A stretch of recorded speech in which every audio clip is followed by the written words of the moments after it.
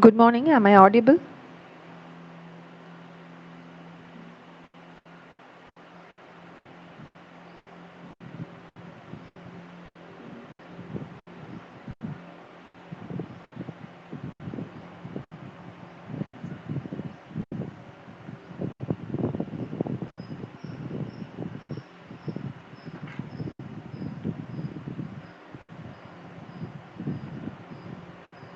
I'll just wait for 2 or 3 minutes for others to join. I'll start the session by 9:05.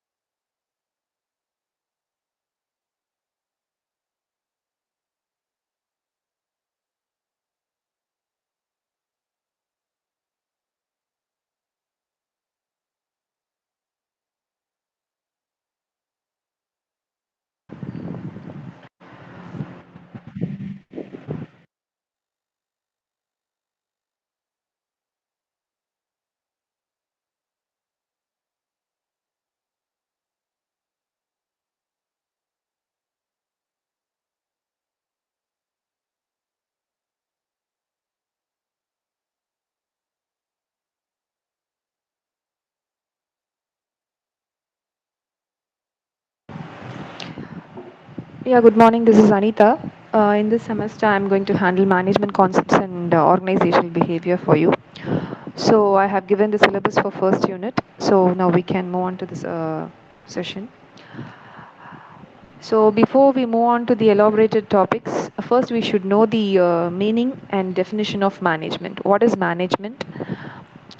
Before we move on to the meaning, in general, management is not only for managing the organization or our work, what we are doing in our work areas alone. Management is needed in day to day life, even in our household works or what are the works we are doing.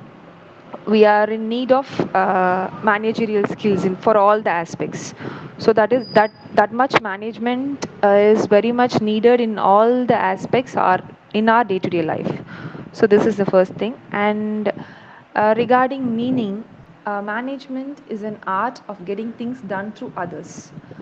Managing is not doing the things by ourselves. Management is, for example, if there is a manager, he is a person who should get works by assigning to their subordinates and get the works done in a proper way within the stipulated time period. That is the proper management. So management is an art of getting things done through others, and management is coordinated with planning, organizing, directing, controlling the resources of organization for obtaining the common objectives and goals. and it is also related with the resources like material, money, machinery, methods, manufacturing and marketing. That is, in every business, material, money, machinery and so and so things are very much interrelated, and for that management is very much needed, and this management will be done in in two levels, that is top level and middle level. So top level will be the person who will be investing and starting their business, and middle level will be the managers who are going to manage the entire workflow and work process in the organization. So this is the meaning of management, and I have given two definitions. I'll explain one of the definition. Which definition will be comfortable, you can use it. And according to Henry Fayol, management is nothing but to manage is to forecast and to plan, to organize, to coordinate and to control. So this is the definition of management. Next, now we are entering into our syllabus, nature of management. What are all the natures that management should have? First thing, management is universal. Management is universal means, as I said earlier, management is needed in every day-to-day life for every person. Not even a single person can't lead their life without managing a single day or single minute. So management is universal means all over the world management concept is there, and it will be implemented in organizational aspect or in all the aspects also. So management is universal, and management is multidisciplinary. Management is multidisciplinary means it is not meant with any one of the factors alone. It is meant with, management is needed for all the aspects in all the fields, for marketing, for human resource, for finance, for accounts, in all the disciplines, in business, even in schools, colleges, even in households. For everything management is needed, so it is multidisciplinary, and management is a continuous process. Continuous process means it doesn't have an end, because the person may change in an organization. The person who is managing the work in the organization may be coming and going, but management doesn't have the end, because as a work is started, the person will be changing and they will manage the workflow. So it is a continuous process once it has been started. For example, if a manager is managing in an organization and if he got in some other job in some other company, he is left over to the another company, means some other person is going to replace his position or her position, and he is going to continue the process. So management doesn't have the end, and it is a continuous process. And next thing is, management is a combination of art, science and profession. For example, medicine, that is, we will tell the medical courses as professional courses, and we will tell BCom, BBA, these are all the arts we will tell, and biotechnology, this will come under science category. So, but management is a combination of all the three factors. Management is needed in all the three factors. It is a combination of arts, science and profession. And management is an intellectual activity. It is not a normal activity, it is an intellectual activity. It is either for managing an organization or even a household or even a normal situation, a skill is needed. Everybody won't manage the situation in the same aspect. The way of managing will differ. So the management is not a common activity, it's an intellectual activity. And management is goal oriented. Management is goal oriented means straightly the management is connected with the goal of the organization. For example, in every organization they will have the vision and mission, that will be the goal. So vision is a long term in nature, and mission is a short term process. So management and the managing process, everything will be correlated and related with the goal orientation. The manager, the employees, the top management, everything, they will be correlating them towards attainment of goal. For that, the management should be in a proper way. The person who manages the organization should be in a proper way and should have the proper knowledge to attain the goal. And next thing is management is intangible. Management is intangible means tangible is a thing we can see, feel, and touch. Intangible is nothing but we will only feel. We can't able to see the management. It doesn't have the physical structure. It doesn't have any physical evidence, but we can feel the person, how they are managing, how the process is going on, the rules, regulation, policies, procedures. These are all be coming under the management, so it is intangible.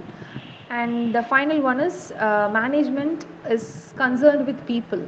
Management is not going to deal with the non-living things. The person who is going to manage is going to deal with the human beings, and it is straightly connected with people's only. So the person who is going to manage the human beings should have a good capacity to handle the human being, because every human being will not have the same state of mind. Everybody will not work in a same manner. Everybody's skill set will be differing. So the person who is going to manage the people, the person who is going to handle the human beings should manage them in a proper way. So these are all the natures of management. And next topic is social responsibility of business. So first I have covered nature of management, and second thing is social responsibility of business.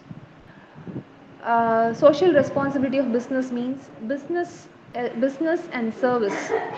First, you should have a clear idea about business and service. Business, the main aim is to earn profit. Service, they need the return in money, but the main motive will be serving the society.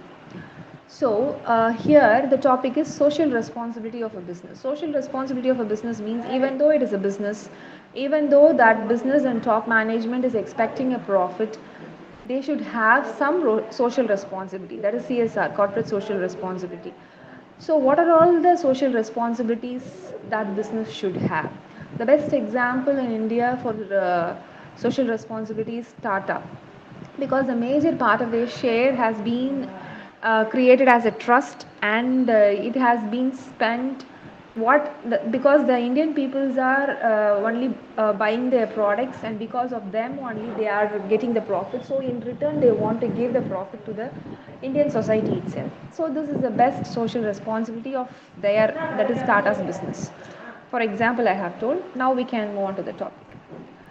So the activities concerned for the business for the welfare of the society is called as social responsibility. So in what way the social responsibility should social responsibility that every business or that corporate should do? First thing is responsibility towards owners or shareholders. Responsibility towards owners or shareholders means if a concern is being started with partnership and many around 10 members have started, or the shares has been sold to the public, and the money has been collected and then started a business, means that business has a responsibility towards the owners and shareholders who has invested in that business, because they have trusted and they have invested their money. So that business should be responsible towards the owners and shareholders. And second is responsibility towards employees. Responsibility towards employees means every business should be responsible towards the employees, because based on the trust or towards the organization, the employees are entering in the organization, and the top management, by thinking them as a human being, they should provide the basic needs like basic wages, what are leaves, what are the basic amenities that employees should get. They should provide to the employees. It is a basic responsibility of every business to provide it to the employees. And next thing is responsibility towards customers. Customers are the core point of every business. Customers or consumers, whomever it may be, but they are the core point of every business. So the responsibility of business towards customers is very much important. They should think about customers. They should not cheat. They should not do any wrong things to their customers. The business should be very much loyal towards their customers. They should take the responsibilities towards the issues, or what are all the problems it has been arised from the customers. So this is the third responsibility. And next thing is responsibility towards government. Responsibility towards government means the business should be legal. They should not do any illegal businesses, and that business should follow all the rules and regulations applied by the government. So this is the responsibility of every business. And responsibility towards society. So responsibility towards society is a thing already I have given example about Tata, that every business is getting a profit from the human beings who have been surviving in the society. They are only paying the money and they are only purchasing their products. Because of that only they are doing a good business. So in return they should do something good to the society. They can undertake a village, or they can do some good things for orphanages. For example, I'm telling. So these are all the things, these are all some of the things they can, in return they can provide it to the society. So these are all the responsibilities business should have. In elaborate I have given here, responsibility towards shareholders means as a business they should ensure the fair and regular return of their investment. They have been invested, so the business should ensure their regular return. They should ensure the safety of their investment. They should ensure the safety of their investment mean they should follow the proper dividend policy. There are various kinds of dividend policies. So what kind of dividend policy that organization is going to follow, and at what time they are going to pay the return, that safety and assurance should be given by the organization. And the organization should strengthen the financial position of the company, and it should be transparent to the stakeholders also. And the business should aim to safeguard the asset of the business. And final one is to protect the interest of all types of investors in the business. So everybody should think they have been invested in a proper concern, and they have security and safety towards their investment. So this is the responsibility towards shareholders. And next thing is responsibility towards employees or workers. Providing fair compensation, benefits and salaries, and paying salaries in proper date and time. Providing good and safe working condition. That is, the environment should be good. To develop a sense of belongingness. To develop a sense of belongingness means the organization should create among the employees the honesty and loyalty towards a good bond between the organization and the employees. So that is the responsibility of every business. And responsibility towards customers. Responsibility towards customers is very much important. The business should supply the right quality of goods and services at reasonable prices, and to ensure regular and adequate supply of products. That business should ensure the regular and adequate supply of products, and to inform them about if the business is going to launch a new product or new uses of the existing products. It is a duty of that business to inform it to the public. And next thing is to handle the customers grievances promptly. To handle the customer grievances promptly mean every business will have, at some point every business or every product will get a bad review, or some problems, some issues will arise. The criticisms will be coming towards the business.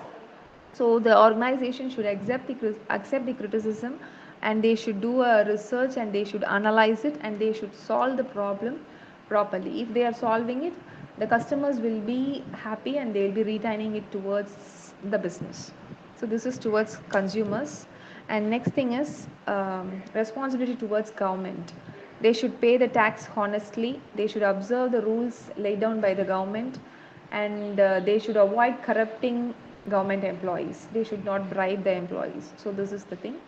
And next thing is responsibility towards the community or society. To make available opportunities for employment. So generation of employment opportunities is very much important. It will make our economy to move ahead.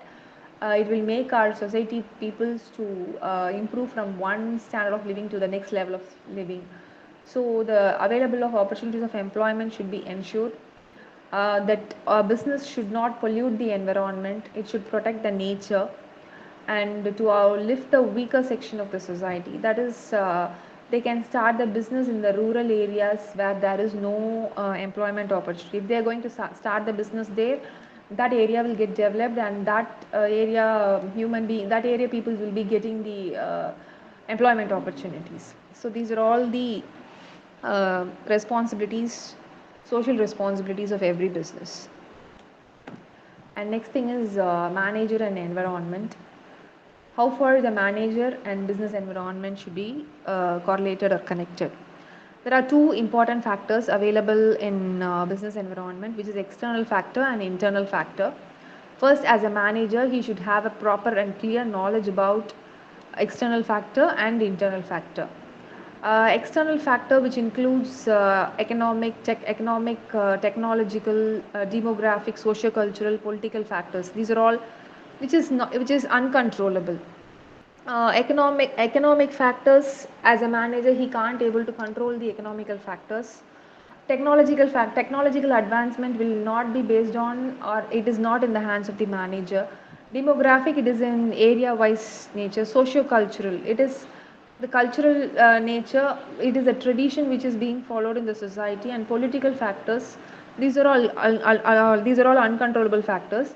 But internal factors which can be a controllable factor. In internal factors include suppliers, distributors, employees, policies, culture within the organization. These will be in the hands of the manager.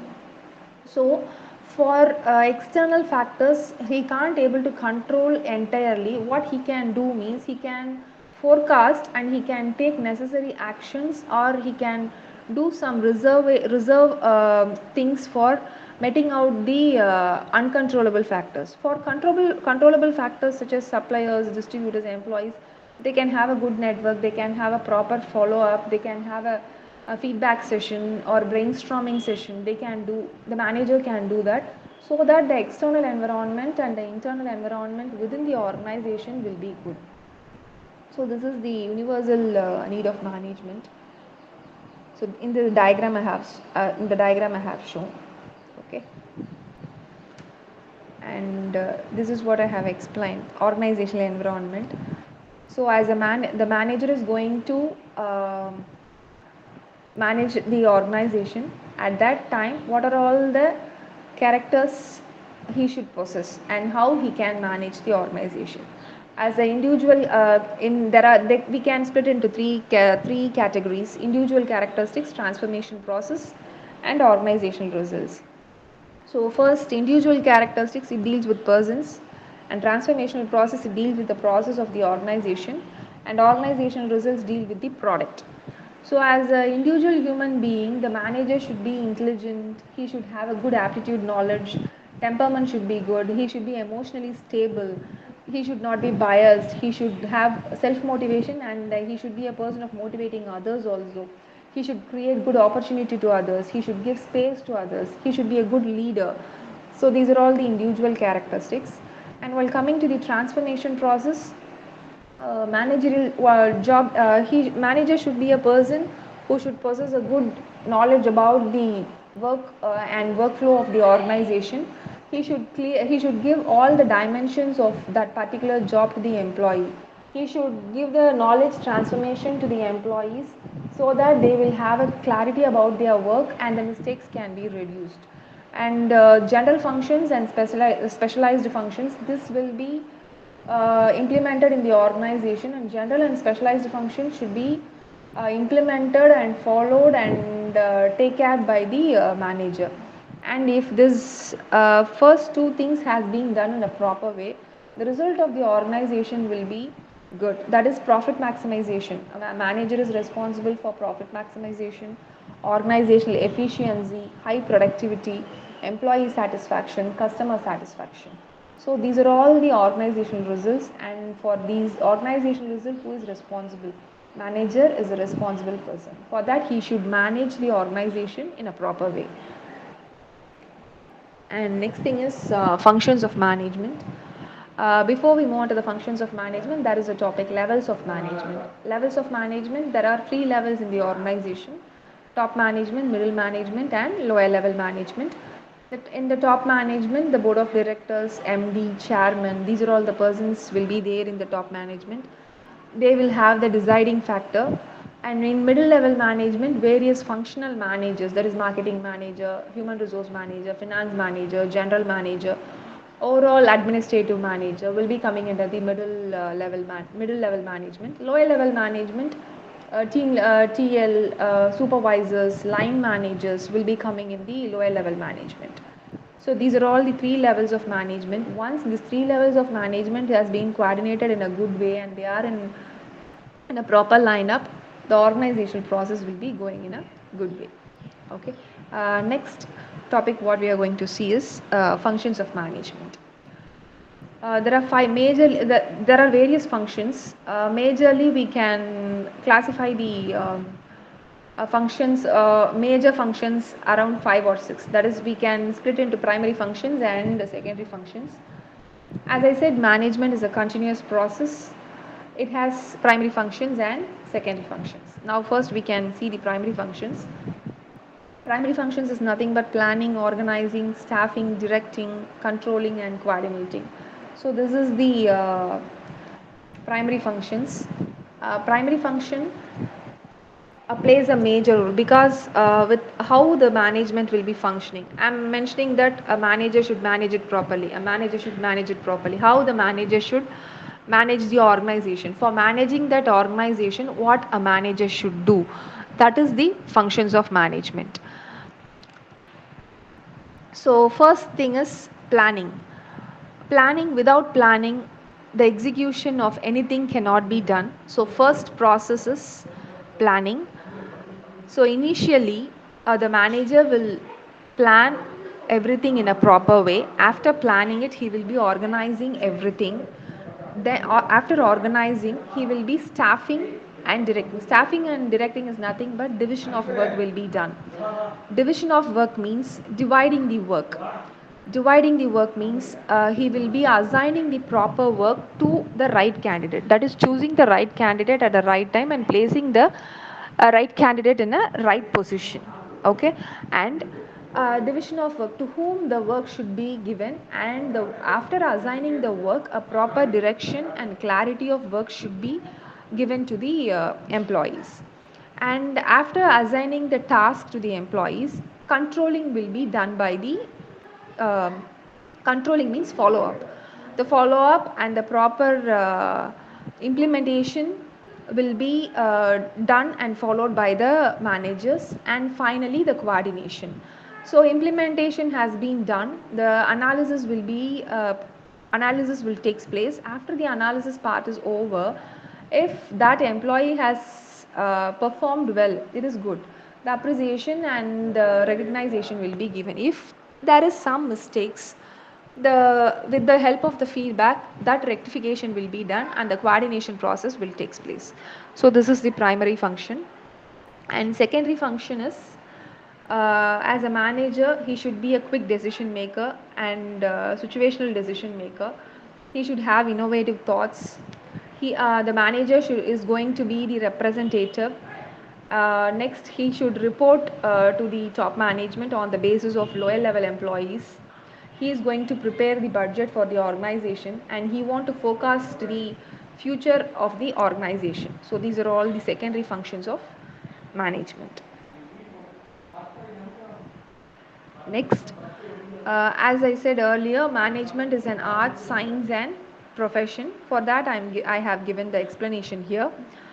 Management is how it is an art. How we can tell management is an art. It is a creative. Management needs creative thoughts. It needs use of skills. It involves use of technical knowledge and it is directed towards getting goals and results. It is personalized. It is not common and it is not. It will not be. It will not be. It will not be with all the human beings in the same way. It will be differing. So it is personalized. So in this aspects, management is an art. Then how management is a science? How it has been said as a science?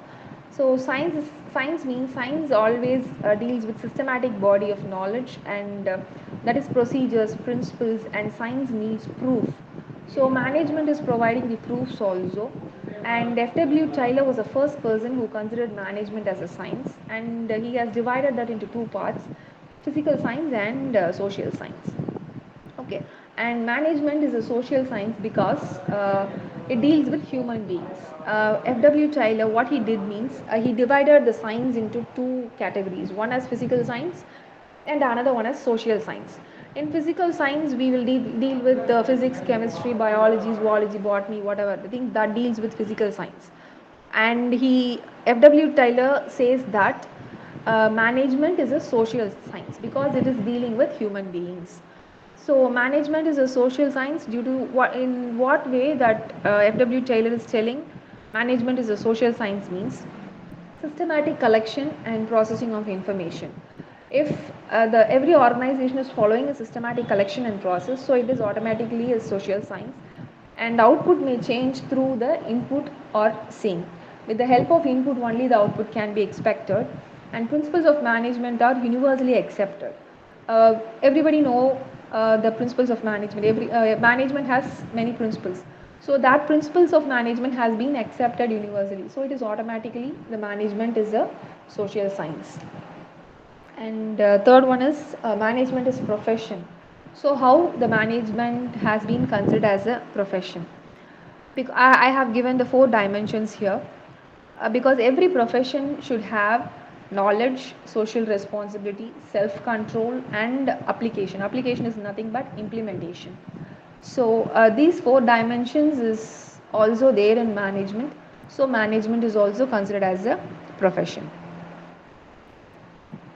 So that's what I have explained here. And the next topic is, now in the previous slides we have seen about functions of management, manager and the environment, then management as art, science and profession. Now we are going to see about management by objective, a very important topic.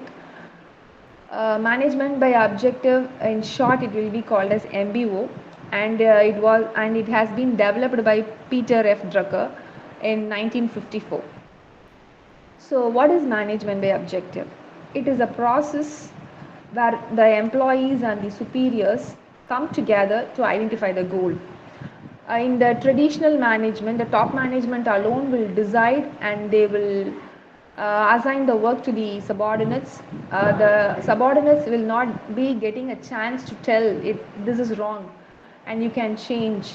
The consideration of employees or subordinates will not be asked in the traditional management. Once this MBO concept has been implemented, both the employees as well as the superiors come together, they will discuss and they will identify the common goals. Based on the common goals, to achieve that goal and standard, they will strive and perform and contribute towards the achievement of that goal. That is MBO. MBO is nothing but the employees and the superiors come together to frame the common goal, and they will work together to attain the common task. That is management by objective. And what are the steps in MBO? These are all the steps followed in management by objective. First thing, setting the preliminary objectives. So first, preliminary objectives should be framed. Preliminary objectives means there will be a lot of employees and superiors. They should give their own ideas. That preliminary things in the basic way they will be getting the ideas, and from that the objectives will be framed, and then defining the departmental goals. First thing, on the whole you are going to set the preliminary objective. Next you are going to define the departmental goals, and then focusing on the individual target. First, overall the objectives is going to be framed, then you are going to narrow down your thought towards departmental goals, and then focusing on individual targets. Then fourth step is matching the resources and objectives with recycling process. So you should compare the availability of resources and the objectives which you have framed. So by comparing that, you should work towards the attainment of goals. And final one is measuring the performance and comparing the results. So the four steps you have been processed, and comparing by analyzing those four steps, the performance and the standards which you have set has been compared, and the uh, results will be set. Based on the results, if the result and the performance is good, it will be continued, and if not, there is some mistakes, the clarification and rectification will be done, and then the process will be in will be process will be continued. So this is the steps in MBO. And next thing is managerial skills or a tasks of a professional manager. As a manager, what are the skills they should possess? They has been categorized into three types: interpersonal role, informational role, decisional role. So first we can see about interpersonal role. Interpersonal role have three subcategories. Figurehead role.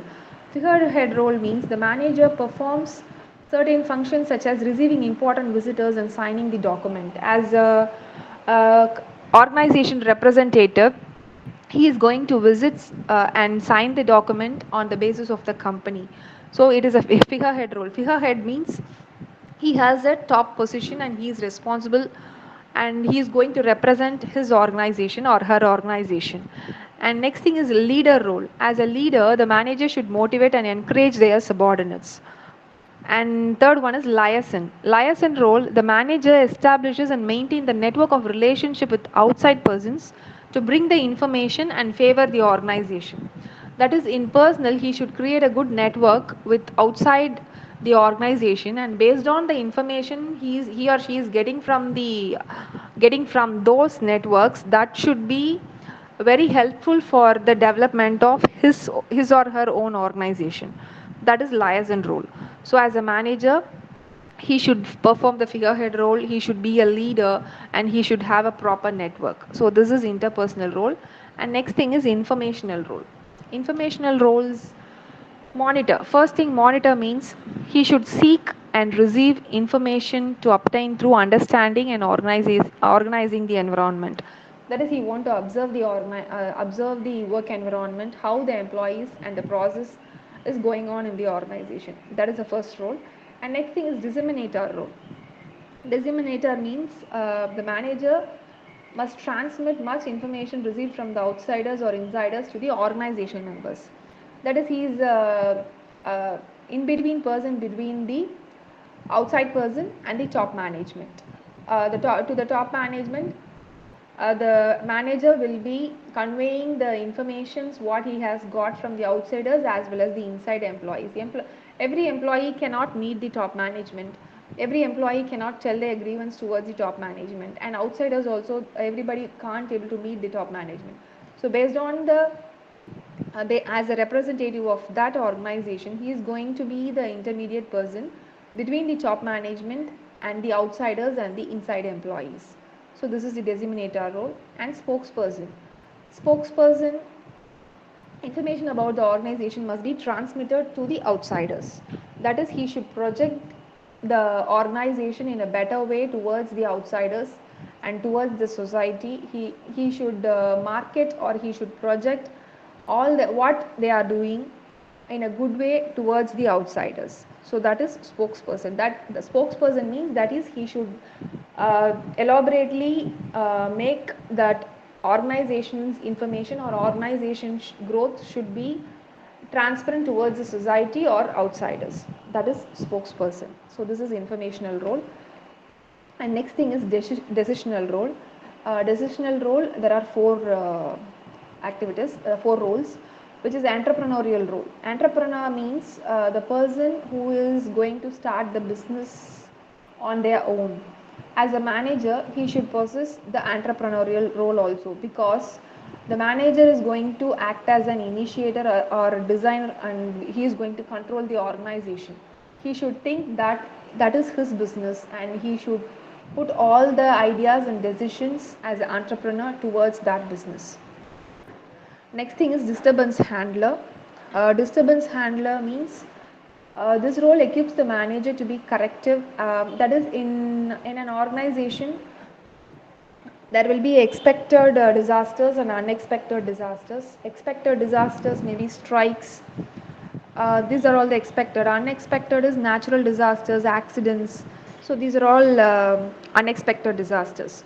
So as a manager, he should be a person who has to handle the expected and unexpected situations. For that, he should be emotionally stable, and he should have a right knowledge, and he should be a quick decision maker. So this is the disturbance handler role. And resource allocator. Next, Resource allocator means the manager is going to deal with monetary and non-monetary resource of that organization.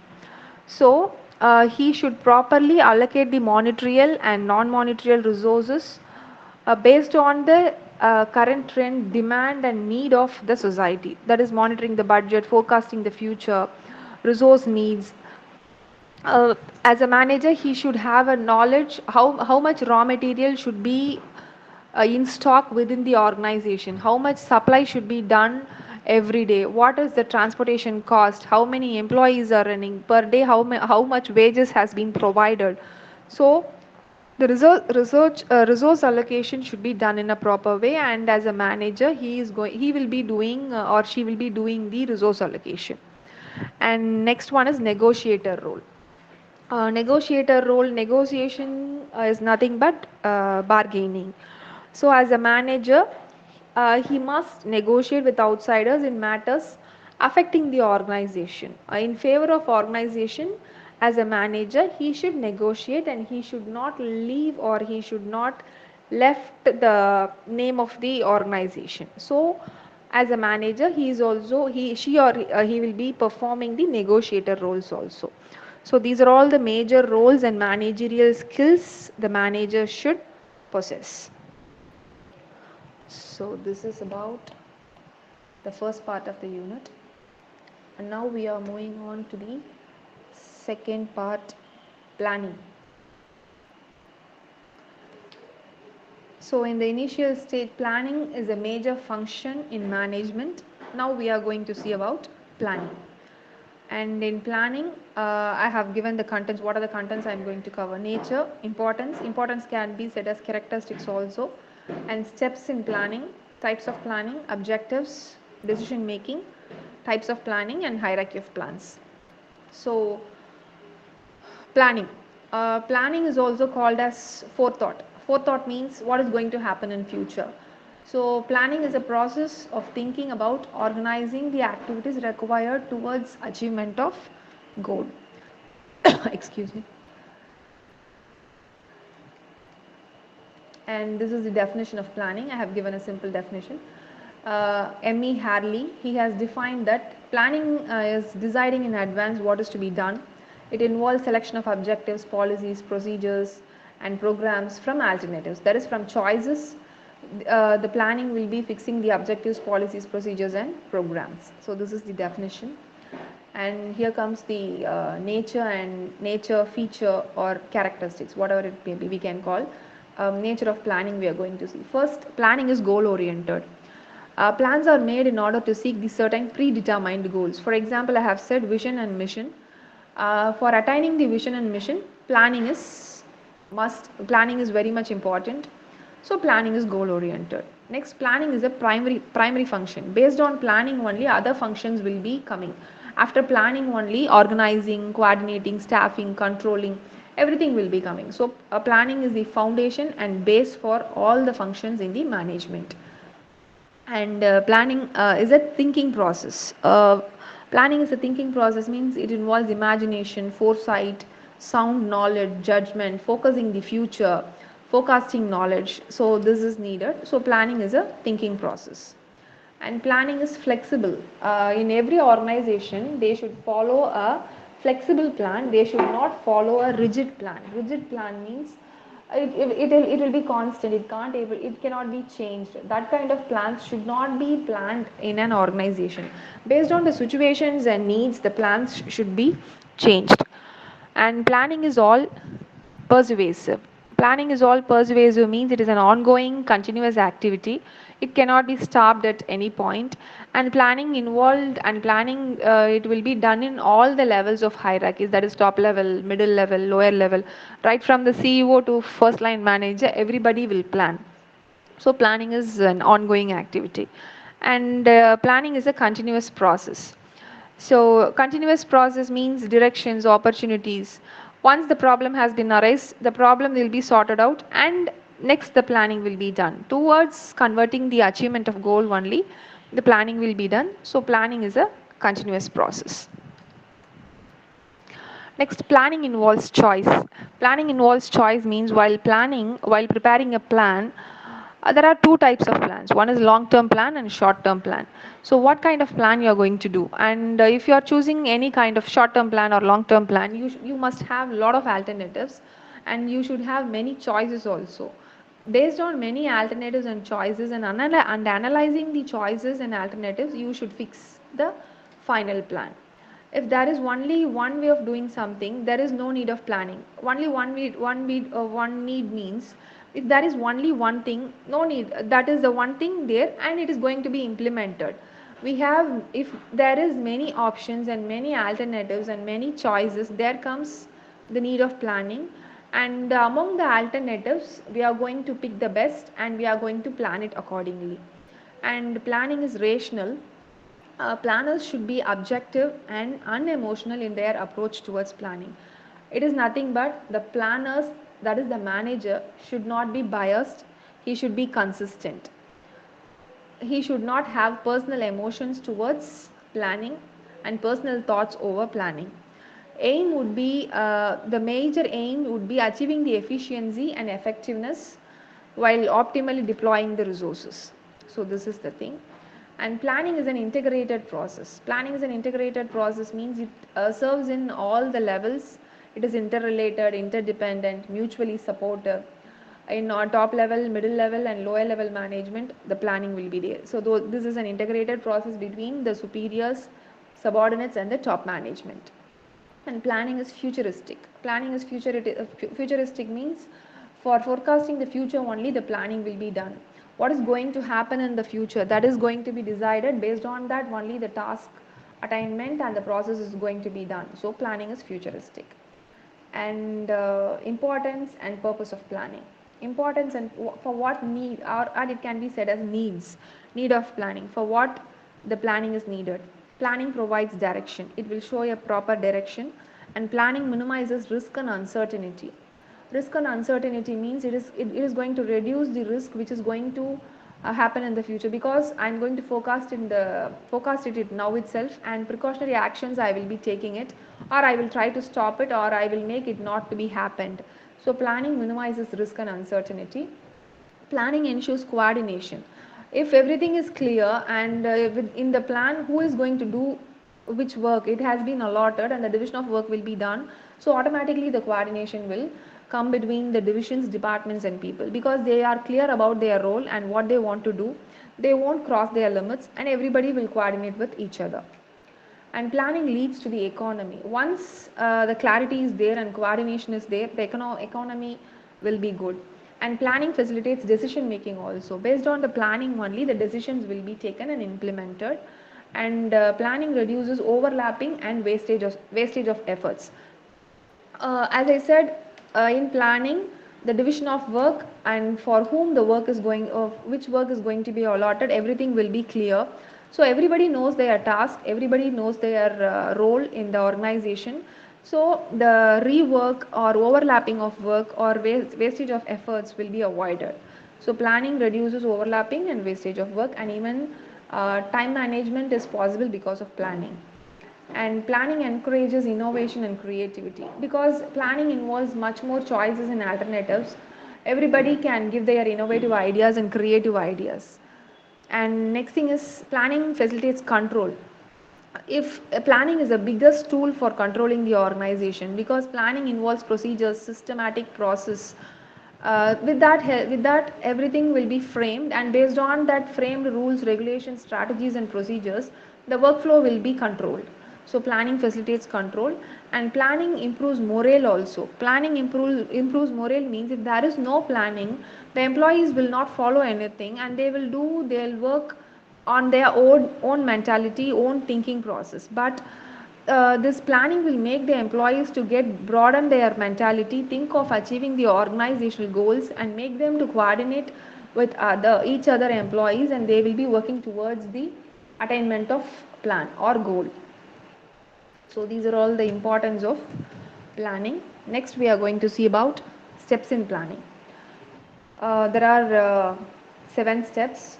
First thing, to establish the objective which are verifiable, which are very practical objectives should be established. And next, to establish the planning premises. Next, to determine alternative course of action. Once the alternative course of action has been determined, evaluation process will be done. Then formulation of derivative plans will happen. Then cooperation and participation of all the employees will be taking place. Finally, the measurement and control of progress through follow-up will take place. So this is the steps in planning. To establish the objectives which are verifiable means financial position of the company, human resources available, manufacturing facility, company's image, external environment, what are the government rules and regulations, socio-economic condition, what are the procedures that government is laying down to start that kind of business, competition level, market analysis, suppliers reliability, demand of raw material, availability of resources. So this will be established in objective. This is the first step which is going to take place in the planning. Next, to establish planning premises. Planning premises means in the future market, they want to guess the future market and current market conditions. They are going to deal about cost and availability of raw material, labor, power, product, population trends, technology growth, government policies. They want, based on this, they want to establish the premises. And next thing is to determine the alternative course of action. Once the objectives and premises has been planned, after that the alternatives and choices of planning will be framed, and all the fourth step is after the choices has been framed and alternatives, based on that alternatives, among that alternatives evaluation process will take place. So evaluation process, once the evaluation process has been done, they will formulate a better plan.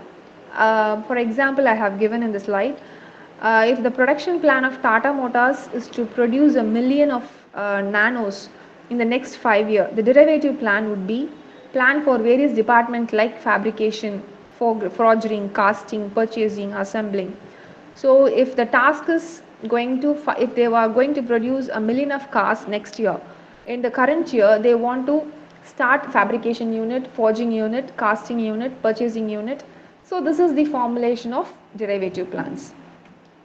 And next thing is to secure cooperation and participation among employees. Once the derivative plan has been done, it should be educated and give awareness towards the employees and make the employees to get participate in their achievement and attainment of goals, and get suggestions, complaints and criticisms from employees, so that they will feel they got recognized and they will get much more involved in towards the work.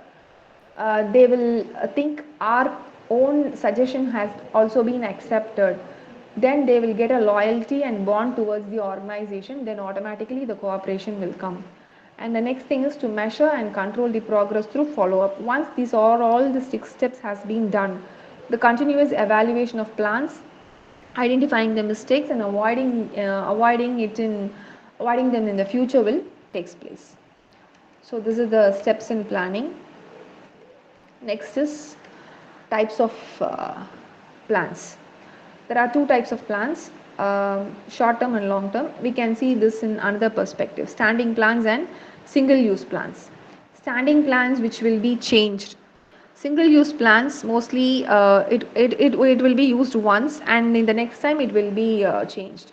Under standing plans we have objectives, policies, strategies, procedures, methods and rules.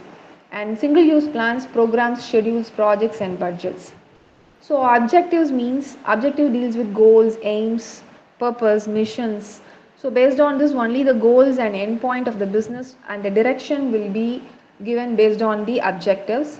And policies, for example, policy of recruiting only MBA from top 10 institutes. This is one policy that the organization is going to follow. Policy of promotion is in-house, for in-house employees only. Policy on selling goods only for cash and not for credit. So policy will not be fixed to all the organization. Based on the top management and based on the industry, the policy will differ.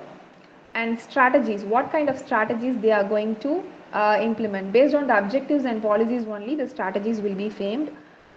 Strategy consists of course of action, commitment of resources, a detailed blueprint of all the moves, initiatives, responses with timing concern. So strategy is a unified and critical plan of action which is going to achieve the goal. Towards achieving the goal, the strategies will be framed. And for example, I have given for the strategy of winning an approval of board meeting. For that, what should be done? A media coverage and a strategy to convince the lecturer that he should let you free in the class. For if the student is sitting in the class and he or she will frame a strategy, what today we can do? How can we make the lecture to free us? We can make the lecture to free from the class. So this is a strategy. Based on that situation, the strategy will be framed. And procedures. Procedure is nothing but a guidelines, step by step process and sequence, and how the employees and the organization can function. So this is also comes under plan. And a good procedure, how a good procedure should be there. It is nothing but it should be purposeful, it is in a written format, it should be simple and clear, it should be flexible, and it should be exposed to the public review. That is, it should be transparent. For example, procedure for recruitment of employees. What is the procedure that organization is following in that organization for recruitment? And CET procedure for engineering admission. Procedure for processing customer complaints. So these are all the procedures followed. And next thing is methods. What are the methods they are following in the organization? That is also a plan. What are the breakup steps? Standardization techniques. So example, methods of conducting written tests for recruitment, method employed for failure analysis, method employed for distracting the professors. So these are all the methods. And next, rules. Rules, once the organization has fixed the rules, there is no change. For example, rule of no smoking, rule of formal dress coding, rule of not using cell phones in the working area. So this is a rule. This is also a plan. Next, programs. Program of organizing an international seminar, an expansion of a company, or training sessions to the workers, stress-free programs. So these are all the programs. Next thing is schedules, a detailed timetable and allotment or scheduling for task 1, task 2, task 3, and with time management. This is also a plan. Next thing is projects. A software a project part of larger program, SPSS project, demolition project. So these are all the projects also involves plans. Budget. Budget, overall budget will be there. Apart from overall budget, sales budget will be a separate, production budget, advertising budget, miscellaneous budget. It will be different. So the statement in terms of money, it should be prepared in advance. Based on the future period, the budget will be there. Budget is a major part in every planning process. So with this I have covered major part in the first unit. There is a last topic in first unit, which is decision making. We can see in the decision making topic in the next class. Till that, if you have any doubts or queries, you can ask.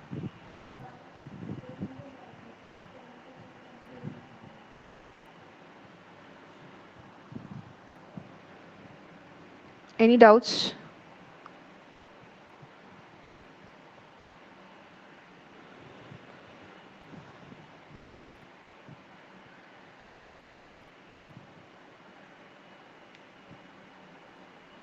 No doubts, ma'am.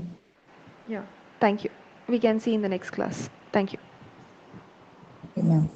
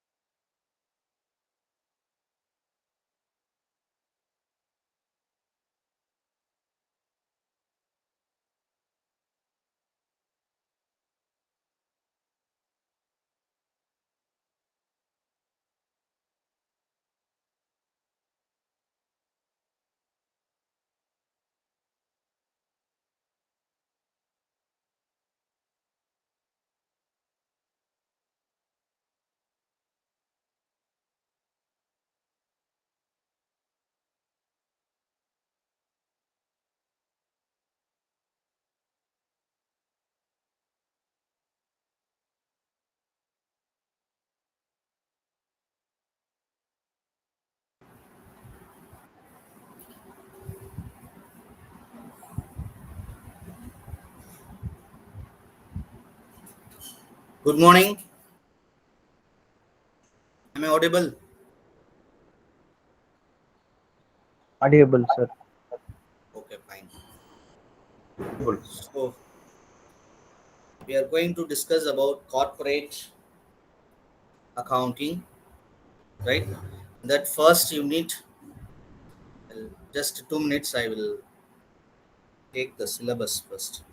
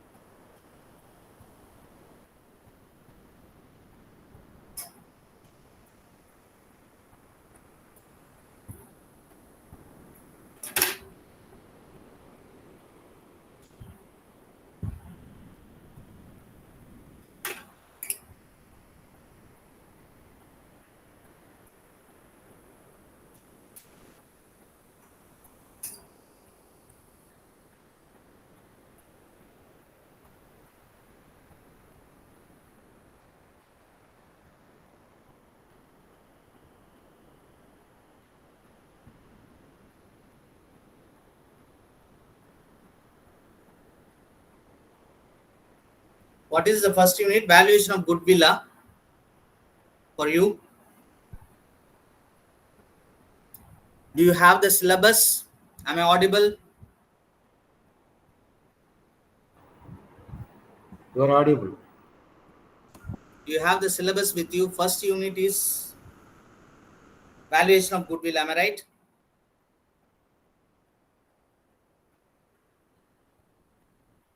Yes, sir. So, how many of you are already familiar with corporate accounting because you would have studied BCom, right?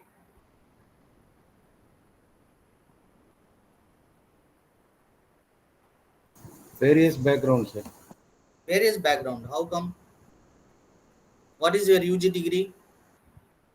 BBA, va? MCA. MCA. After MCA, you are pursuing MCom. Mr. Rajshekhar? Oh, Actually, MBA. this is not MCom. No. So I have wrongly entered. Just a minute. No, I'm from MCom. MCom தான் sir. This I'm is also MCom. MCom, தான், sir. Oh, sorry. I joined. Okay, all are pursuing MCom, right? You would have Yes, sir. undergone Yes, sir. either any UG degree, right? MBA, sorry, BBA or BCom. Then only you will be allowed to pursue this MCom, right? So you should have some accounting knowledge. So first, let me discuss what is goodwill. So without sharing any PPT, this class, next class, I will be showing you the PPT completely with all details of your syllabus. So this 1 hour we are going to discuss about the valuation of goodwill. So what is goodwill? Can anyone tell me what is goodwill? It is the reputation that has been earned by the business enterprises, right, over a period of time.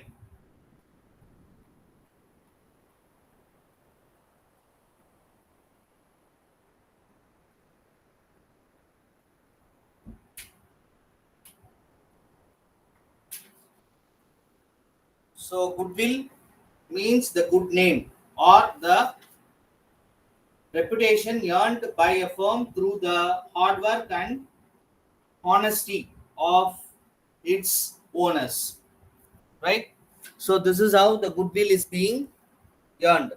So the term goodwill is generally used to denote the benefit arising from the connections and reputations is called as goodwill. Okay, so everyone will be knowing that. So there are certain factors or features of goodwill or characteristics of goodwill. So goodwill is a intangible asset. Everyone will be knowing goodwill is an intangible asset. So it has a value. Okay, so that valuation only, how to value that only we are going to discuss in the future. So it is helpful to earn excess profit, and its value is liable to,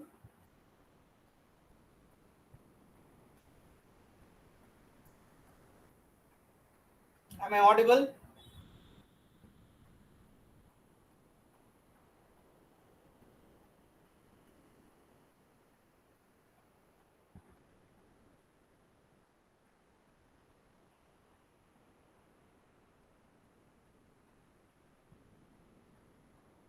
Just I'll take my spectacles.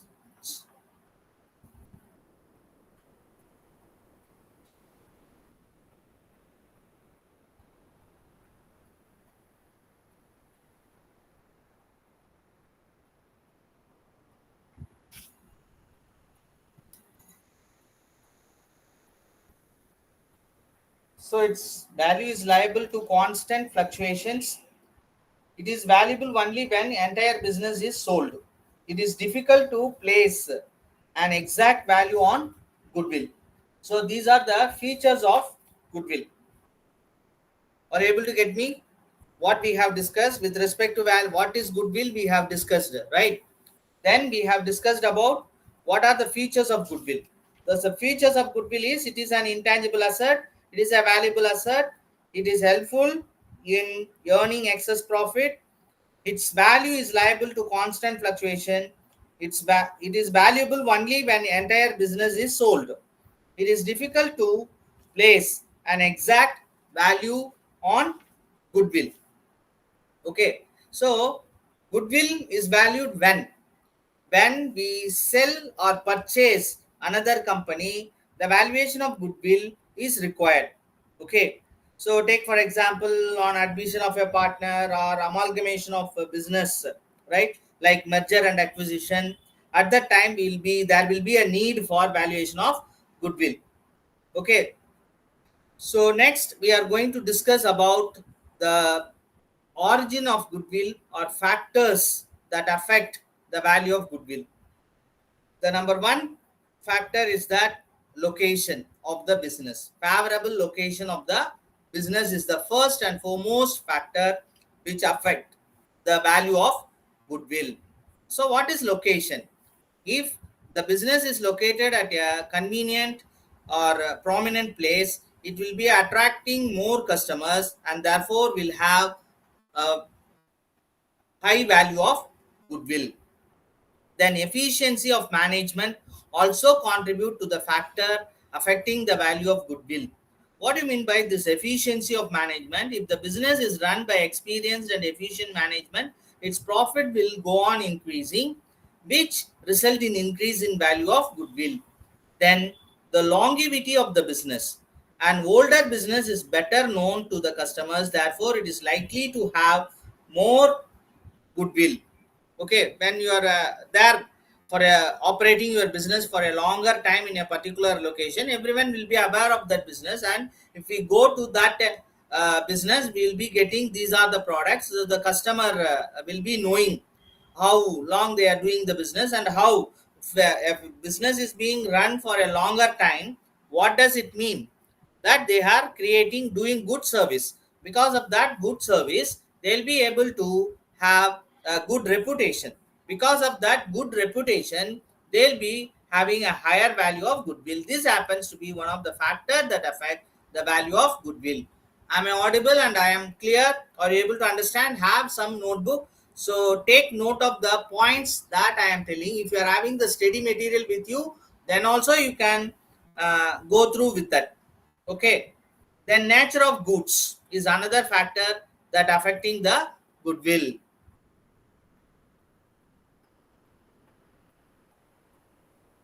The first unit is basic concepts of accounting. That is given in financial accounting or corporate accounting. For me, they have told it is corporate accounting. What is the title of your paper? Please tell me.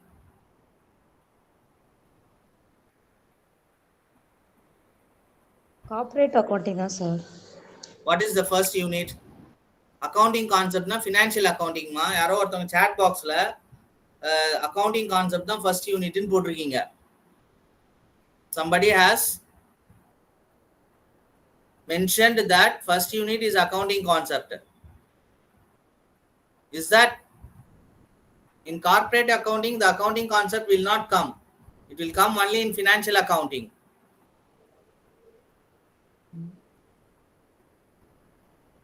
Can anyone confirm it? So the unit 1 in the text is provided as corporate accounting, importance and scope, basic accounting concepts and convention. Good. So basic accounting concepts and convention I will tell in nutshell, right? Okay. So The class you are taking now is unit 3. okay, fine, no issue. Okay, It will thank be you. covered later. Okay. Okay. Thank you. So we are discussing about the valuation of goodwill. Okay, in that so far what we have discussed, because it is the time is very short, I can teach all those things now, basic things and fundamental things you would have been, now you are in PG, am I right? So you'll be knowing all those things. So I am skipping to the examination point of view, what are the topics that would be covered, so that will be helpful to you people, right? So all the 5 units I will try to cover from examination point of view. It is not within 5 hours, we will not be able to cover each and everything. Okay. So accounting concepts is a very fundamental thing, wherein we have separate entity concept, then going concern concept, matching concept, dual aspect concept, right? Revenue recognition concept, prudence concept. So there are some accounting conventions like prudence, all those things you would have undergone earlier. So when we are preparing the corporate accounting, 3 important concepts will be the materiality concept, consistency concept, and going concern concept will be followed by preparing the corporate reporting. Okay. So coming to this valuation of goodwill, we will go ahead. The next class I will cover what are the things that has been left out. Right now we are in 3rd unit, valuation of goodwill. Okay. Shall I proceed?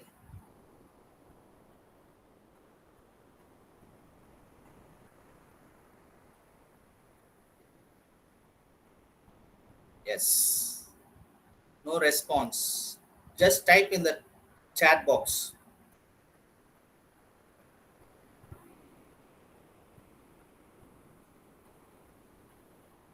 Okay, fine. So the factors affecting value of goodwill. So in that we have discussed about the nature of goods, then possession of license, monopolistic and other rights, risk involved, trend of profit, future competition, capital required, good industrial relations, favorable government regulation, stable uh,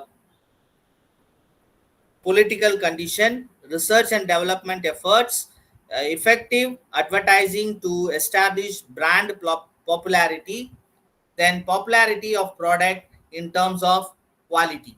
So these are the things that we have to look in with respect to the factors that affect the value of goodwill. So this is very very important theory question which you have to concentrate from your examination point of view, right?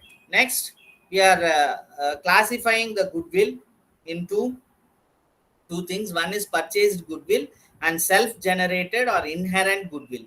What is purchased goodwill? Purchased goodwill is which is acquired by making payment. So when a business is purchased, when a company is taken over by another company, right? So the goodwill, purchased goodwill, when a business is purchased, the excess of purchase consideration over the net assets, that is assets minus liabilities, referred to as purchased goodwill. Okay, the important features of this purchased goodwill is that it arises on purchase of a business. It is recorded in the books of account because consideration is paid for it. So it is shown in the balance sheet as an asset, and it is amortized or depreciated over its useful economic life. Then self-generated goodwill or inherent goodwill is internally generated goodwill which arises from a number of characteristics or attributes which an ongoing business possesses. The following are the important features, such as it is internally generated over a long period of time. Then a true cost cannot be placed on this type of goodwill, because so far we don't have a very most appropriate method to find out the value of goodwill. Okay, so the goodwill can be, there are different methods of valuation of goodwill, like average profit method, super profit method, right? Capitalization of average profit method, so capitalization of super profit method, then annuity method. So like that, there are several methods of valuation of goodwill. But the most important thing is that these methods will give a certain value for the goodwill, but it will not be judged that it is the exact value, right? So some, based on that method, based on the parameter that is being prescribed in that method, we'll be finding the value of goodwill. So this is the common practice that is used in the industries in order to calculate the goodwill at the time of purchase of a business, that is at the time of merger and acquisition. So in corporate means the one company acquiring the another company, right? What is merger? Why merger is happening?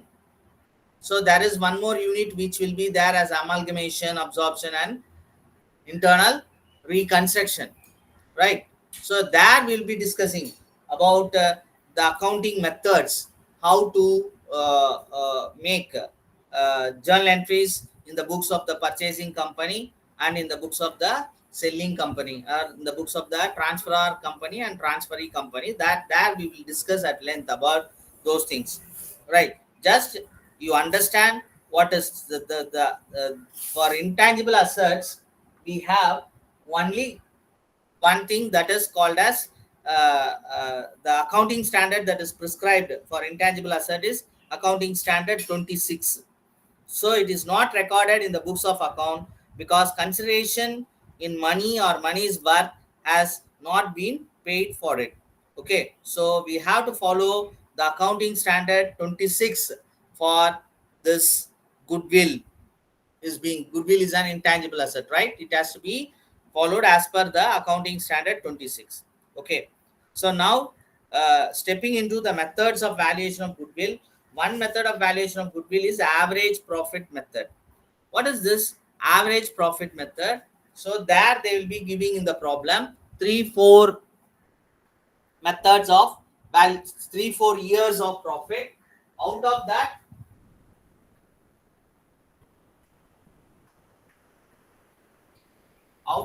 we will be taking, if take for example 5 years profit is being given, okay, for a company AB Limited. Okay, so that AB Limited is being acquired by some CD Limited. Okay, so they are giving some profit for 5 years, like from 2015 to 2019, right?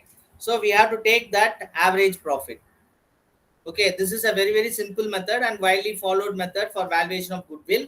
So under this method, the goodwill is calculated on the basis of the past year profit. Average of such profit is multiplied by the number of years of purchase.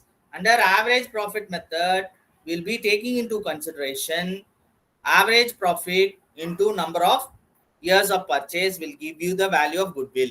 So take down value of goodwill is equal to average profit into number of years of purchase. So a buyer always want to estimate the future profit of the business. So the future profit depend upon the average performance of the business in the past. So the past profit indicate as to what profit are likely to occur in future.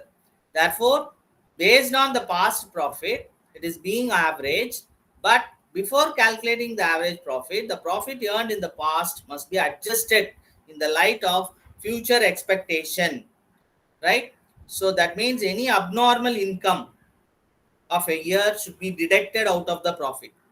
Any abnormal loss due to fire, should be added back to the profit of that year.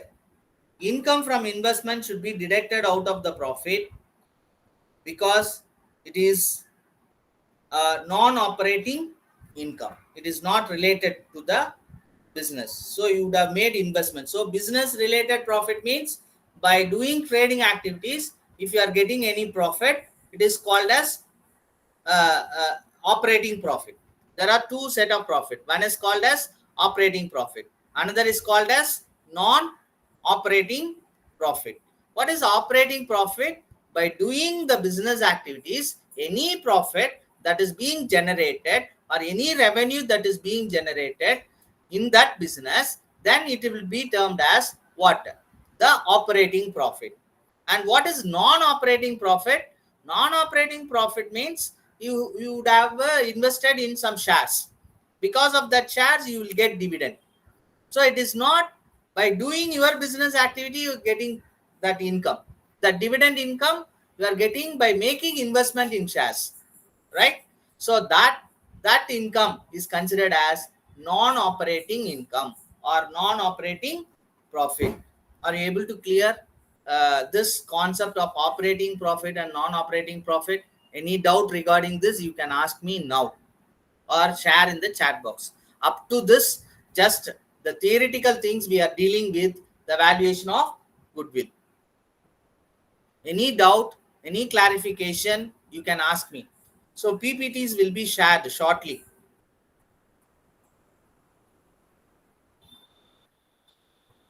Can I proceed?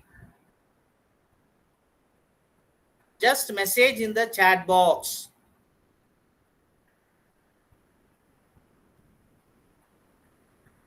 Yes, thank you. Thank you. Thank you. Okay.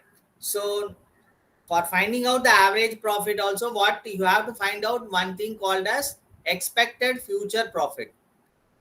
Why expected future profit? That expected future profit is nothing but we have to deduct the abnormal income and add the abnormal loss of the year in which that abnormal loss or abnormal income has occurred.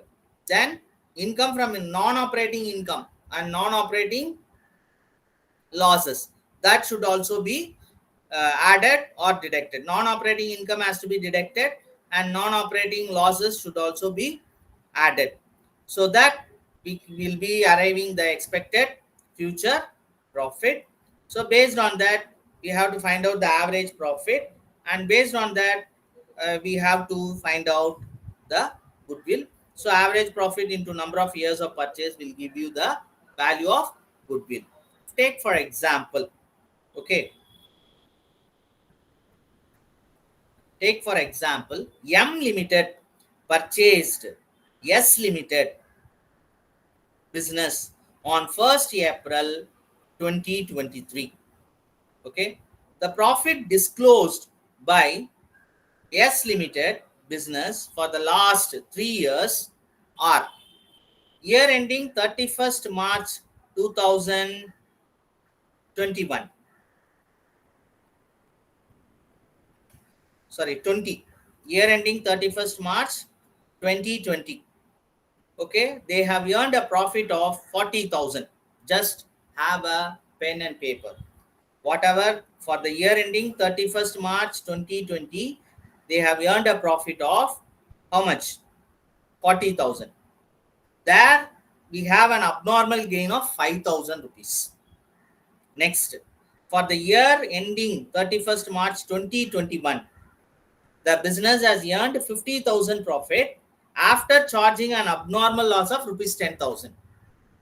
And for the year ending 31st March 2022, we have a profit of 45,000 excluding rupees 5,000 as annual insurance premium of firm's property now to be insured. Now to be insured. That means they have not included the 5,000 as annual insurance premium for the firm's property now to be insured. So based on that, now I have told 40,000 one profit, that we have abnormal gain of 5,000, and we have 50,000 second year. First year is 2020, 31st March 2020. Second year is 31st March 2021. And third year is 31st March 2022. All these years we have a profit of 40,000. That we have abnormal gain of 5,000. In the year 2021, we have 50,000 profit. That we have abnormal loss of 10,000. And in the year 2022, we have 45,000 profit, but the excluding 5,000 as annual insurance premium. Now, what are the things that have to be added and what are the things that have to be deducted? Two things have to be deducted. One is abnormal gain of 5,000 and annual insurance premium 5,000. These three things have to be these three this two things have to be deducted, and one thing has to be added, that is abnormal loss. So first what we have to do is that the year 2020 profit is there, no, 40,000. Out of that 40,000 you have to deduct 5,000. So the profit for the year ending 31st March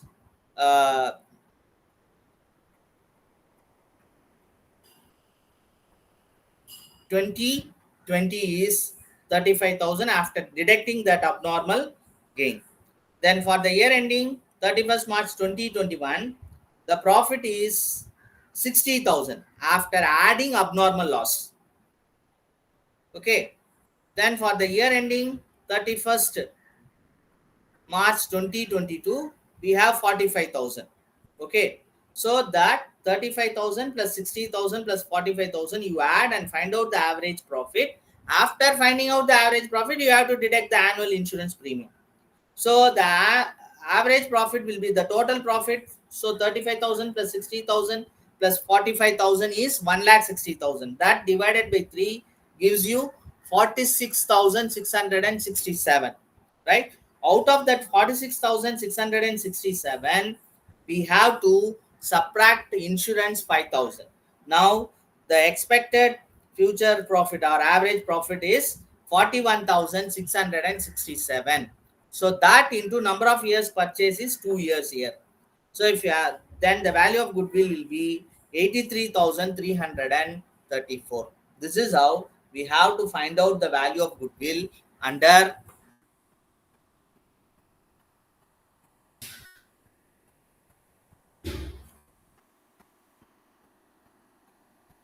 so this is how we have to find out the value of goodwill under average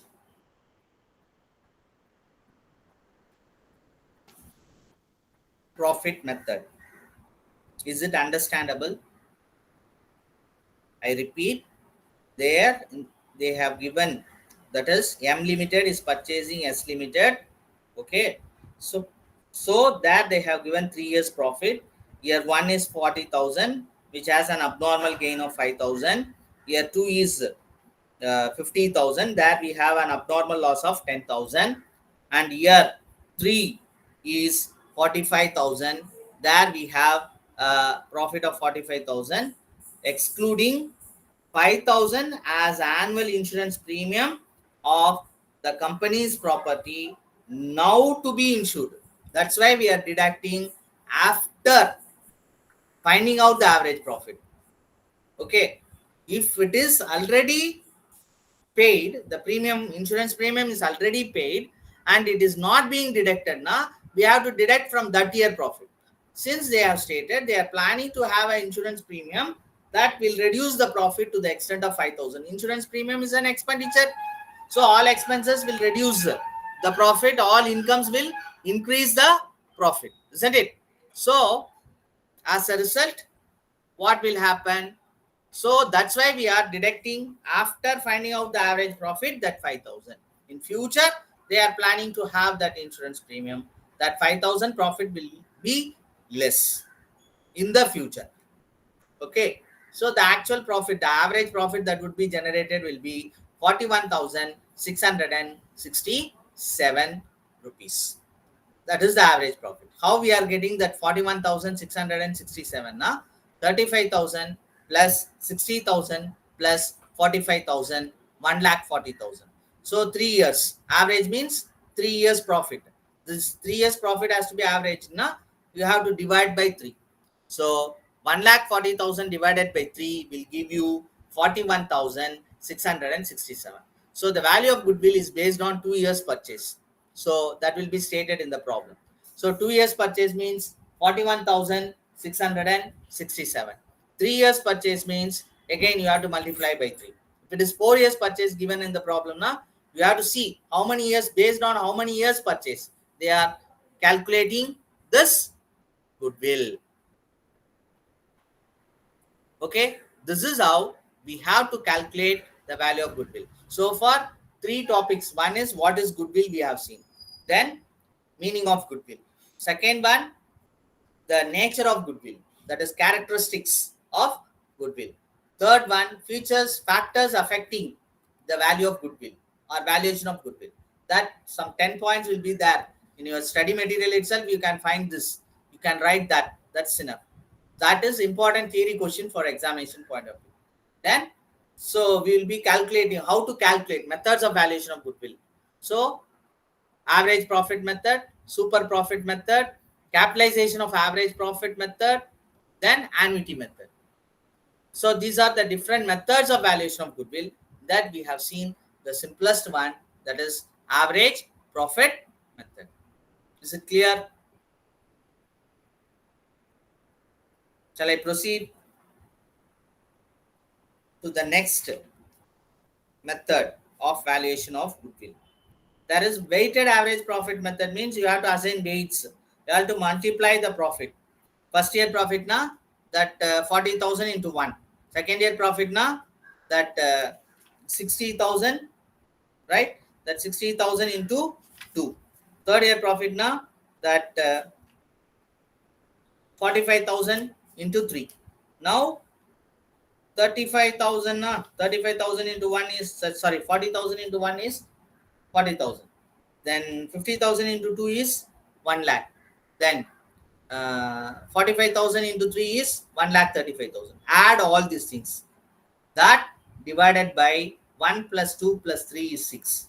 You will get the average profit, that is called as weighted average profit. Take for example 40,000 plus 1 lakh, 1,40,000 plus 1,35,000, 2,75,000. So 2,75,000 divided by 6, that is 1 plus 2 plus 3. That is the weights assigned.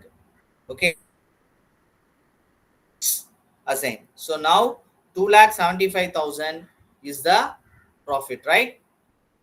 Total profit for all this weighted, after giving assigning weights, 2,75,000 divided by 6. So now the average weighted average profit is 45,833. So this into 2 or 3 number of years of purchase. So always that is called as weighted average profit method. Are you able to be clear? So we have seen simple average method and weighted average profit method. Is it clear? Just 2 minutes, I'll have some water and come to you. So next method is super profit method. What is this super profit method? Very, very important method. Okay. First, you have to find out the normal profit, right? Normal profit is equal to what? Capital invested into normal rate of return divided by 100 will give you the normal profit. Okay. Super profit is equal to actual or expected average profit minus normal profit will give you the super profit. Then goodwill is equal to super profit into number of years of purchase. Okay. So this is how we have to calculate the value of goodwill under super profit method. So under super profit method, goodwill is calculated on the basis of surplus profit earned by a firm in comparison with the average profit earned by the firm. Okay. So the difference between the average profit and the excess super profit will give you the difference between the normal profit and the average profit or actual profit will give you the super profit. Super profit is equal to average profit minus normal profit. Is it clear?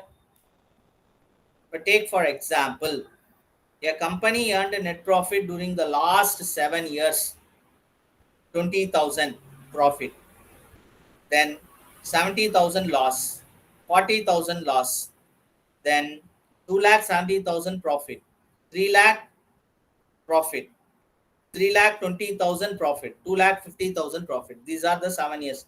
I repeat, 20,000, then 70,000 loss. Loss means you have to put minus within bracket, right? So then 40,000 loss, then 2,50,000 profit. So I have told 70,000 loss, 70 loss. Then 20,000 profit, 2,50,000 profit, 2,70,000 profit, 3 lakh profit, 3,20,000 profit. So when we add all these things, positives, and subtract all the negatives, whenever loss is a negative item, you have to subtract, right? You'll get uh, the total profit as 10 lakh 50,000 after adding 20,000, 2 lakh 50,000, 2 lakh 70,000, 3 lakh and 3 lakh 20,000 and subtracting 70,000 and 40,000, you will get 10 lakh 50,000. That 10 lakh 50,000 divided by 7, if you put, you will get 1 lakh 50,000 as average profit. So that is the average profit. Now normal profit, the capital invested is 12 lakh. Okay, the normal rate of return is 10%. So 10% of 12 lakh is 1 lakh 20,000. Okay, so capital invested into the rate of return, that is 10%. 10% of 12 lakhs is 1 lakh 20,000. So now the normal profit is 1 lakh 20,000. Average profit is 1 lakh 50,000. Now the super profit is equal to average profit minus normal profit. 1 lakh 50,000 minus 1 lakh 20,000 will give you what? 30,000. That 30,000 into number of years of purchase. Here they are giving 3 years. So 30,000 into 3, 90,000 would be the profit. Sorry, goodwill. Okay, goodwill is equal to super profit into number of years of purchase. Super profit is 30,000. Number of years of purchase is 3. So 30,000 into 3, 90,000 will be the value of goodwill under super profit method. So under super profit method, what we have to do? As usual, you have to calculate the expected normal future profit. Right after adding and subtracting the abnormal loss and abnormal gain. Then any other non-operating incomes that should be deducted out of the profit. So after that only we have to calculate the average profit. Okay, if the specifically they have stated this year there is a abnormal loss, from that year profit you have to deduct. Like that, specifically if they have stated that year we have incurred a what loss, sorry, gain, then we have to add back that, sorry, we have to deduct that gain out of the profit. Loss means add, abnormal loss add, abnormal gain less. Okay, the year in which the abnormal gain and loss has been occurred has to be subtracted, and out of that then will be finding out the expected future profit. So from that expected future profit, we have to go ahead with the finding out the average profit. Okay, same thing has to be followed in super profit method also. Then only normal profit, the amount, how much they are investing, 12 lakh. 12 lakh, 10% is the profit. So that 10% of 12 lakh is 1,20,000. So here in our illustration or the exhibit, what we have discussed is the average profit is 1,50,000. So average profit minus the normal profit, 1,50,000 minus 1,20,000 gives you the super profit 30,000. That into number of years of purchase is 3. So 30,000 into 3, the value of goodwill is 90,000, 90. Is it understandable? Please put in the chart box. Because if it is physical, I will work out and show you in the board. Here I can show only the PPTs that will be shown in the next class.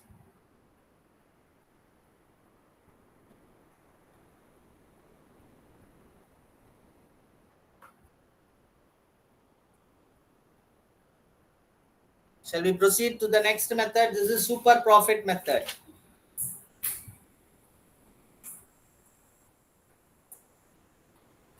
Next comes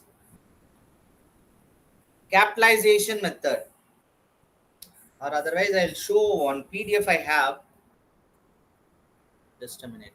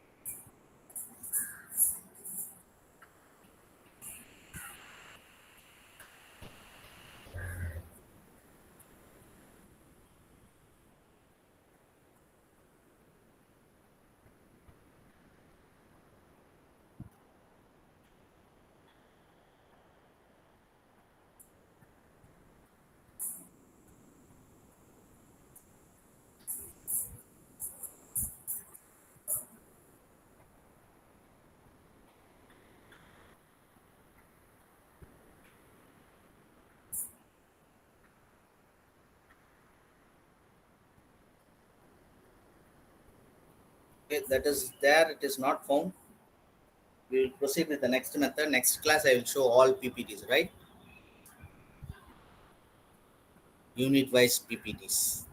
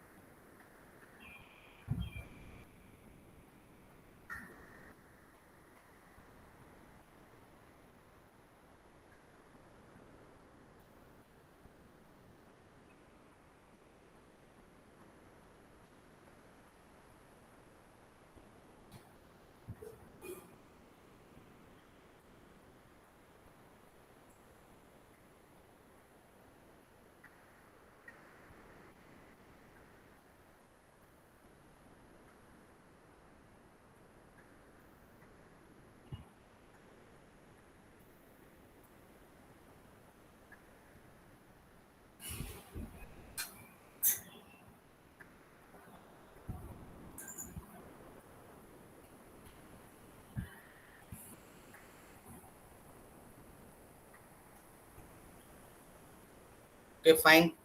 Next, we are going to discuss about the capitalization method of valuation of goodwill. Under capitalization method of valuation of goodwill, we have to capitalizing the average profit, capitalizing the super profit. Two methods we have under capitalization method, by capitalizing the average profit or by capitalizing the super profit.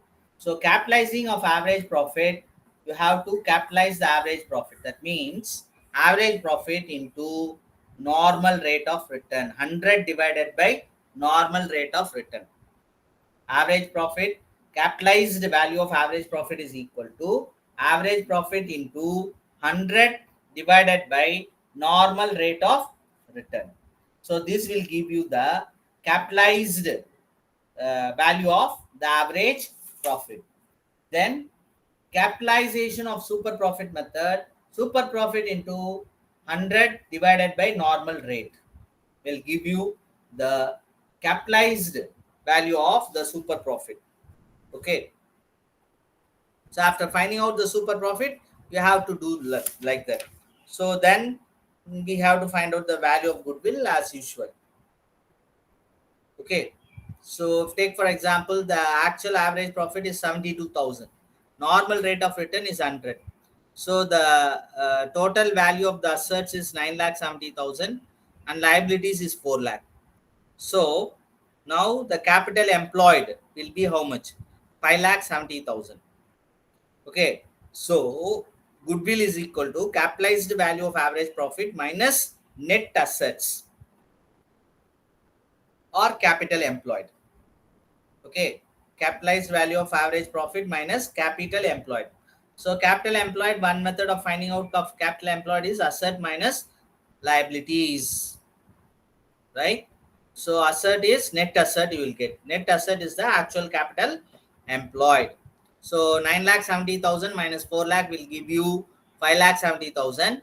So the average, actual average profit is 72,000. Normal rate is 10%. Now you have to capitalize. 7,72,000 into 100 divided by 10 will give you 7,20,000. That is capitalized value of average profit. Now we have got what? 7,20,000 is the capitalized value of. Now the value of goodwill is what? Capitalized value of average profit minus net asset. Net asset is how much? 5,70,000. How we are getting? 9,70,000 minus 4 lakh. Okay. So 7,20,000 minus 7 lakh, sorry, 5,70,000, 1,50,000 will be the value of goodwill under capitalized method of valuation of goodwill.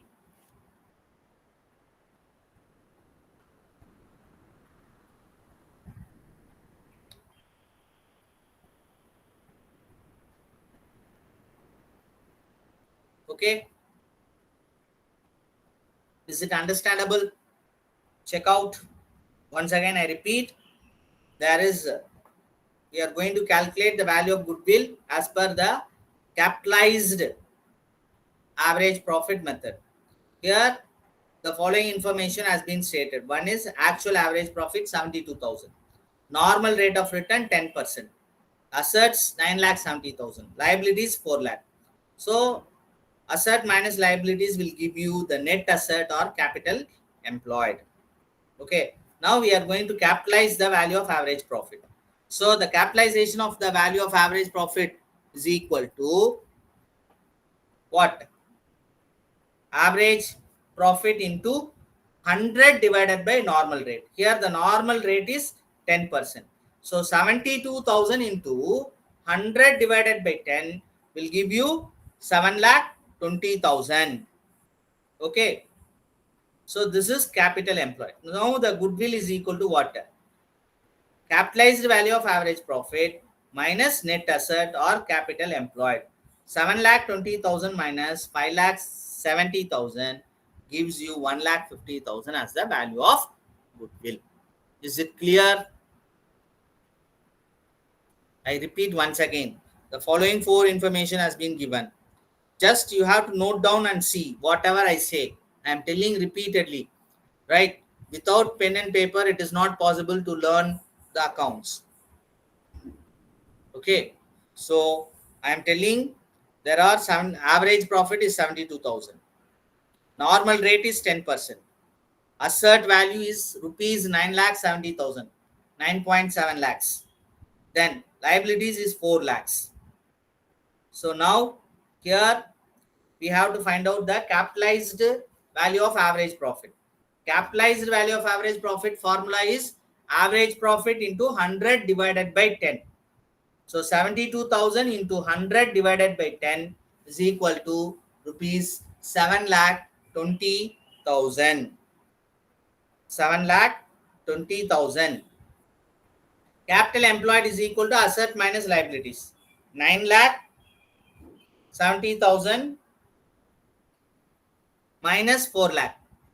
5,70,000 is the capital employed. Goodwill is equal to capitalized value of average profit minus capital employed. 7,20,000 minus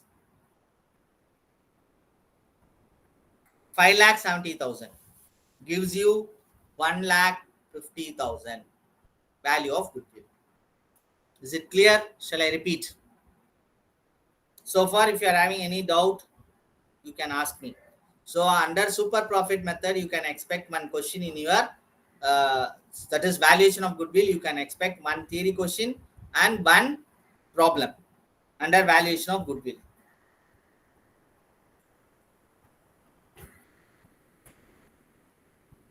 Now next 3 minutes is meant for doubt clarification. You can ask me.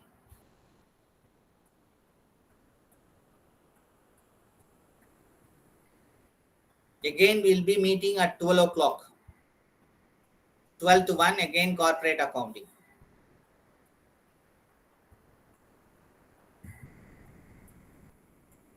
No doubts?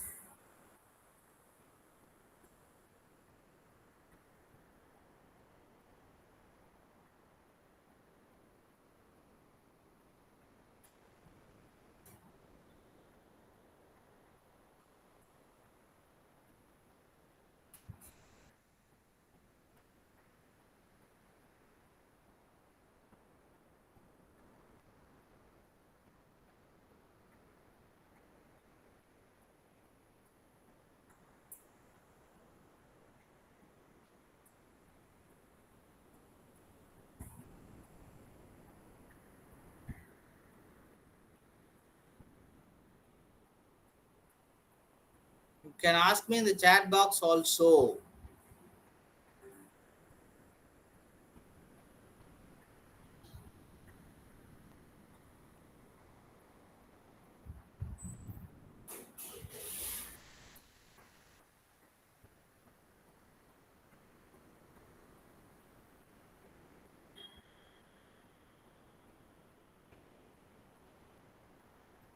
Seats.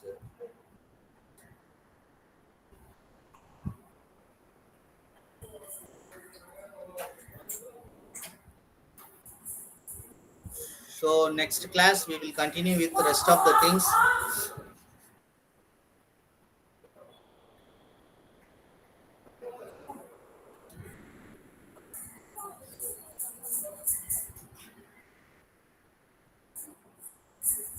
Okay, fine.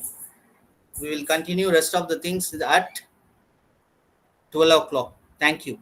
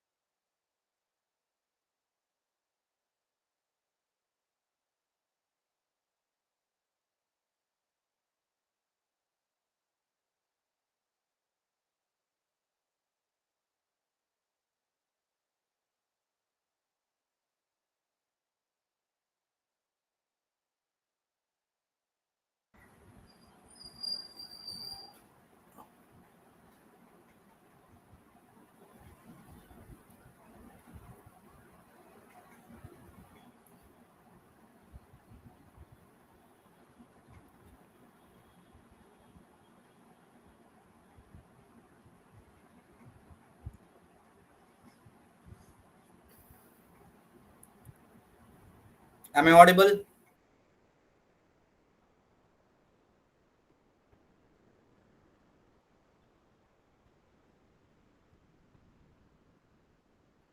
Am I audible?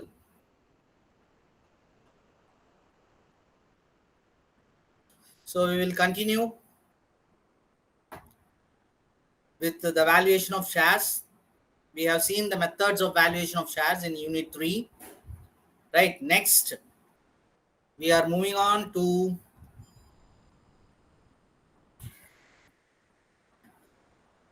the valuation of goodwill, right?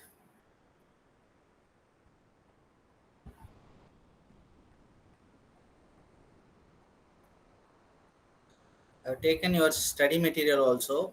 Just I'll go with your study material. Everybody would be having, I suppose.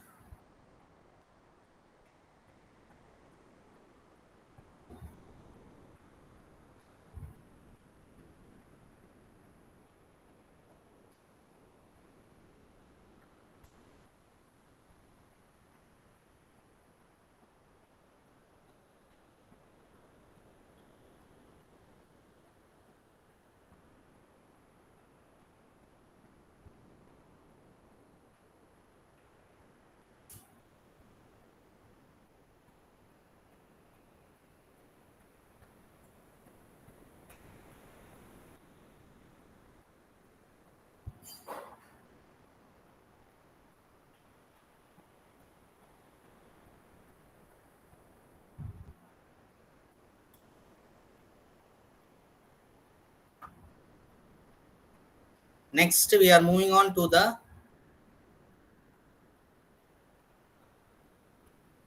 in your study material. They have given some problems, right? With respect to valuation of goodwill, there are 8 illustrations. Just to go through those things, those illustrations under different methods of valuation under annuity method, right? You see illustration number 4 is annuity method in your book. Have you seen? Please take annuity method. This method is based on the logic that purchaser should pay now for goodwill only the present value of the super profit calculated at a proper rate of interest. In other words, goodwill in case of this method is determined is discounted value of the total amount calculated as per purchase of super profit method. So the value of goodwill in case of this method is ascertained as follows, that is average annual super profit into annuity rate. Okay, so illustration 4 exhibits in your textbook page number 151. You can find calculate the value of goodwill for the following data on the basis of annuity method. Have you taken? Have everyone taken page number 151 in your textbook?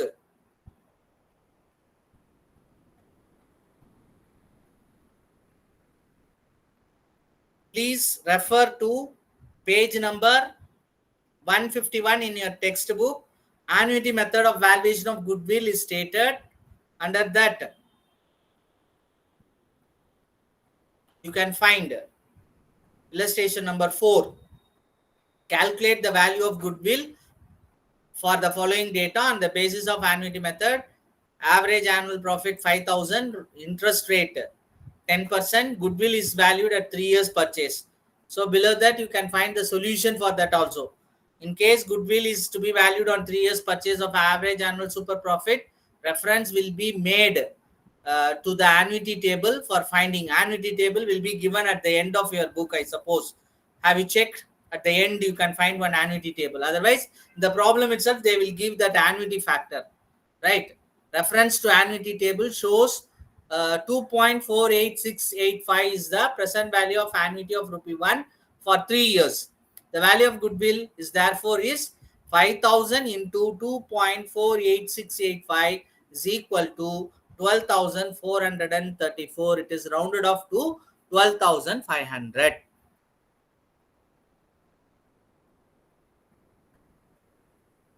Next, another illustration is there. Illustration number 5. balance sheet of Mr. X as on 31st March 2014 are as under capital, creditors, bills payable, land, machinery, furniture, stock, cash at bank. The profit for the business for the next 5 year ending 31st March 2014 are page number 152 you refer, right? They are asking to find out goodwill by capitalized method, wherein they have given 5 years profit 40,000, 42,000, 45,000, 50,000, and 53,000.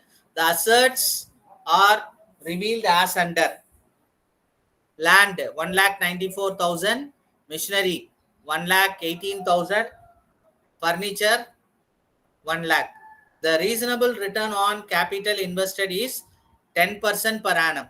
Assume that the normal management remuneration is rupees 6,000. Find out goodwill by capitalization method.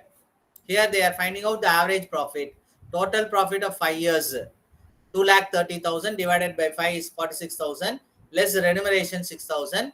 So average profit is 40,000. That is capitalized. 40,000 into 100 divided by 10, 4 lakhs. Are you able to follow me? You see, land 1,90,000, machinery 1,18,000, furniture 1,000, stock 8,000, cash 50,000. If you add all these things, you'll get 3,71,000 less liabilities like creditors,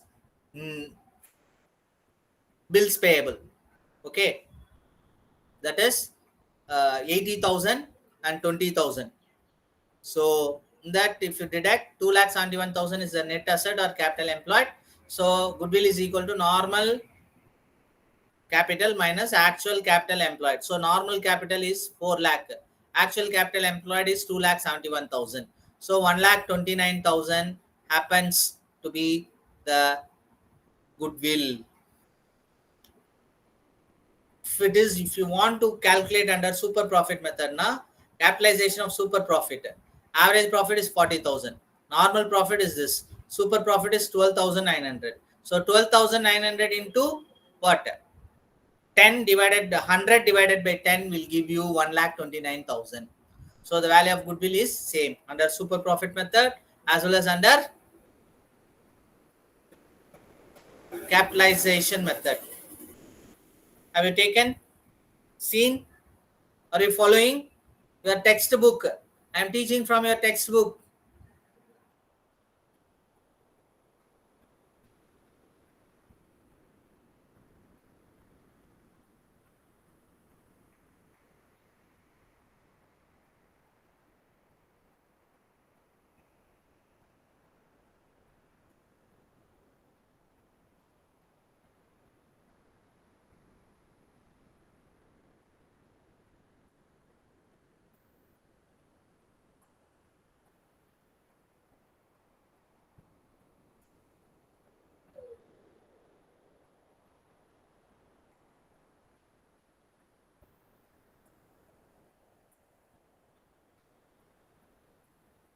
Next. Is it understandable now? Or shall I show that illustration itself?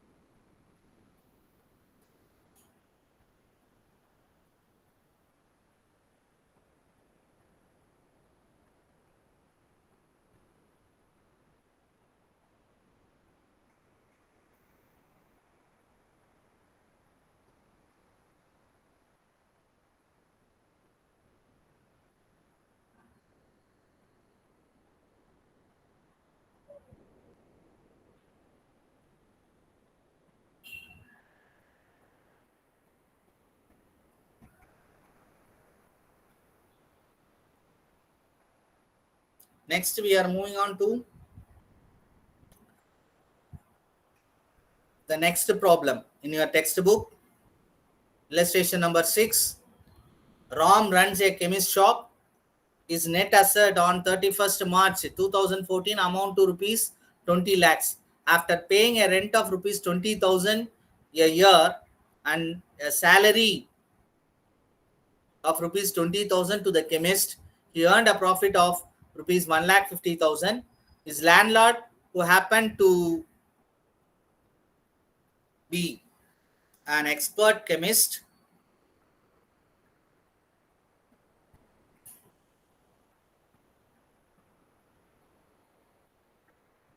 just a minute, I'll show you the problem itself.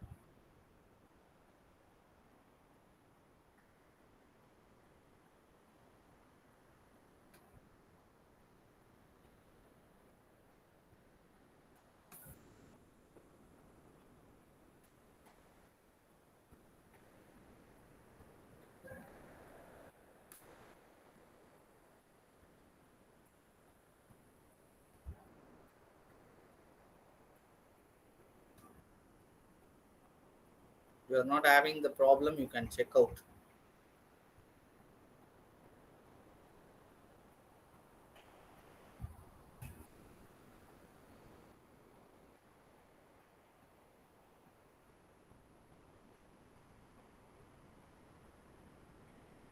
See here, I am sharing that problem.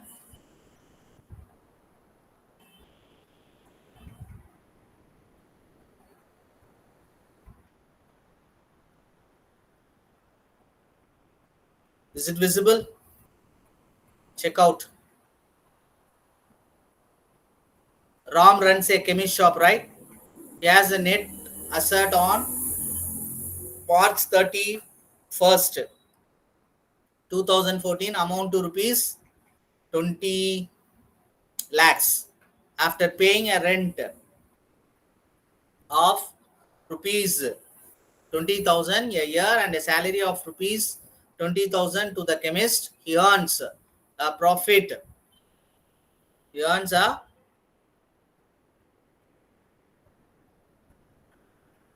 Is it visible?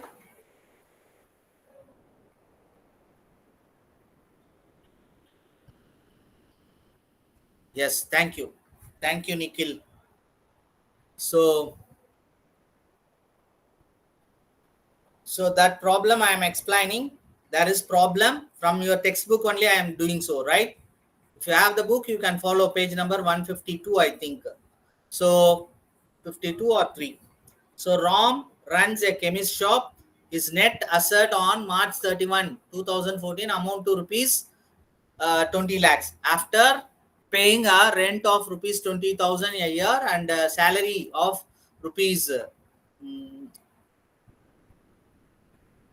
20,000 to the chemist, he earns a profit of rupees 1,50,000. His landlord, who happens to be an expert chemist, is interested in purchasing the shop.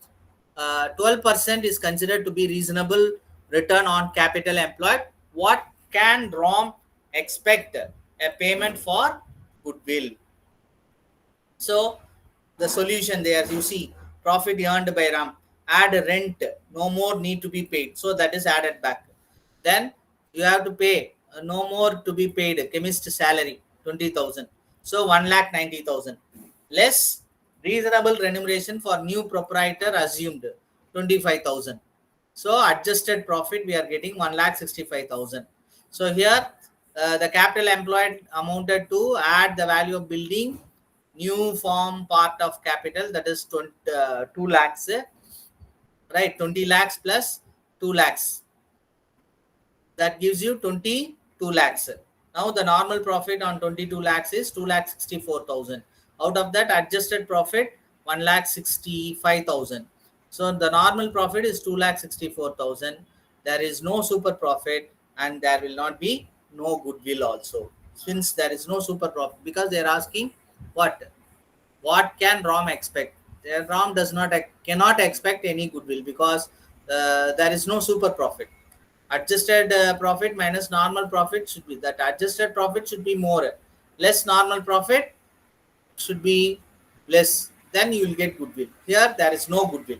Okay. Any doubt you can ask me. Shall I go to the next? Yes. So we have seen annuity method, super profit method, capitalized method, right? Next, I am moving on to the valuation of shares. What do you mean by valuation of shares? That is your next part of your third unit.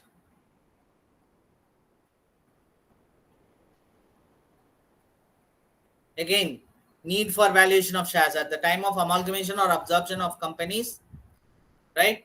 Then conversion of shares of one class into another, purchase and sale of controlling shares, shares as security for loans and advances, then assessment of estate duty, wealth tax, etc. Then unquoted shares in the exchange to satisfy dissentient shareholders, then nationalism of companies to satisfy dissentient. It is repeated in your book itself, page number 160. I am following, right? Then in case of trust finance or investment trust companies. So after that, what are the factors that affect the value of shares? This is also a potential prospective question in your question paper.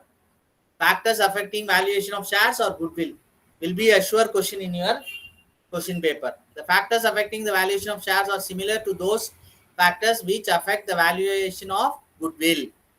Nature of the company's business, percentage of dividend declared, demand and supply of shares, company's earning capacity, price level changes, general economic conditions, restriction on investment, net tangible asset of company, nature of competition and market share, then financial, political, and other factors affecting the business, type of management, goodwill of the company, capacity of the director. There are three methods of valuation of shares. One is net asset method or intrinsic method. Another thing is yield method. And third one is earning capacity method. So one by one, let us discuss what is net asset method. This is also known as balance sheet method or breakup valuation method or valuation of on the basis of equity. Then asset backing method. Here the emphasis is on the satisfy of investment, as the investor always need to satisfy for their investment. So under this method, the points that has to be kept in mind is that the fixed asset of the company should be revalued at their net realizable value. Floating assets are to be taken at market value. All fictitious assets like preliminary expenses, accumulated losses are to be eliminated. The goodwill is to be ascertained on appropriate basis, right? Then find out the external liabilities. Provision for depreciation, bad debt provision must be considered. Then find out the external liabilities of the company payable to outsiders, including contingent liabilities. All unrecorded assets and liabilities are to be taken into consideration.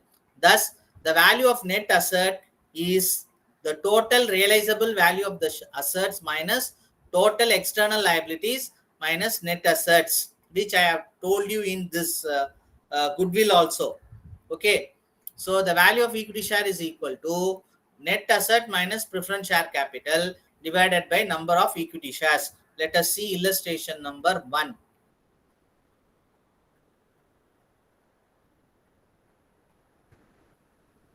From the following information, compute the intrinsic value of an equity share of Joy Limited. So liabilities 2000 in your textbook, page number 162, you can find out this. In your textbook, page number 162, you can find out this. So 2000 equity shares of rupees 100 each fully paid up. 1000 6% preference shares of rupees 100 each fully paid up. Reserves and surplus. Then 1005% debentures of 100 each. Sundry creditors. Total 4,55,000. Then land and building 2 lakh. Plant and machinery 80,000. Sundry debtors 55,000. Stock 70,000.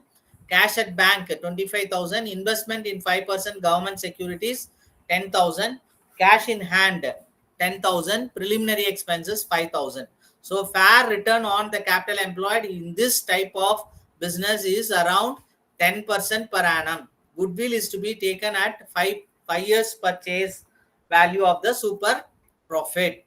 Then average of the profit after deduction of preliminary expenses for the last 7 years is 43,000. Preliminary expenses to the extent of 1,000 have been written off every year for the last 7 years. Profit is more or less stable over the year, and the same trend is expected to maintain in the near future. Ignore tax. So from this we can find the solution.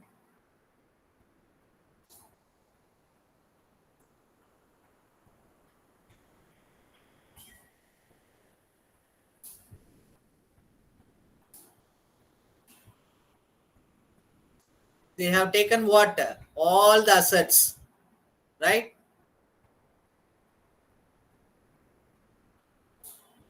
Except the preliminary expenses.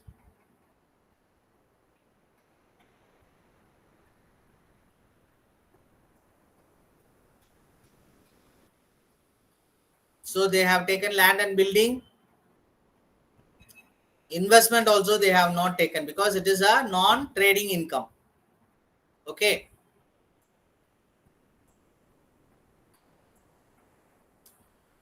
Capital employed they are finding out. Land and building 2 lakh. Plant and machinery 80,000. Sundry debtors 55,000. Stock 70,000. Cash at bank 25,000.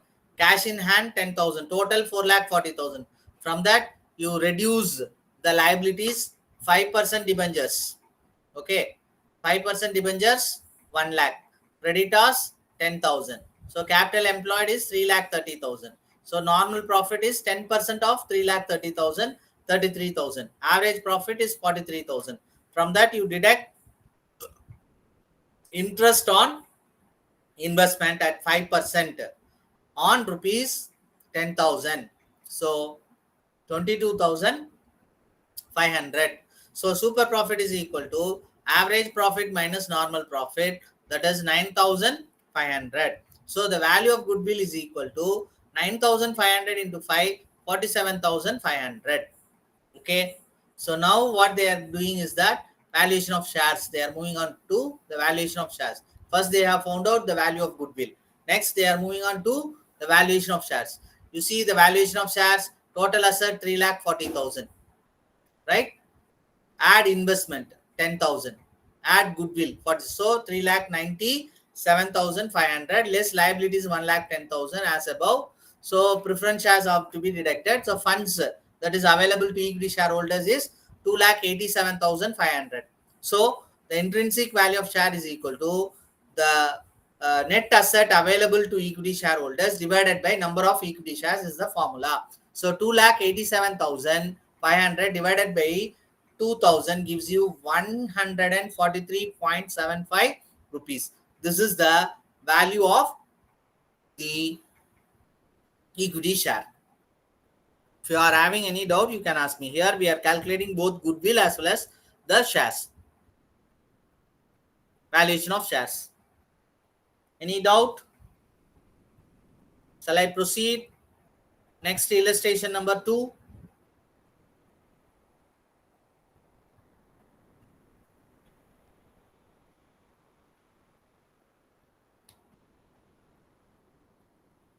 Shall I proceed? Yes. Thank you.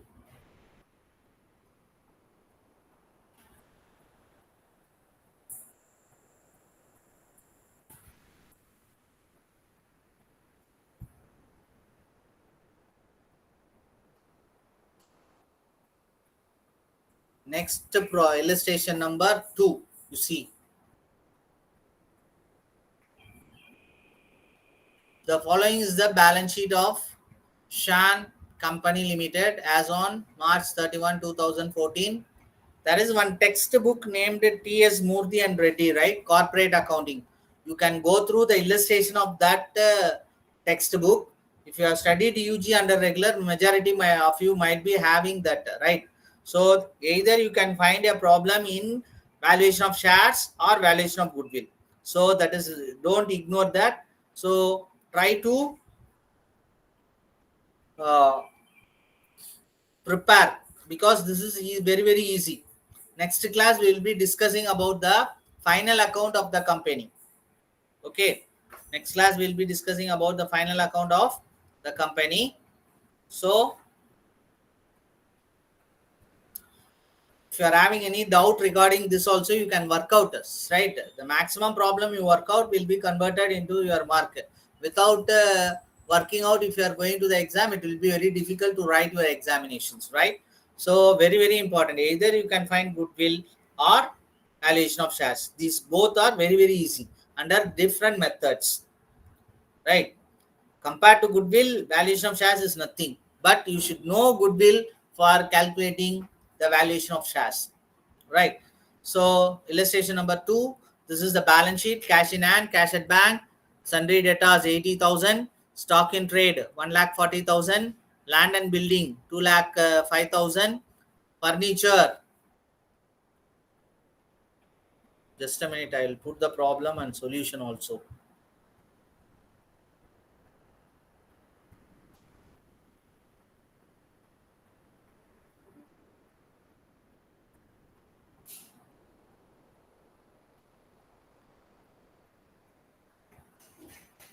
I will present. Some of you might be, I think you are having the textbook or not.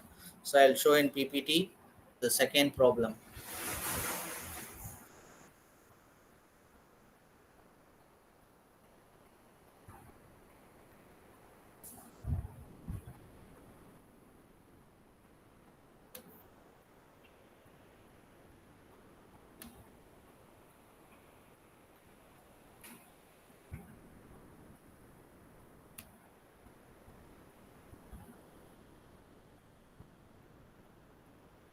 Just 2 minutes, I will show the slide. Problem separately and sum separately. Sorry, solution separately. This is illustration 2 of your textbook.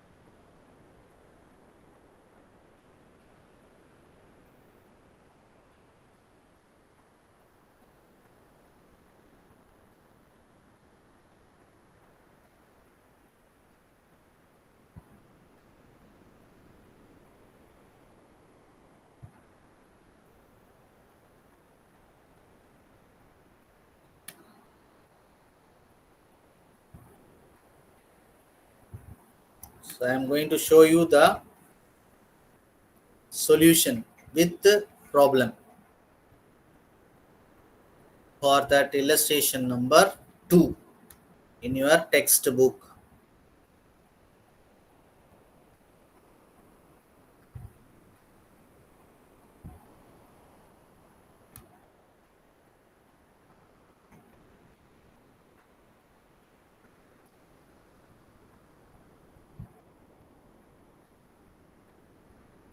Are you able to see?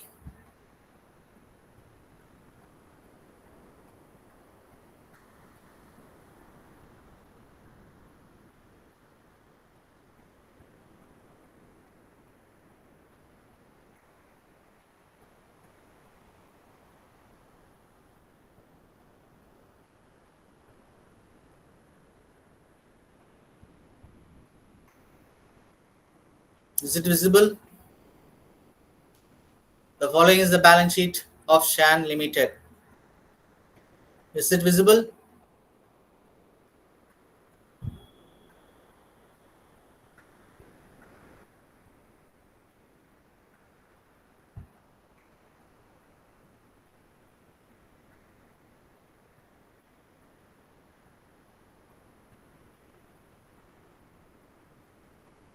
Yes.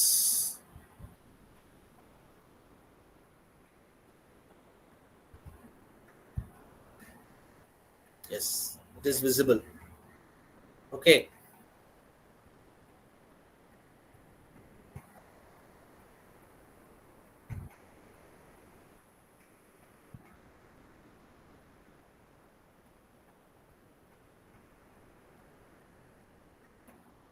So this is the problem. Next, I am moving on to the next slide, solution slide.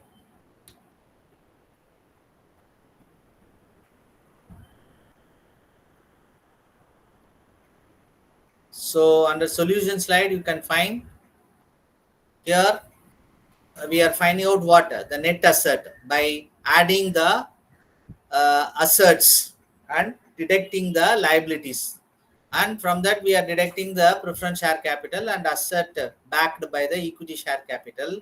That is asset available to the equity shareholders is 3,48,000. Number of equity shares is 3,000, right?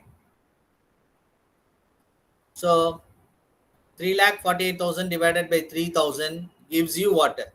116. Just check out. Just you have to add the assets, right? And then you have to, is it visible? Yes, it is visible. So see the answer. This is also an illustration problem of your textbook.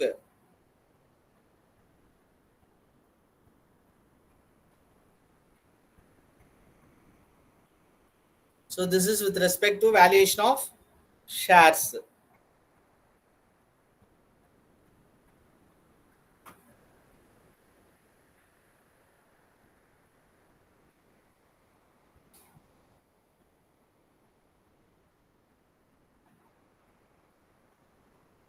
So here we are adding the assets and subtracting the liabilities as given in the balance sheet, and we are finding out net asset. From that we are deducting preference share capital and we are getting the net asset that is available to the equity shareholders, that is 3,48,000. That divided by number of equity shares will give you the intrinsic value of the equity shares. Is it clear?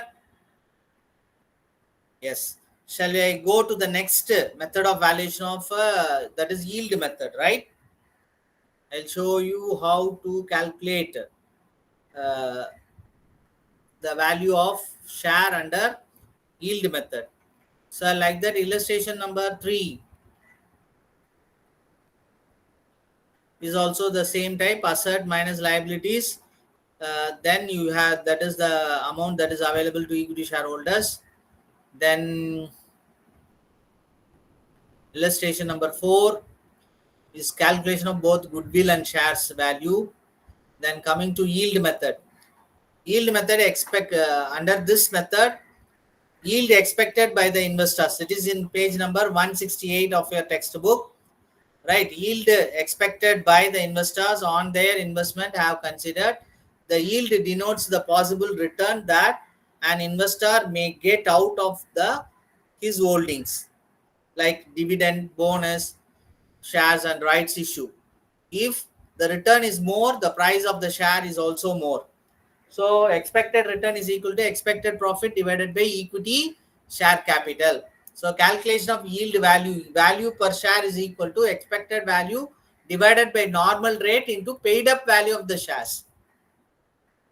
These are the two formulas that is used for calculating the shares under yield method.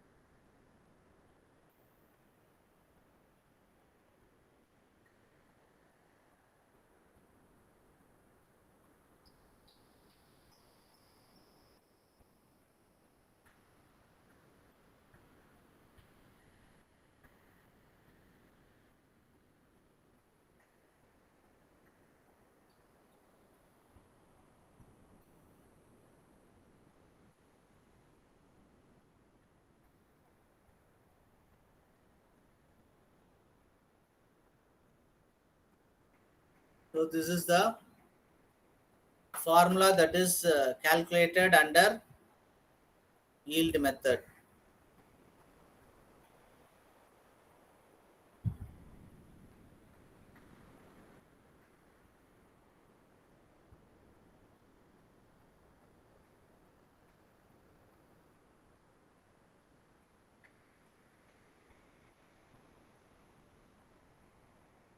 So next we are moving on to the yield method of valuation of shares.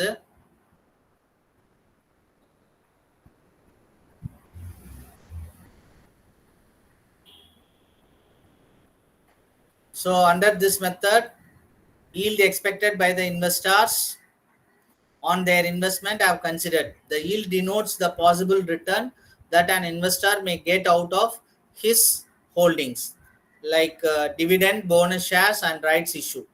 If the return is more, the price of the shares is also more. The following formula is used to calculate the value of shares. The expected return is equal to expected profit divided by equity shares. The calculation of yield value of shares is equal to value of shares is equal to expected rate divided by normal rate into paid up value of the shares. So this is the theoretical content with respect to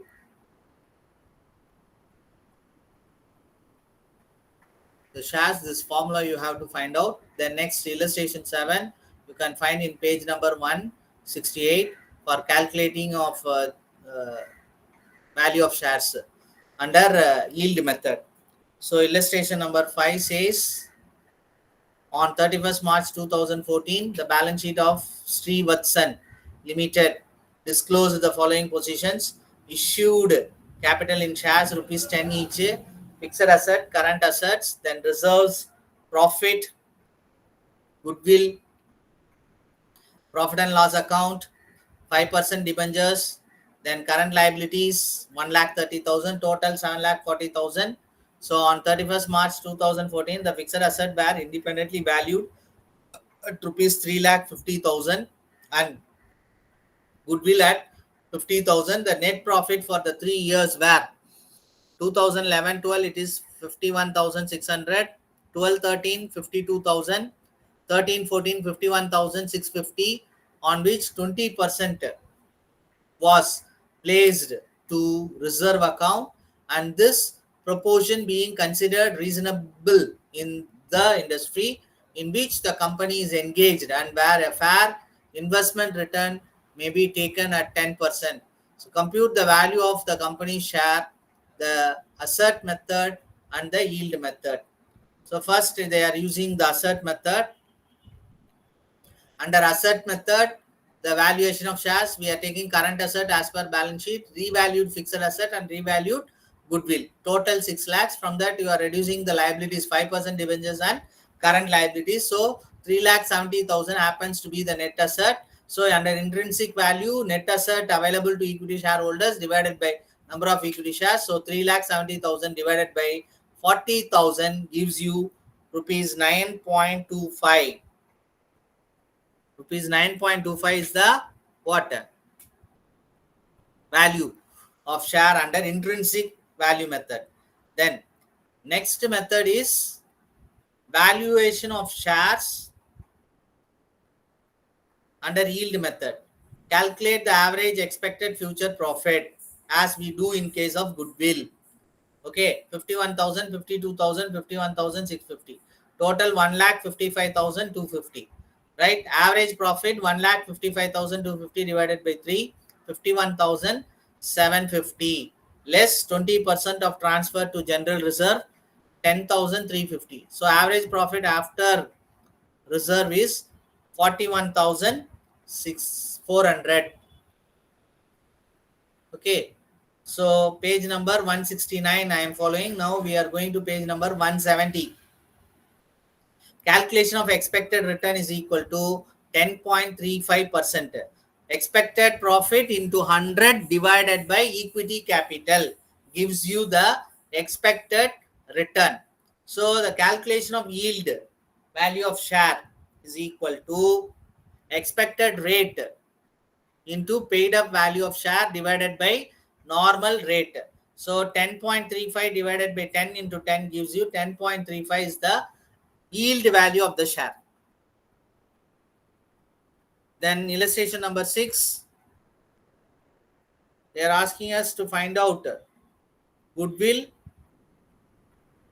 for the based on the 5 years purchase, 2 years is there.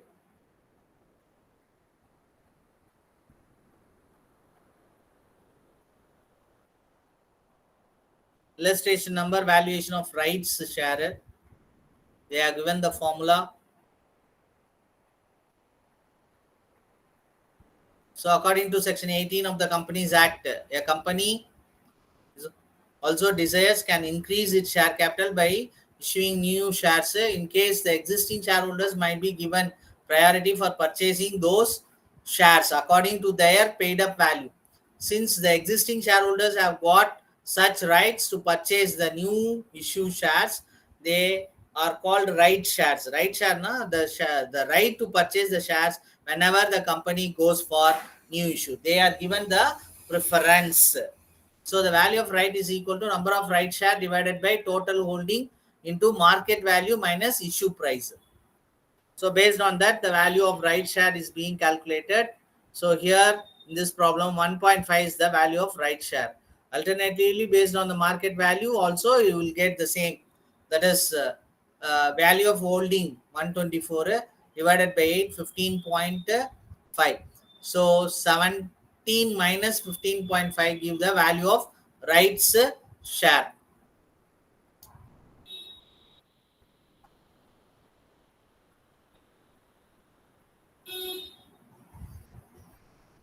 So any clarification, doubt, questions?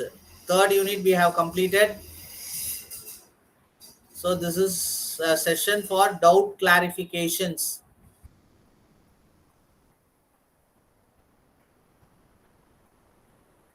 If you want, you can ask the question. With this, I'll wind up. If you have any doubts, you can ask me. Otherwise, you can leave.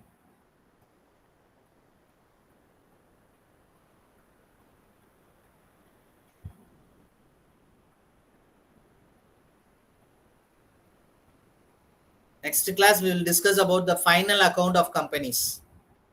Very, very important. You will get a good question from that. So we will discuss about that in the next class. Any doubts?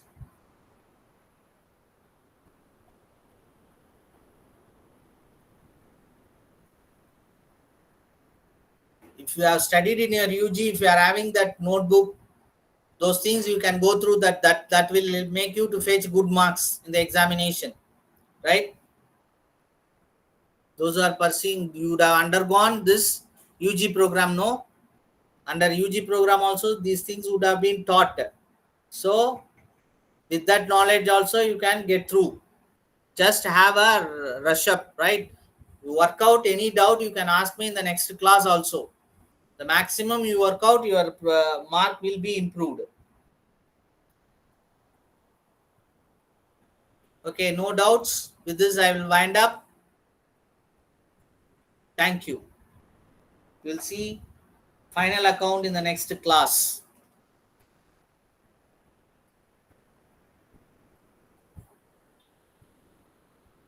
Thank you.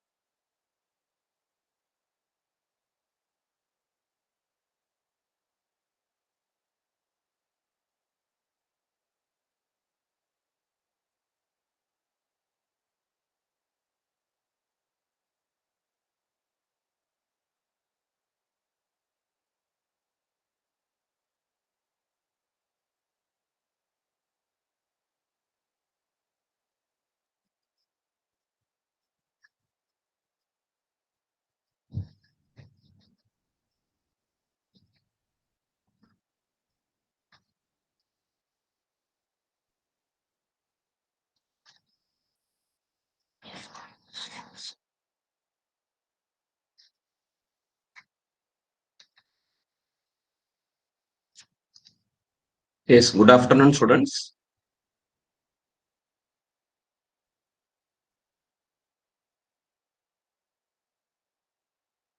Yes, good afternoon. Am I audible, students? Audible, sir. Okay, just a minute. Is my screen is visible to you?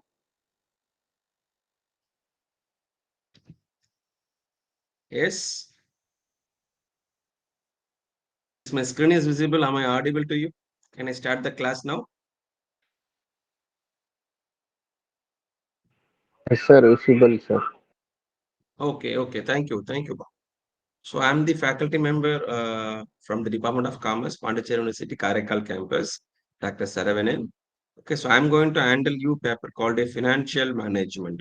Okay, I think it's the MCom class, right? MCom first year, no? Am I in the right link? MCom first year. Yes. Yes, okay, thank you. So I'm handling a paper called a financial management. Maybe you maybe studied the financial management. Some of you maybe studied in the UG itself. So it will be like an extension version of what you studied in the UG. Okay, so we'll start proceed. Okay, so let me explain about the syllabus and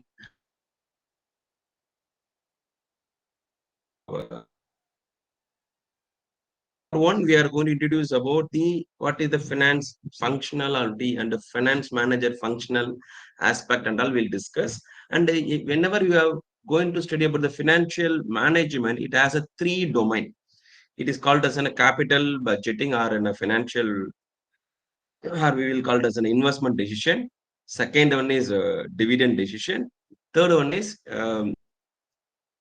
financing decision. So we are going to discuss about there are three type of the domain, or there are three functional area of a financial management. We are going to take any institution, say they are supposed to maintain these three. That is, they are supposed to maintain investment type of decision, financing decision, and a dividend decision. Okay, so with this we are going to cover the unit number 5, yeah, working capital management. How the business is going to manage their working capital. Okay, so in this way the syllabus will be, and unit number 1 will be more like in a theoretical content.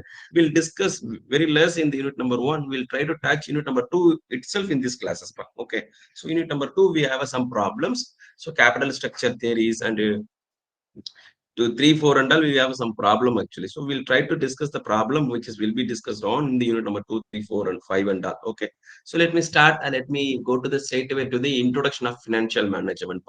Okay, so first of all, you have to understand the finance concept, and then we'll move on to the financial management. If you are going to take any business is concerned, or not only in the business, any type of organization, the business or finance will be called as a lifeblood of an organization. Without finance, the organization cannot function.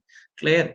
If you are consider an hospital or education institution, or maybe in a companies, or maybe in a manufacturing unit, or maybe in a trading unit, without finance, how is possible? No. So finance will be called as a lifeblood of the organization. Without finance, you cannot get a material, you cannot pay the labor, what they call payment to the doctors, you cannot pay to your teachers, you cannot pay to your laborer. So it is not at all possible. So where are you going to get finance? How we are going to manage your finance efficiently?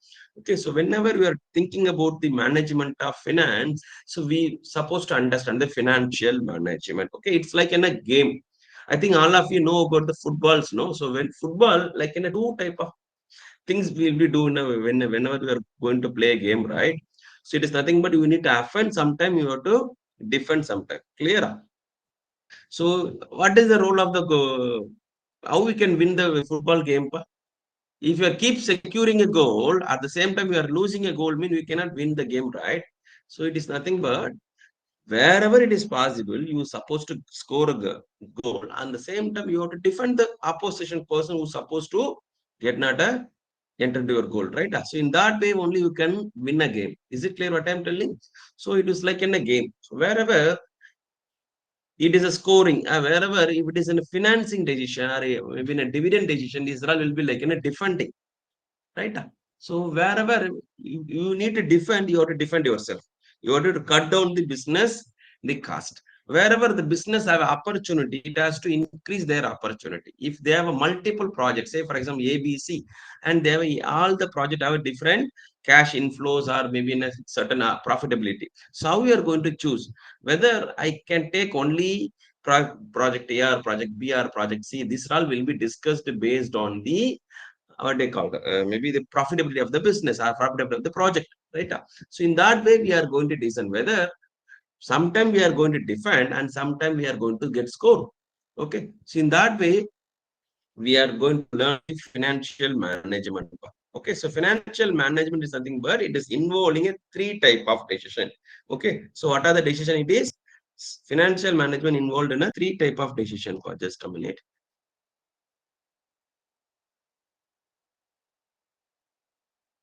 Okay, so it involved a three type of decision. Number one is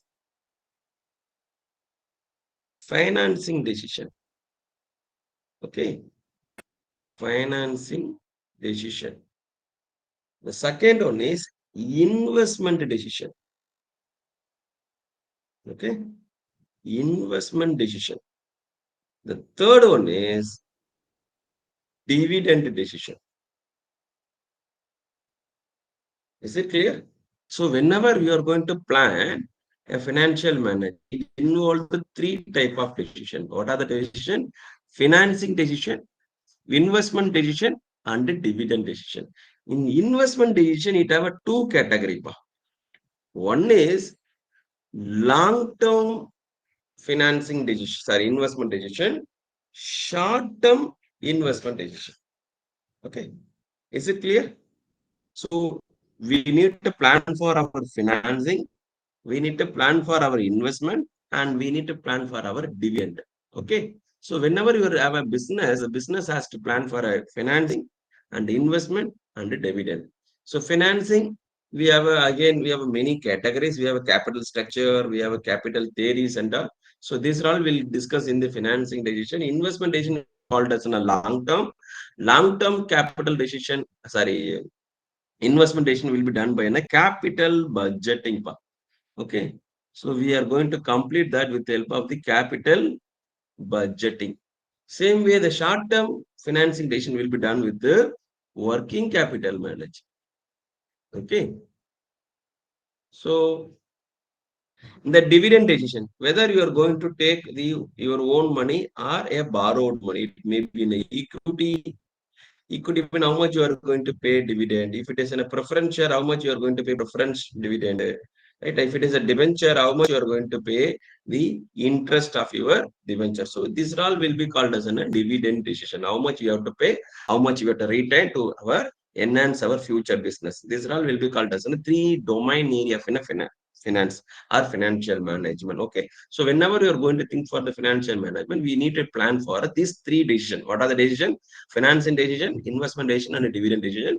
So financing will be discussed on the capital structure also. And investment, you have a short term and a long term.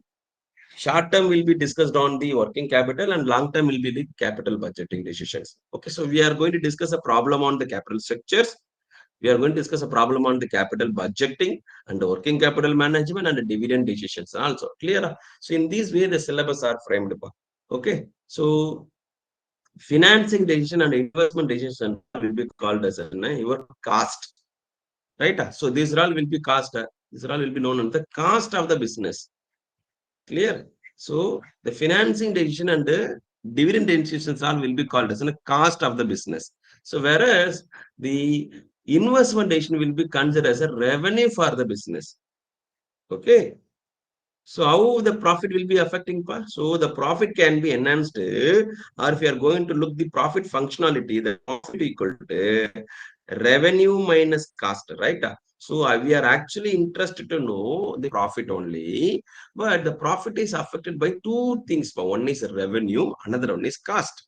So how we can reduce our revenue, our cost? So that we are going to discuss with, there are two type of decision, like investment decision and financing decision and dividend decision. We are going to discuss about how the cost can be reduced. Okay. So whereas our revenue decisions like investment, so what project will give the maximum profitability? So in that way, we are going to discuss about the business profitability. The profitability of the business are affected by revenue and cost. So revenue functions are equal to your the investment function, and the cost functions are equal to with your financing and dividend function, because these two we supposed to pay and the revenue we are going to receive. Okay, that is why it can be neutralized or it can be equal to the revenue and the cost function. If you are going to consider any business, the business is actually interested to increase the company's profit. Am I right? If you why we are starting a business actually, because everybody get a profit. Right. So the profit is the main agenda of any business. How the profit can be increased actually?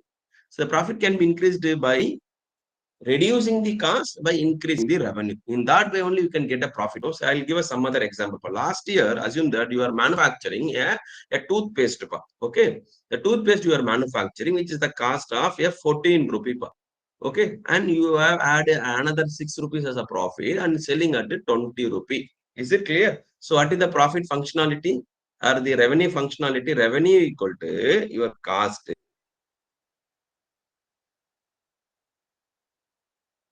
Your selling price. Is it clear? How can I increase my profit? How can I get my profit extra? I want to have a 8 rupee profit. How can I get 8 rupee profit? Last it was 6 rupee because my cost is 14.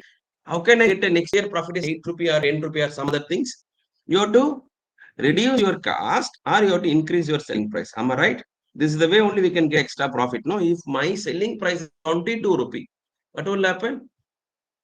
Your cost is going to be 14 rupee and the revenue will be 8 rupee. Sorry, profit will be 8 rupee. That is why you have a selling price of 22 rupees. So how the profit can be increased by one way, we can increase the selling price 22, 23 or 25, you can get extra profit. Or if the cost is become 10 plus, another 10 rupee will be profit. The running, our sales will be 20 rupees. If your cost is only 7 rupee, you may have a profit of 13 rupee. Is it clear? In that way also, either you can reduce your cost or you can increase your selling price, or both can be done. Is it clear about what I'm telling?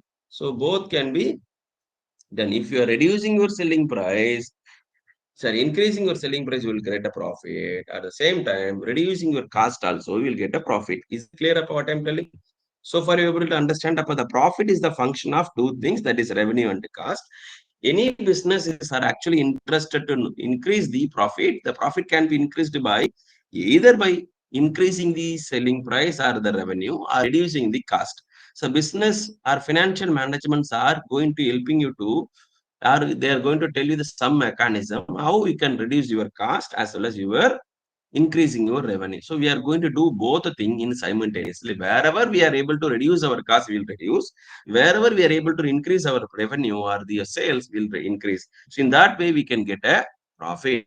That is what our financial management goal. Okay, if you are going to discuss the financial management goal, the goal of financial management goal is increasing the profitability. Okay, the profitability will be means increasing or maximization of the profit. That was the primary agenda of any business.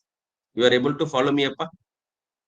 I was giving the only what they call the key essence of the first units. Is it clear? You are able to follow me? Yes. Is it clear, Appa? You are able to follow me? Anybody is there? Yes. Okay.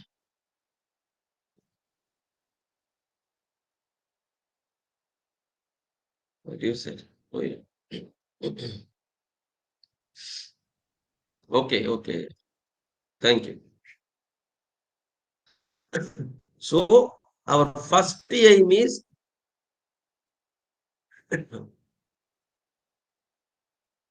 okay. So the profit maximization will be our first ideology.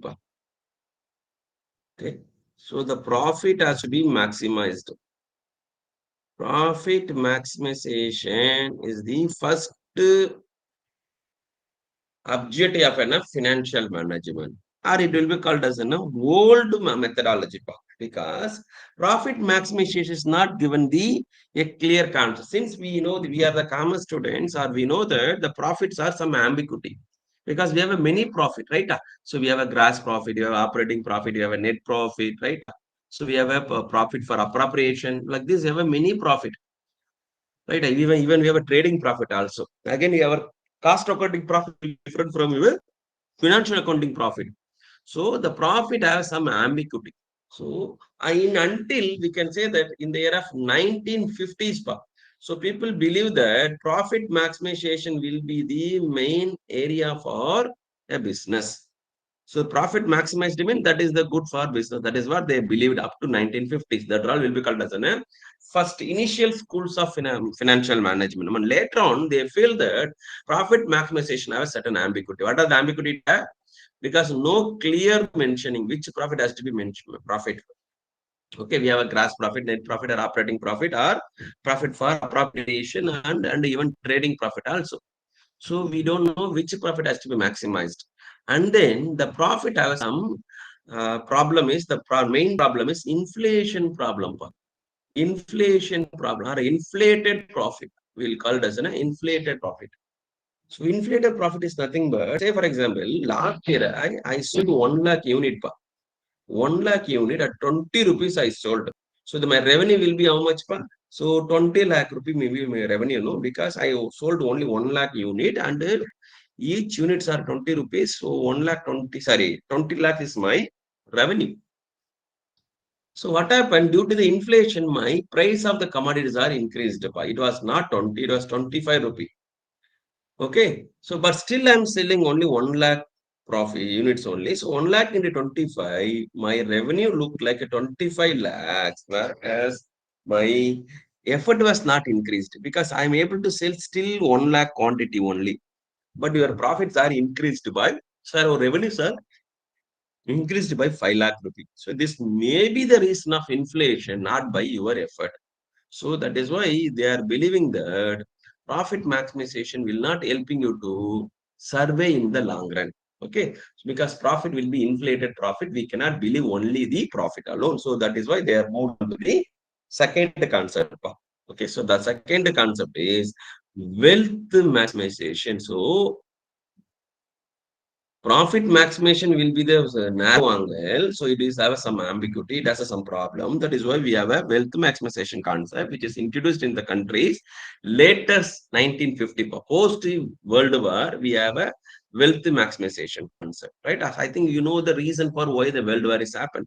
It is because of the pure trade competition, right? So they want to get a more profit. That is why they had captured the many countries. They have some colony also. So they have a problem in the selling the commodity. That is why they have a colonization. They have, you know, the some theories what happened to World War One and Two. Okay, so up to that, the people are believe that profit maximization will be the any business agenda, the goal. But whereas the wealth maximizations are, it is a different. So what is the wealth per since we know the commerce students, we know the wealth. No, I think the balance sheet have a two side of a three format balance sheet. We have a left hand side, we have a liability side, right hand side, we have asset side, and put together you have a certain amount. No, say for example, if your asset is 10 lakh rupee mean, your liability is also 10 lakh rupee. No, so the wealth is nothing but total asset minus outsider liability, which will be called as an owner money or equity or the wealth of the business. How the wealth can be increased by, say, for example, last year, 6 lakh rupee your loan money and 4 lakh rupee was the equity money. Okay, so total asset is 10 lakh rupee. In that, borrowed money is 6 lakh, remaining 4 lakh is the equity money or owner money or the wealth of the business. How this can be increased? How the wealth can be, last year it was 4 lakh rupee, how this can be become 5 lakh rupees or 6 lakh rupee? So if your asset is increased, in this year, your asset was 12 lakh rupee. Okay, in that year, still you have a 6 lakh as an loan money or capital money, sorry, loan amount, and the remaining, okay, so remaining 6 lakh will be your equity money. So in that way, you can increase your wealth. How you can increase your wealth? If your asset is increased, or your net asset is increased, you may have a wealth creation. So that is what the new concept says. So profit maximization was the old concept. You cannot increase your profit always. We can increase your wealth. Wealth is nothing but the business money or owner's money in the business. How you can increase the owner money in the business? If your assets are increased, you can increase your owner money. Again, it is indirectly influencing the profit alone. Okay, I think we know about the trading and the profit and loss account, which is required in your 11th class or during your UG and all, right? So you know about how the profits which is taken from the trading account or profit and loss account to the balance sheet. No, we used to take that profit to adding to our capital. I'll say that, so last year I have a capital of 2 lakh, 4 lakh rupee, and then this year I have a 2 lakh rupee as a profit. So my capitals are become a 6 lakh rupees. So the capital indirectly influenced by only profit. So profit maximization also is a profit oriented. Even wealth maximization also is the profit oriented. It is not directly influencing, it is indirectly influencing that the business profit has to be increased, or the owner money has to be increased. How owner money will increase? Only by profit owner money will increase. Because owner will not contribute regularly. Every year he cannot contribute. No. He'll contribute first year for 10 lakh rupees. How the 10 lakh will grow? If they have a profit, the business money will grow, capital will grow. If they don't have a profit, they have only loss. The loss will taken from the capital. It has become a 10, become a 9 or 7 or so on, so on. If the profit of the business are having, the 10 will become 11, 12, 13, and 14 and all. Clear? So in that way, the profit will be increase the owner money. If the loss will decrease the owner money. Indirectly, the wealth maximization is affecting the business goal. Is it clear? So far, we discussed about the profit maximization and the wealth maximization. So this is what the broad concept of the finance. So if you want to increase your wealth or profit, you are subject to these three functions. That is, profit can be increased with respect to revenue minus cost. So wherever you have a revenue, you have to increase your revenue.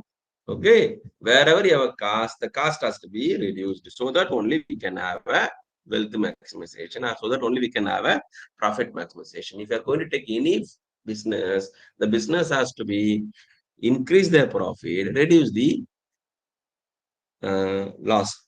Okay. Is it clear?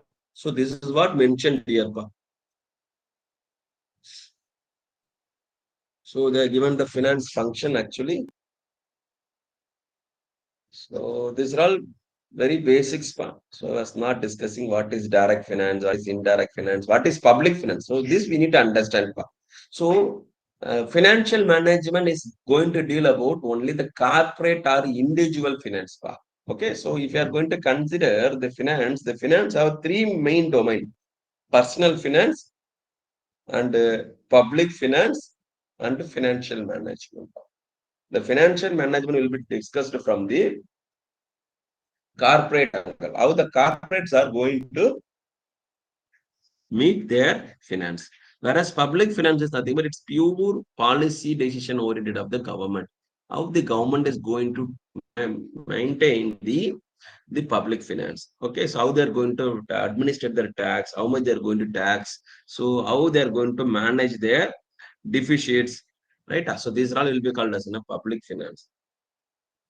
And the private finance is nothing but like individuals, no? So like you and me can have our own like a tax planning, right? I have this much of salary income. How can I plan for my future retirement, or individual plans will be called as a private finance. Okay, it is including your a non-profit organization also, or individual, especially an individual, small business or private companies and all. So corporate finance is nothing but your financial management. So what we are going to discuss here is a corporate finance. Clear? So the prominently it was three finance: public, private, and the corporate. So the corporate finance is known as a financial management. Both are same. Okay. So what are the problem which is faced by the corporates will be discussed here. So that will be called as a financial management. Corporate finance only we are going to discuss here. Okay. So what I said, no. So these all will be your relationship between finance and other discipline. So these are all not relevant to your subject. Okay. So these are all will be relevant for your financial things only. What are the definitions of finance that are given here? So that is not relevant to your subjects. Okay. So the finance function, I said no.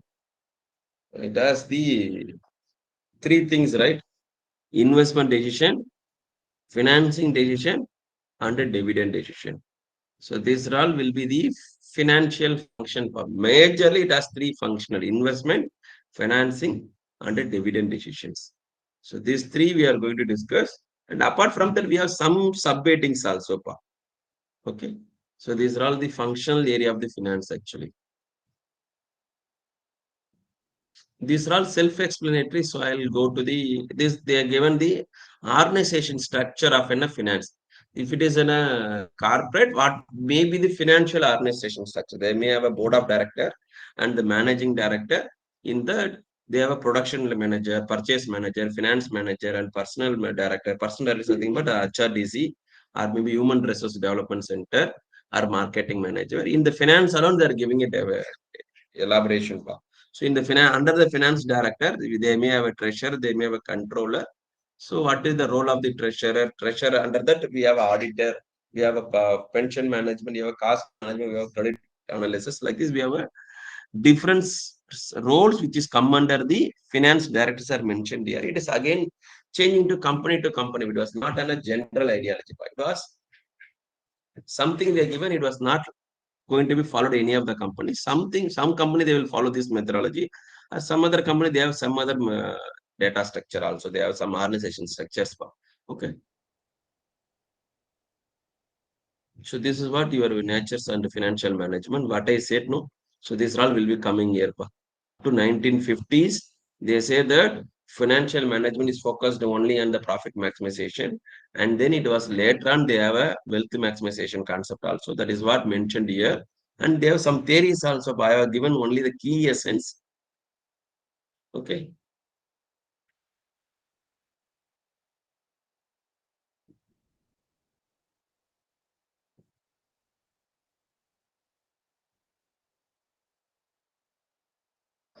Okay. So what I said, no financial goals, right?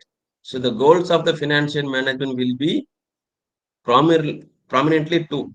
That is profit maximization and wealth maximization. This is what the argument in favor of the profit maximization and the problems in the wealth profit maximization they given. So what are the problem they may have? So that's all given here. And then they are moved on to the wealth maximization. So why they are moved on to wealth maximization they given and the favorable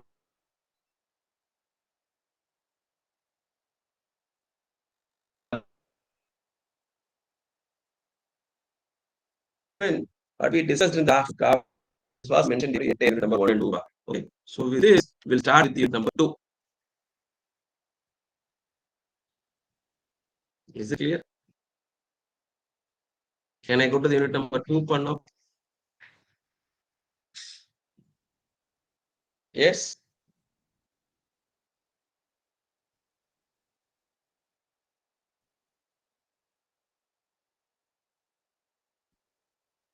Okay, but can I go to the unit number 2 now?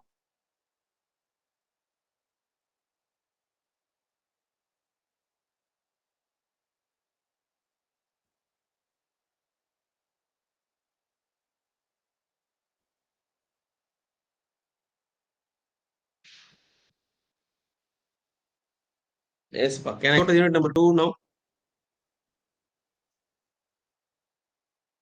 Okay. Okay, so listen.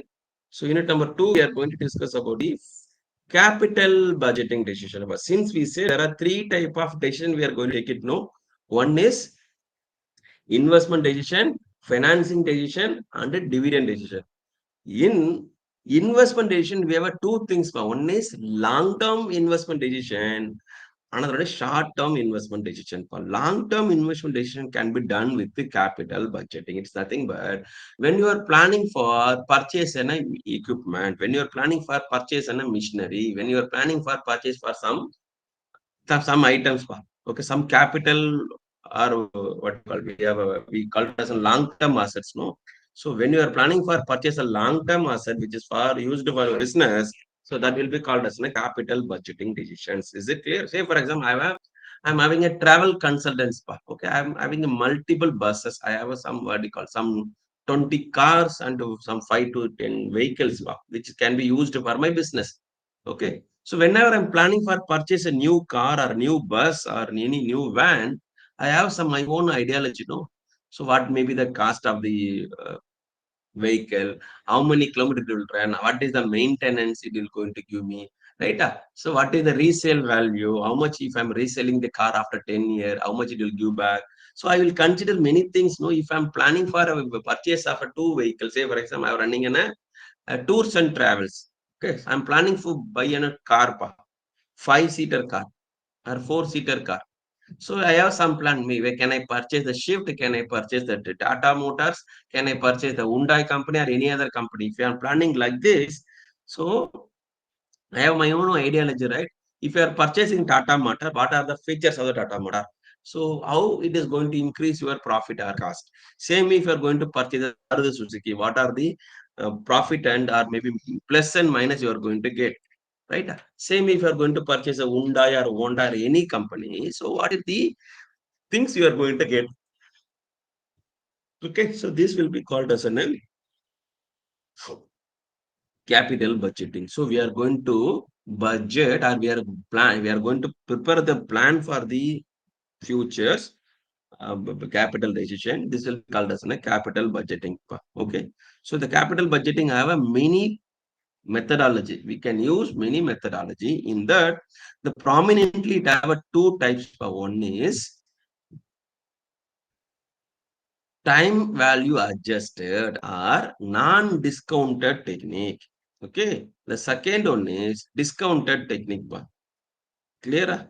So whenever you are planning for a purchase of new machinery or new plant or new car or anything which is used for your business, this is called as a capital budget. Okay. So it may be for many reasons. For if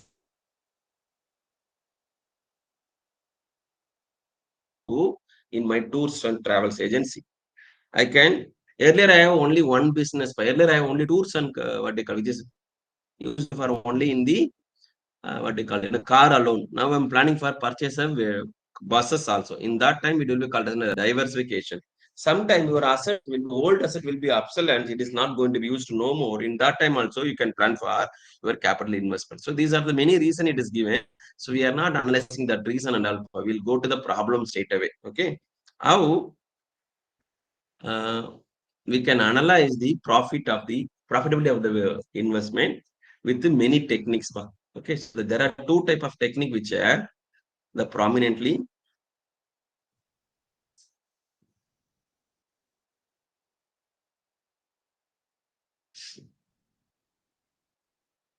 Just a minute.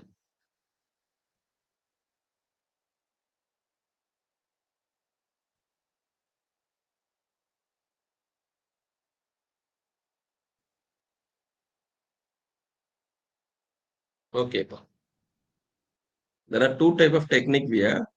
The first techniques, discounted cash flow techniques. With that, we can analyze or we can go to the, um, we can analyze the projects and we'll take a decision. So discounted cash flow technique will be called as a time value adjusted technique. In that, we have NPV methodology, IRR methodology, and the profitability index. The second one is non-discounted cash flow technique. Here, we are not going to consider the time value of the money. Simply, we are going to consider the profit and the cost, and we are going to take a decision. In that, we have a three method: payback period method, discounted payback period method, and accounting rate of return method. Is it clear? So we are going to take two prominent category. One is discounted cash flow, another one is non-discounted cash flow technique. So here prominently five. Discounted, we have NPV, IRR and PI. In the non-discounted, we have payback period method and ARR method. There are five method we have. So except this, we have a five method. Is it clear? So NPV, IRR and the profitability index, payback period method and accounting rate of return. So like this, we have a five methods which can be used for analyzing the business capital decision or business long-term decision, business asset decision. Okay. In the payback period method, this is the formula. Payback period equal to, it was easy. Original investment by average or annual cash inflows. So that will be the factor, or in that way we can get to know what is the year which can be, or in which year we can get back our original investment. That will be called as a payback period method. We can discuss some problem. Okay. So there are some merits also. What is the payback period method? It is easy to understand, easy to communicate and under compute. And these are the plus and minus of the payback period method is given. Okay. We can have one problem so that we can understand the payback period method. But second one is ARR return, that is accounting rate of return, or it may be also called as an average rate of return. Both are same only. So these two methods, the formulas are given. Whereas payback period method formula equal to original investment by average cash inflows or annual cash inflows. Whereas ARR return equal to average annual profit by outlay. Okay. So in that way, we can calculate. So these are the formulas for to calculate the ARR. This is the profit, sorry, plus and minus of the ARR methodology. Okay. So again, that given the second technique, discounted cash flow technique. In the discounted cash flow, we have a net present value, that is NPV. We have a IRR value. Okay. So these are all the given explanation. I'll straight away go to the problem so that you can understand. Okay. This is your textbook. It was taken from your textbook alone. I am assuming that you have all the textbook with you.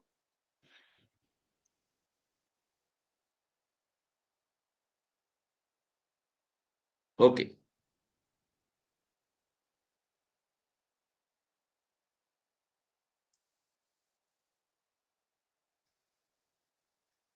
We can take this problem.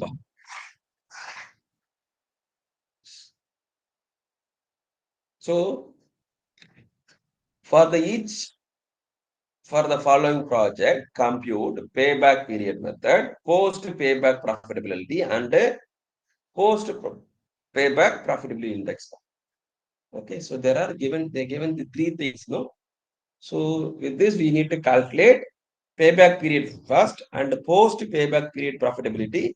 Third one is post payback profitability index they are supposed to calculate. Okay. So initial outlay is how much? 50,000 rupees. It means that how much they spend for an investment. Assume that if they are purchasing for a car. Okay. So assume that the car value is 50,000 rupees. And then annual cash inflow after tax but depreciation. That is nothing but cash inflows are given 10,000 rupees. If you purchased a car by paying a 50,000 rupee, every year you may get a cash inflow of 10,000 rupee. Okay. So, and again, they gave you the estimated life is 8 years. This car can give you the effective cash inflow for 8 years. So, with this, we need to calculate the three things: payback period method, post payback period method, and profitability index on the post payback period. Is it clear? You are able to understand the problem first of all. So we paid 50,000 rupee. How much it is giving back every year? 10,000 rupee it is giving back every year for a period of 8 years. So with this, we need to calculate which year it is paying back to you. That will be called as a payback period method. Is it clear? Yes. Can I proceed now? So what is the formula? We know, right? Payback period equal to investment divided by annual cash flows or average cash flows. Okay. How much we pay in the first problem, that is A problem, the initial cost is 50,000 rupee, 50,000, and every year how much we are getting for 10,000 rupee. 50,000 divided by 10,000 will give you the years or payback period, which means that it's giving you how many year per 5 year, no? What it indicating? Yes. If you spend a 50,000 rupee in the fifth year, you will get an entire 50,000 rupee. That is what the payback period. Because first year, 10,000 rupee, second year, 10,000 rupee, third year, 10,000 rupee. Like this, fifth year, you will get back your original investment.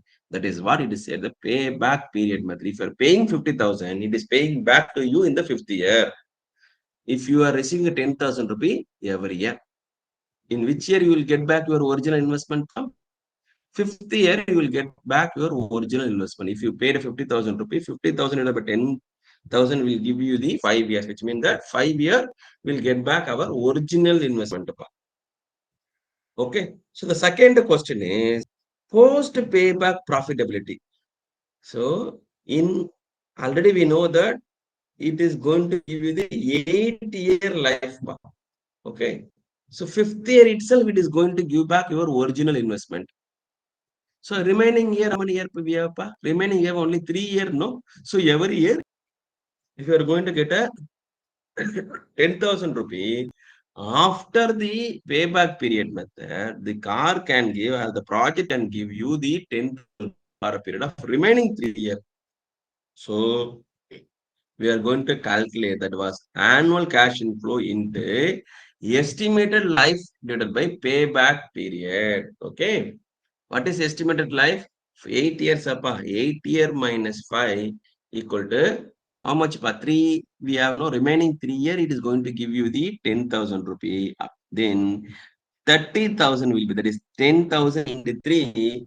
30,000 will be the post payback profitability. Is it clear? This you are able to understand, appa? Yes. Post payback is how much? 30,000 rupees. So we calculated second things also. So we calculated the payback period method. We calculate the post payback profitability also. And then we are going to move on to the third one is post payback profitability index. Index is nothing but we are going to convert this into the percentage. That will be called as an index. Clear? So it is nothing but this two part, that is the post payback profitability index is equal to it like this part. So how much you are going to get after the it is expected life?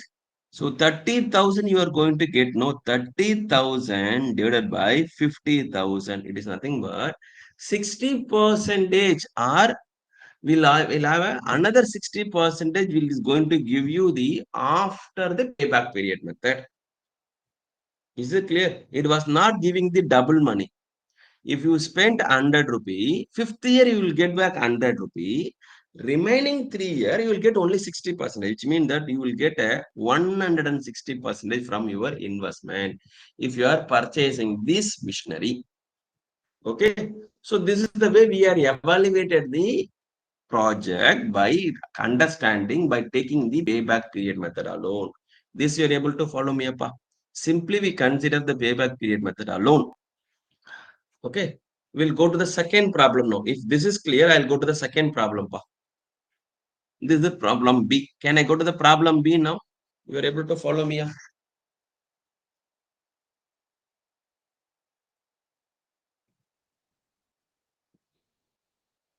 Yes.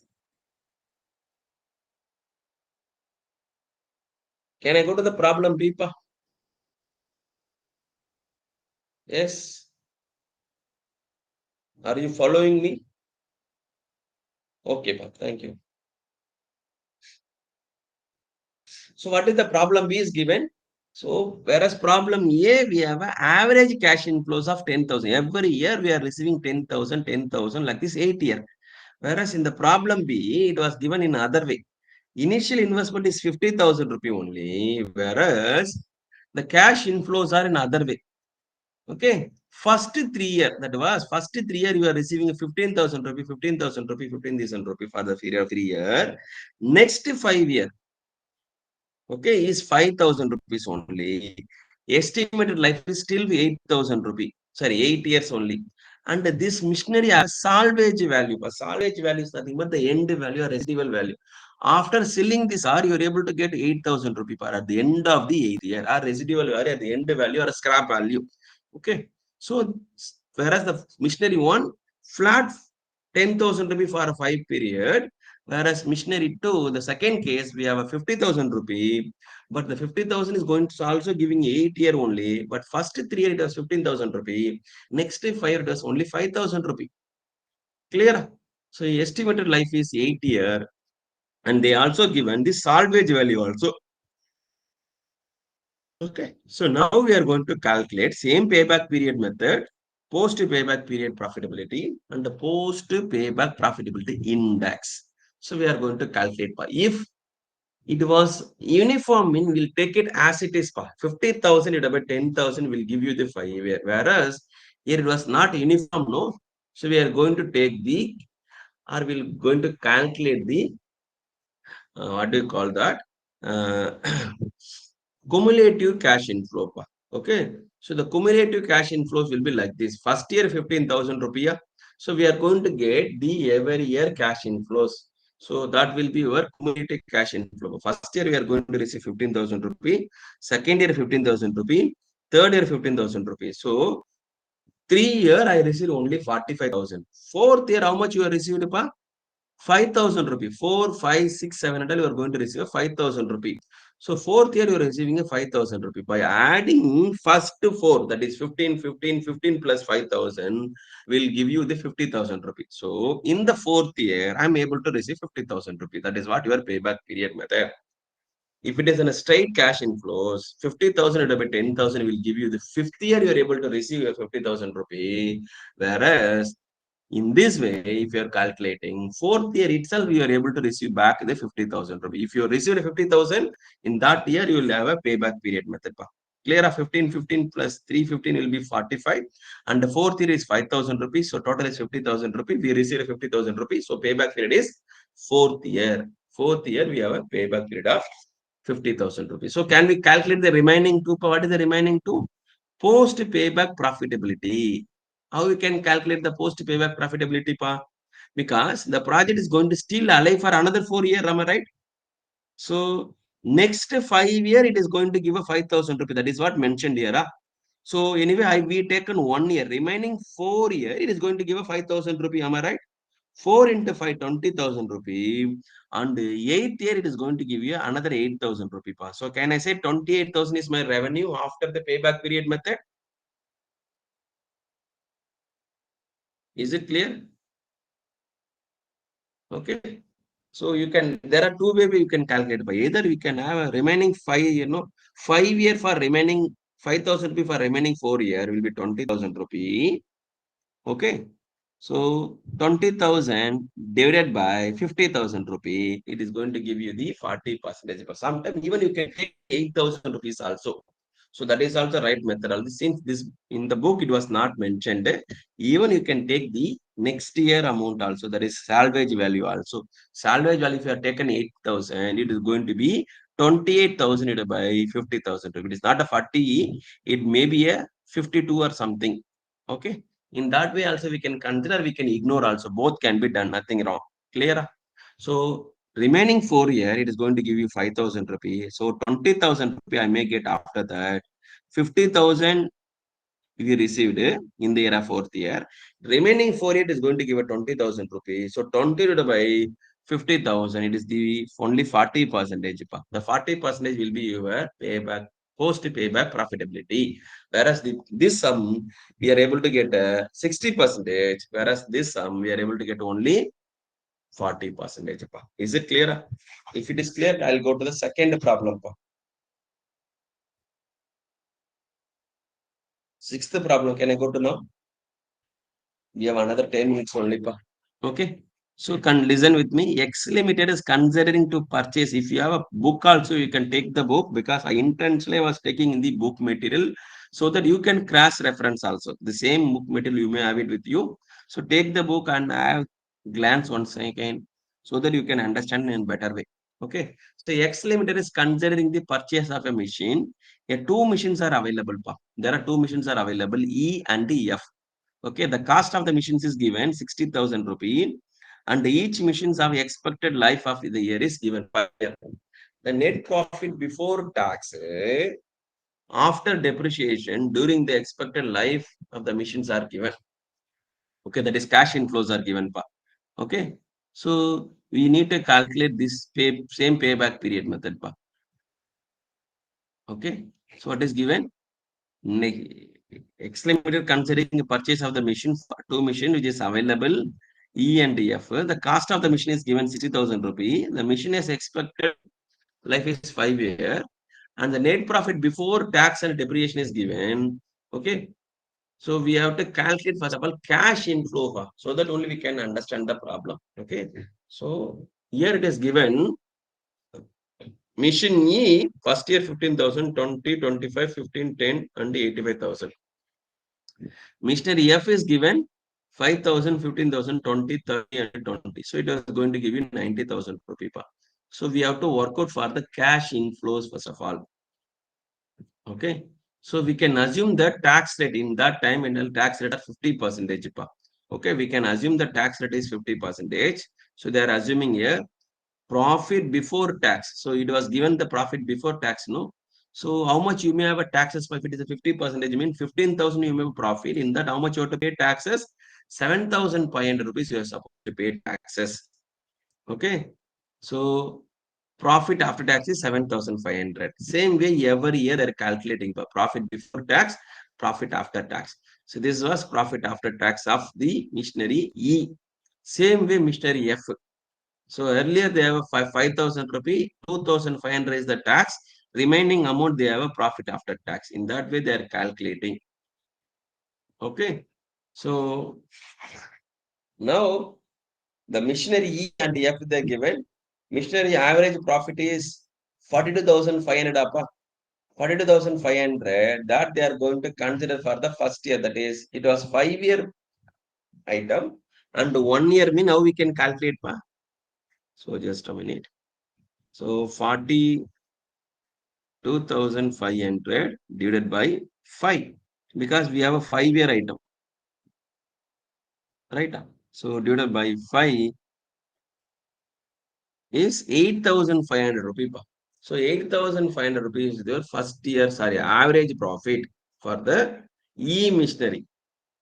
Same way, F missionary, average profit is 45,000. In that, 45,000 1 year, that is average is equal to, that is 5, no, divided by 5, right? It will give you the 9,000 rupees. So average profit is 8,500. Here average profit is 9,000 rupees. Okay. So now we can go back. Okay. So what is the original investment is given here? Both the investment cost is 60,000 rupees. So 60,000 rupees. Sometimes we can use it by some other methodology also. But average investment also we can consider. So both investment, average investment is half of the amount. That is 60,000 will be half will be 30,000 rupees. Here also it is will be like 60,000 to be half will be 30,000 rupees. You can cross check the formula also. Okay. So 30,000 rupees will be the average investment. Or here also 30,000 rupees average investment divided by the 8,500. Okay. In that way, we can calculate your ARR. So ARR equal to, what is the ARR formula?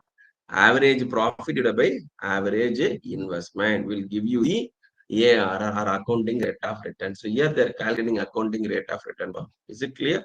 So both these tools will be called as a non-discounted cash flow technique. Okay. So if you are referring the formula for that, the formula will be like this one. That is average in profit divided by average investment. The profit we calculated, average profit is 8,500 for the E missionary. Average profit for the F is 9,000 rupee. Average investment is 30,000 rupee for the both investment. So 8,500 by 30,000 will be 28.33% for the first missionary. And 9,000 divided by 30,000 will be 30% for the E missionary. So since we comparing both the missionary, Mr. A is giving, sorry, Mr. E is giving only 28.33%, whereas Mr. F is giving 30%. Okay. So in that way, we can compare these two investment and say that profitability of the missionary F is very good and we can go buy or we can purchase the missionary F. So these all will be called as a capital budgeting decision. So so far we discussed about non-discounted cash flow technique or non-adjusted time value of the money. So we have a two problem. No, one is ARR method, another is payback period method. So payback period method also we seen a problem, and ARR method also we seen a problem. Both we are not used to the time value of the money. We consider the two projects and which projects are very good, and we take that project for our investment. Okay, that is why it is called as an investment decision, which is helping you to design the long-term capital budgeting of the business. Is it clear? If this is clear, we'll try to discuss one or two problem in this, and then we'll go to the discounted cash flow technique. Okay, so far we discussed our non-discounted cash flow technique. Maybe in the next class, maybe we'll start problem number 7 and 8 and all. So these all will be called as a discounted cash flow technique or time value of money adjusted things. Is it clear? If this is clear, I'll conclude today class. We'll discuss the class 7 and 8 until the next class so that you can refer in the during what they call the free time, and maybe in the next class tomorrow same 12 to 1 I have a class. In that time we can discuss. Clear? If you have any doubt.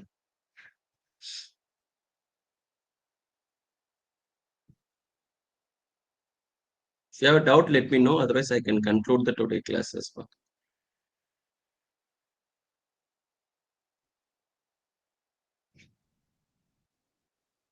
Yes.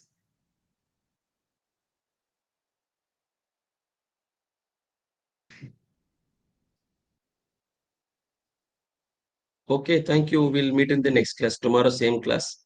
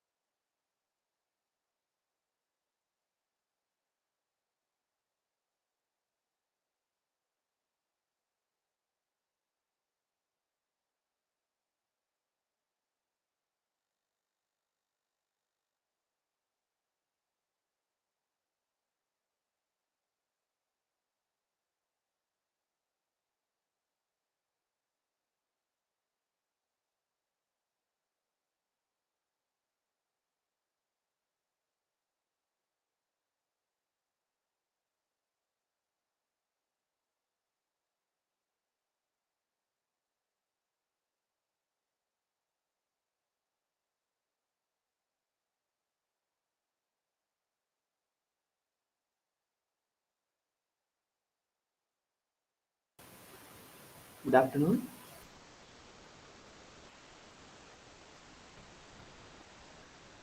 Good afternoon. Whether my voice is audible?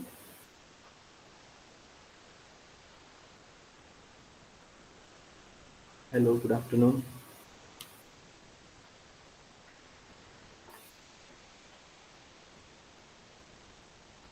Okay. Thank you. So I think my screen also visible to you, right?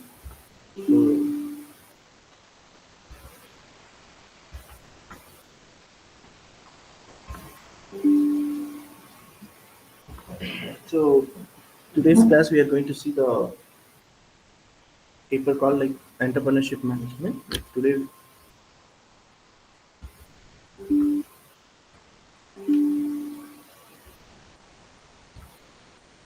so this is the first unit we are going to discuss today, like entrepreneurship, their definition, role, and expectations from entrepreneurship, and entrepreneurial styles and types, then characteristics of entrepreneur, functions of an entrepreneur, promotions of entrepreneurship, like how they are promoting, means generally how the government or any other agency promoting entrepreneurship activities, and role of social, cultural, and economic and political environment in the impact series of entrepreneurship management.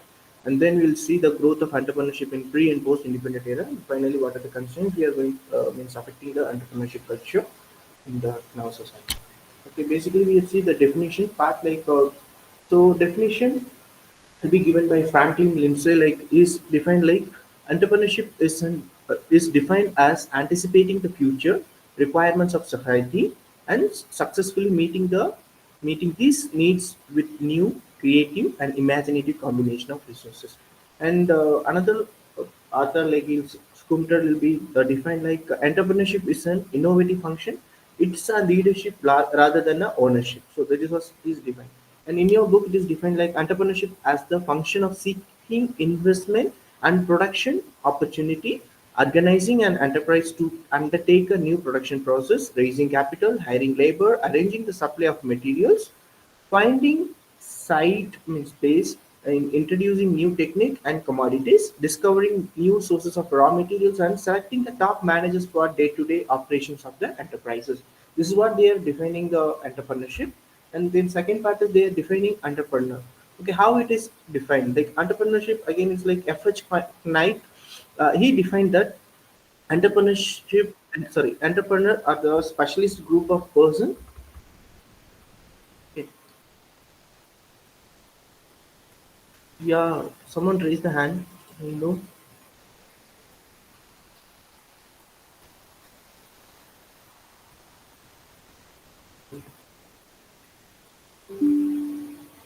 So again, like we come to the point, like entrepreneurs are specialist group of persons who undertake the risk and deal with the uncertainty. Entrepreneur is a economic functional who undertake responsibility which cannot be insured. Okay, so this is like a difference between the normal business person and then entrepreneur. So in your book, it is defined that entrepreneur is one who innovates, raise money, assemble inputs, choose managers, and set the organization going with us ability to identify them and opportunities with others are not able to identify, and it is able to fulfill such economic opportunities.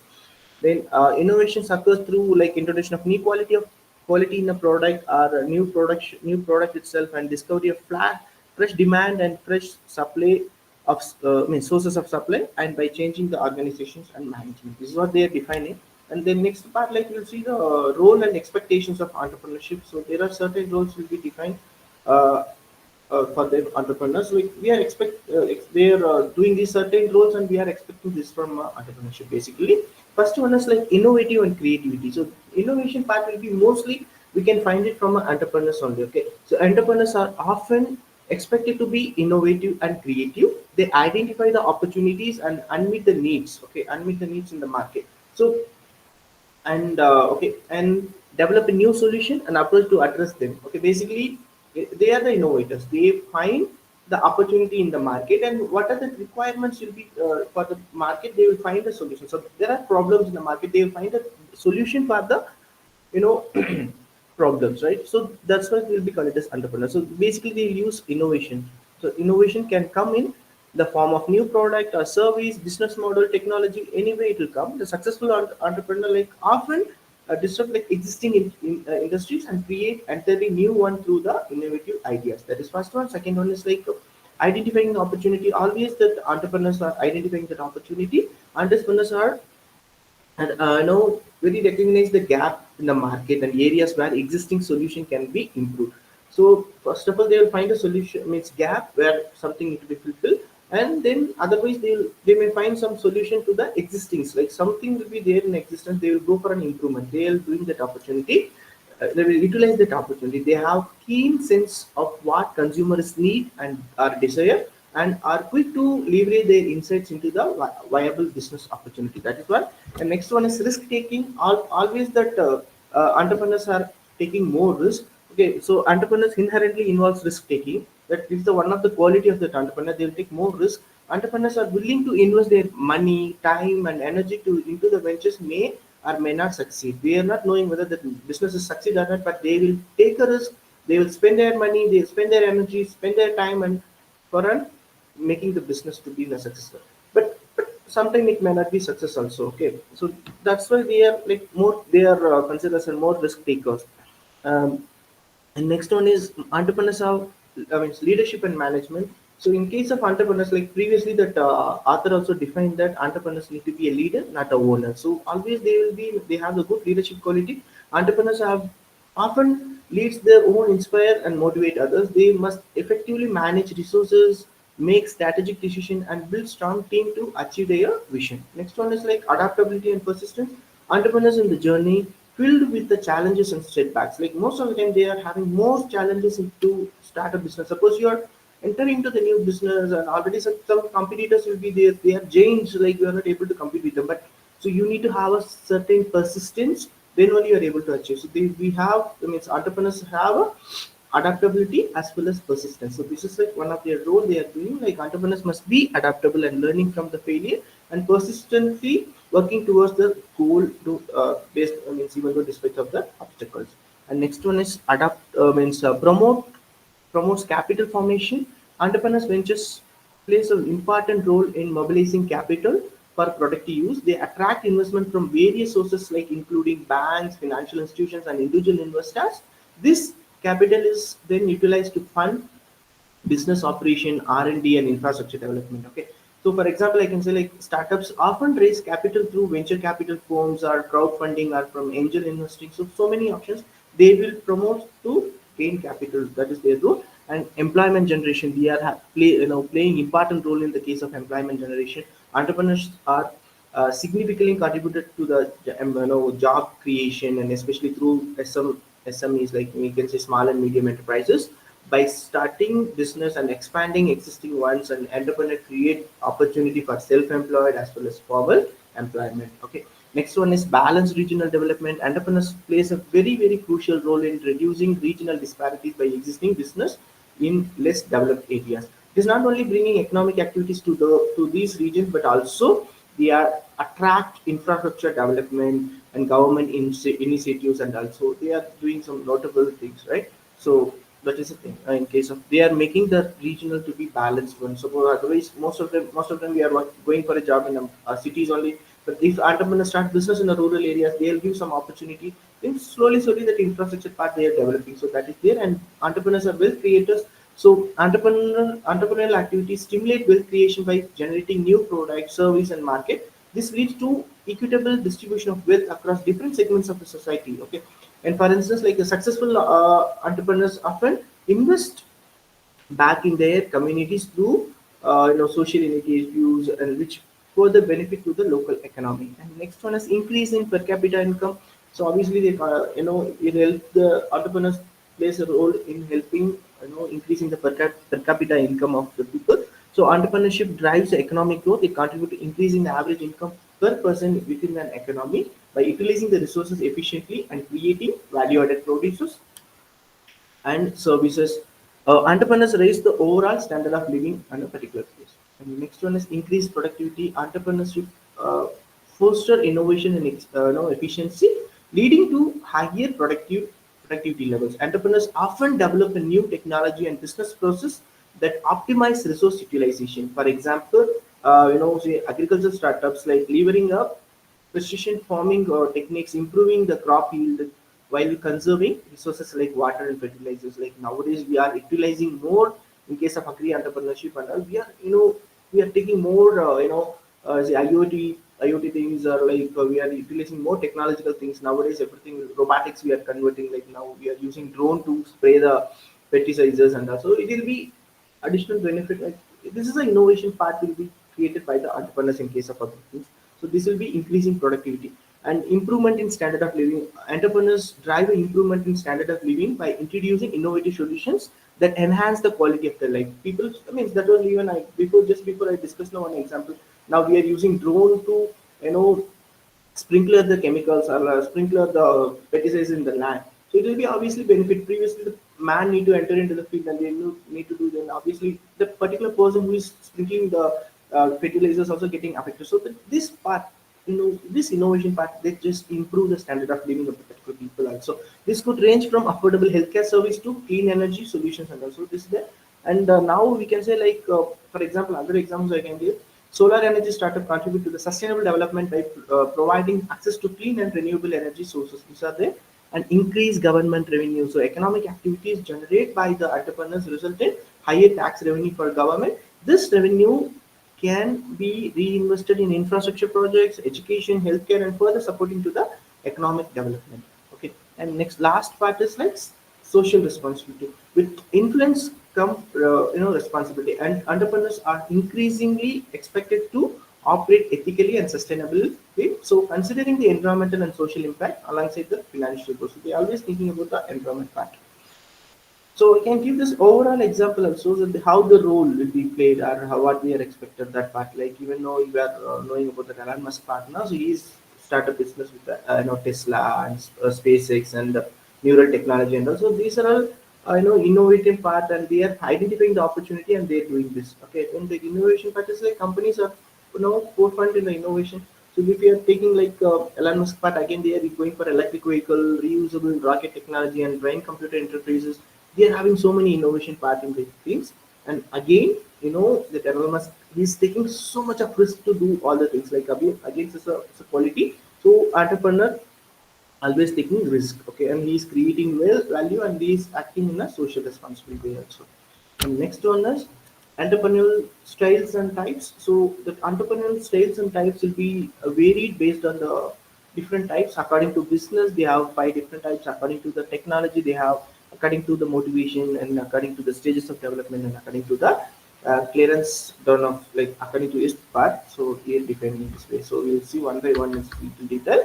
First one is like according to the business. So we can say business entrepreneurship. Business entrepreneurship are and business entrepreneur are idea-driven individual who create new venture by introducing innovative product or service into the market. That is the main thing. And they identify the market opportunity, conduct market research, develop business plan, secure funding, and oversees the production and marketing for their offering. Sorry. Sorry.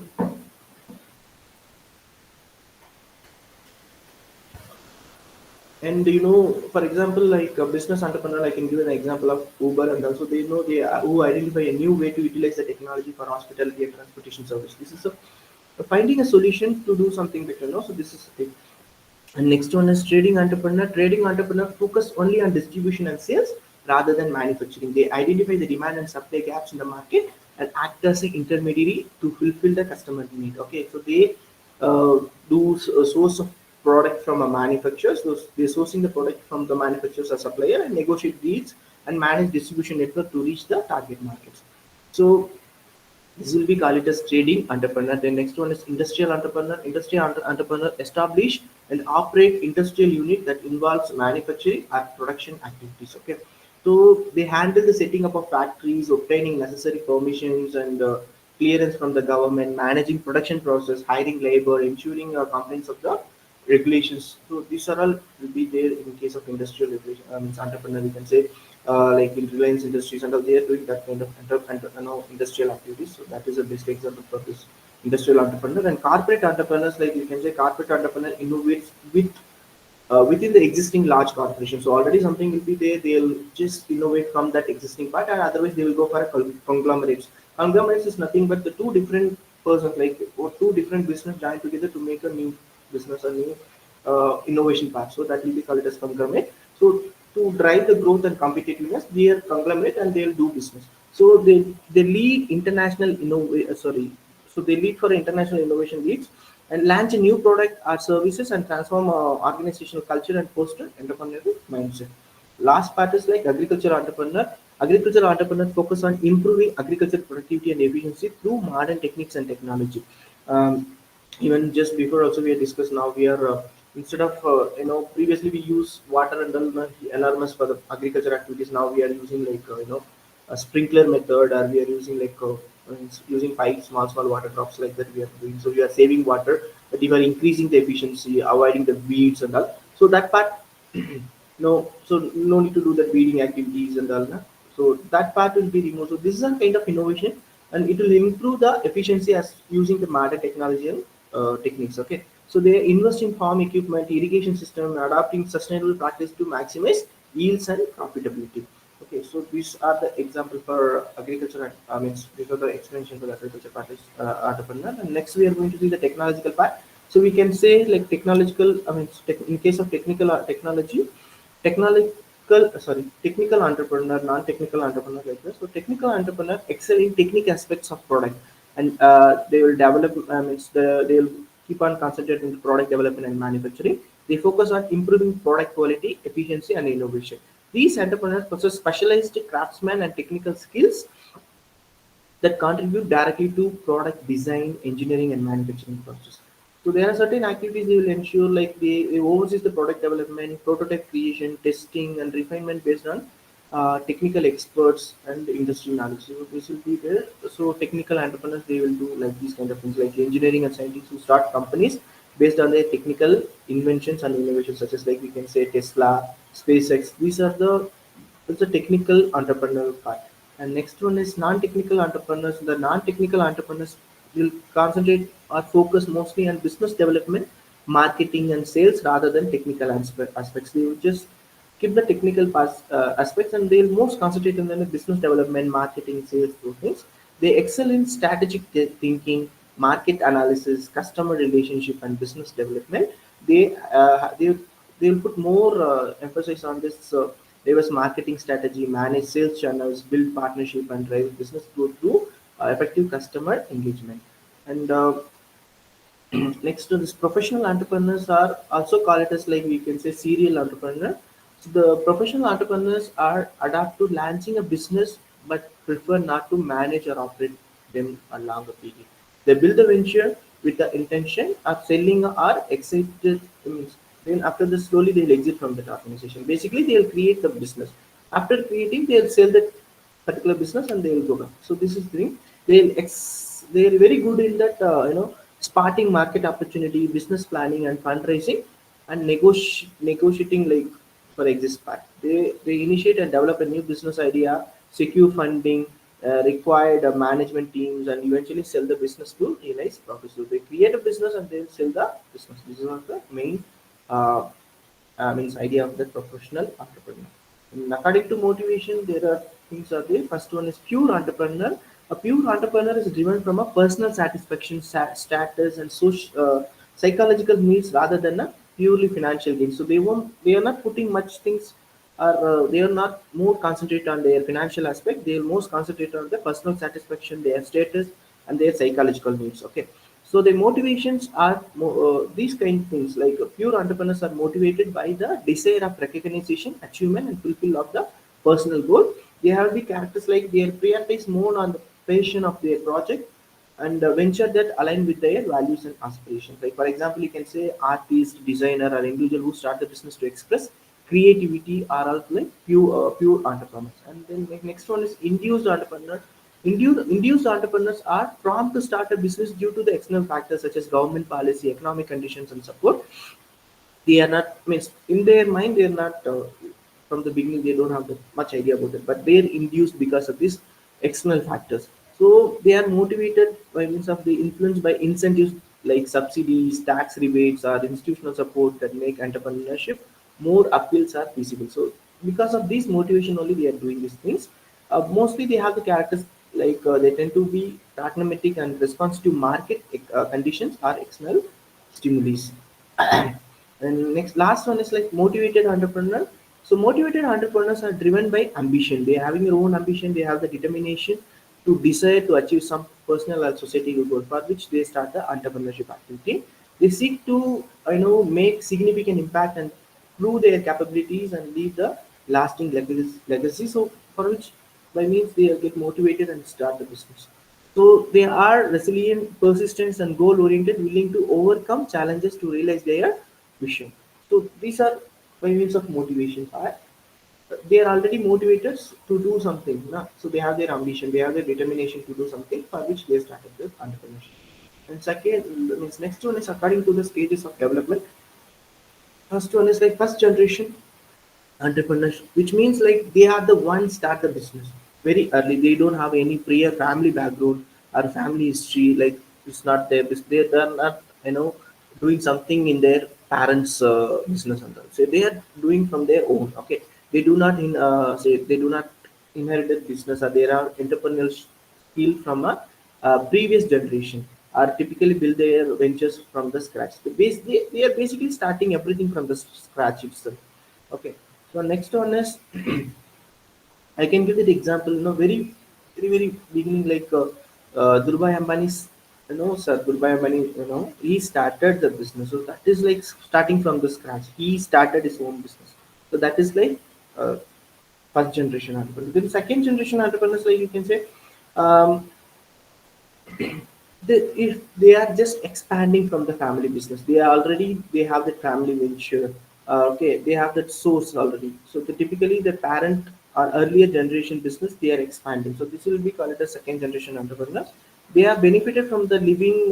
I mean from having a business from the foundation laid by someone as other procedures. Okay, um, procedures including access from a network, resources, and business knowledges. Okay, this is that. Like now we can say Ratan Tata, who succeeded J.R.D. Tata, so as the chairman of Tata Group. So Tata is already created. In case of Reliance, also Dhirubhai Ambani already started the business, and then now Mukesh Ambani and Anil Ambani they are taking the business. They are the second generation entrepreneurs like that.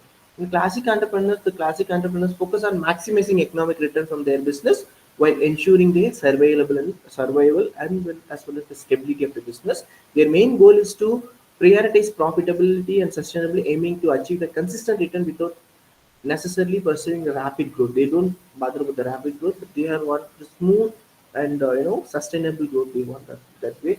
They are doing the business. So that's why they'll call it as classical entrepreneurs. The last one is like clearance done of he defined the different types like one is innovative entrepreneur. So innovative entrepreneurs are pioneers who introduce new product methods of production or market opportunities. They are finding that they are the first one they're doing this. So they are creative and proactive in identifying and capitalizing the emerging trends or needs. They take calculate risk in bringing innovative ideas to the market and offer and often distributing the existing industries. So these are the things will be called as innovative entrepreneurs. And next one is adaptive or imitative entrepreneurs. Just imitating in the sense they're just imitating from others. They are doing this. So adaptive entrepreneurs leverage successful innovation introduced by others rather than creating the new concept. So you won't create the new concept, but they'll take the concept of someone and they'll doing the same. Nowadays we can say now cafe day is doing better, the Starbucks is doing better. So what we are doing, we are also starting a new coffee shop. Like this resembles the same ideology. So this will be called as imitative entrepreneurs. Okay, so they have a certain qualities like they have observant and adaptive. So recognize and replicate proven the technology or business model. They play a very critical role in disseminating the innovation across the industry and regions. Okay, so this is an important part. And Fabian entrepreneurs, like they are very cautious and conservative, and preferring to adhere the traditional practice and customs. They are very risk averse and slow to adapt the changes. Mostly they won't go for changes. They'll they'll adapt the changes very slowly. They are risk averse. They won't take risk as easily. Okay, so they are mostly relying on the past experience and all. So they prioritize stability and continuity over innovation and growth, adapting only new whenever it's necessary for a survival. Then only they are going for changes. Okay, so otherwise they won't change anything. For example, like family-owned business or traditional craftsmen who maintain the long-standing practices despite of the external pressures of modernization. Okay. Next one is drone entrepreneurs. They are resistant to change. They are also resistant to change and innovation, even at the expense of reduced profitability or market competitiveness. Even though business is not doing well, also they won't go in for a changes. Um, they exhibit extreme no I mean extremism I mean extreme what is it like they are not easy to accept the changes, they are not adapting or they are not evolve to their business strategies and that, so they'll keep on doing the same thing, so this will be called as drone entrepreneurs. Okay, so next one is characteristics of an entrepreneur. So, characteristics of an entrepreneur plays a very crucial role in defining their success and effectiveness in the business venture. So, there are certain characters that they are having, like they have facilitating character. An entrepreneur must excel in building and leading the teams and keeping them and motivated and fostering the environment that supports individual growth and career development. They always facilitating their employees or motivated them to do the business, so obviously they have these characteristics. That is a kind of leadership quality. Building a strong team is essential for uh, existing in a business operation. Okay, so if the team is not stronger enough, they are not performing well, then slowly the business will not able to achieve the goals. Okay, then self-confidence, always that entrepreneurs have the self-confidence. So entrepreneurs need to have unwavering belief in themselves and their ability to accomplish their goals despite of challenges and setbacks. Even though they have such certain challenges, they have setbacks, but they are keep on believing themselves and they proceed further. So that is the self-confidence part. So it is required for a entrepreneurs. Okay. The self-confidence helps the entrepreneurs to make bold decisions, take risk, and persist with the face of adversity and inspiring confidence in team members and stakeholders. Next one is work with mission and vision. Always an entrepreneurs need to have some mission and vision in their business. So entrepreneurs should committed to the project with a clear vision and mission that extend beyond the short-term gains, typically with the time horizon for 5 to 7 years. Having a long-term mission provides a direction, purpose, and guiding decisions that action to achieve the sustained success of and growth. And they have a higher degree of endurance. Success of an entrepreneur demands the ability to work long hours consistently over an extended period, demonstrating a resilience and perseverance. Okay, so last means next one is like troubleshooting nature. Entrepreneurs should possess the strong desire to complete the task and solve problem creatively. Then they effectively they are the basically they are effective problem solvers. They have the problem solving skills are critical for overcoming the hurdles. Okay, so because entrepreneurship activity is not easy job. So entrepreneurship or running an enterprise is not an easy job because of so much of economical, political, and social, cultural things and all.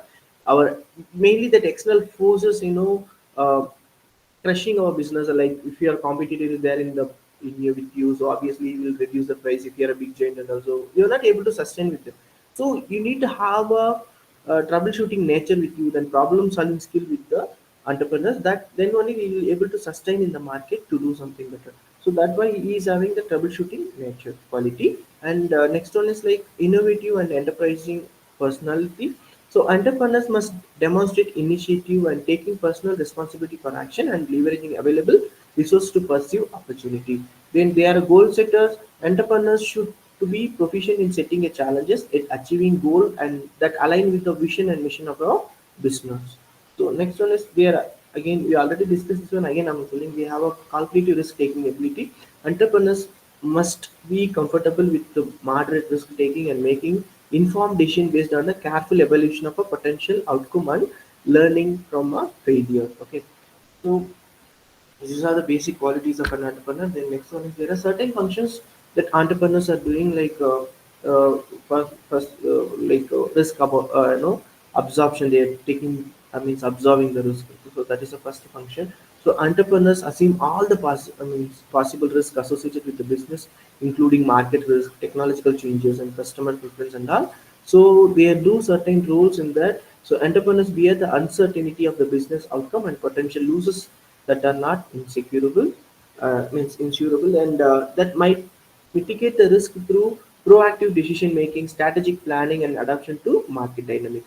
So the important part is like risk absorption requires entrepreneur initiative, skills, and judgment to native uncertainties and protect the business from a adverse impact. The next one is formulative strategic business decisions. So entrepreneurs make critical decisions regarding the product offering, market entry strategy, production methods, business scale, location, and resource allocations. Uh, they analyze the market opportunities and industry trends to identify the most promising prospects for their business. They choose the product and service based on the profitability and the demand and adapting strategy to the minimizing so minimizing risk and maximizing their return. So basically, the strategies will be formed from the research part. Like we'll do so much of research. They will conduct market surveys for checking that resources where you can collect the resources for your raw material, and they finding the market research. Then do again market research to find where you can having the potential customers and also these are things will be there.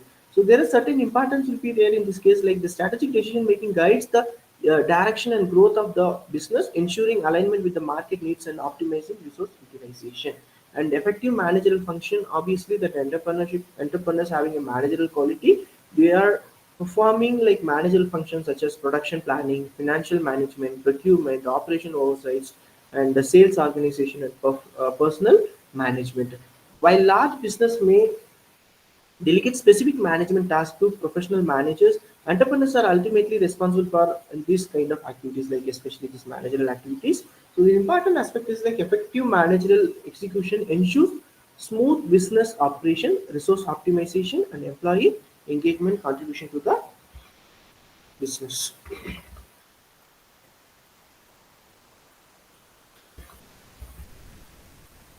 Yeah. So next one is like adopt innovative functions. So entrepreneurs involves continuous innovation and improvement in products, process, and service to meet evolving market demands and enhance the competitiveness.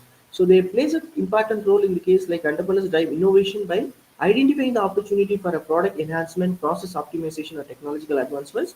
They have introduced new ideas and concepts in different to differentiate from their offerings. Okay, so means generally from their competitors. Okay, so the innovation is key driver for business growth and sustainability, that enabling the entrepreneur to stay ahead from their competitors, capture new market, and enhance the customer value. There are certain implications will be there like integrated functions. So all the core functions are integrated. The entrepreneur perform the diverse range of functions that includes of risk management, strategic planning and managerial oversights and innovation to drive the business in a successful way. So it need to be when he is doing something, you need to incorporate all the four functions and then proceed further. And how the entrepreneurship promoted in India. Um, so basically, we can say like government initiatives. Uh, the government is doing so many things in case of entrepreneurial activities. Like we can say, Startup India initiative, like launched by the government of India. This initiative is aimed to build a strong ecosystem for nurturing innovation and startups. It includes schemes such as easy startup registration, tax benefits, funding support through funds like funds of funds, and various other incentives to boost the entrepreneurship. This is one initiative named. Next one is Stand Up India scheme. This scheme promotes the entrepreneurship among women.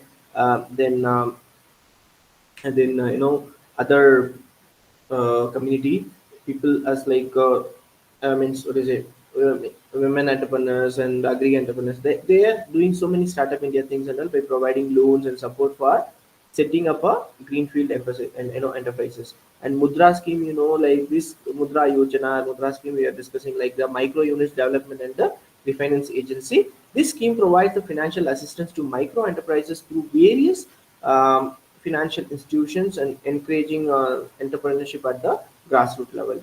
Then next one is R&D support. The government supports R&D initiatives and innovation through various grants, subsidies, and incentives, encouraging the entrepreneurs to develop new technologies and solutions.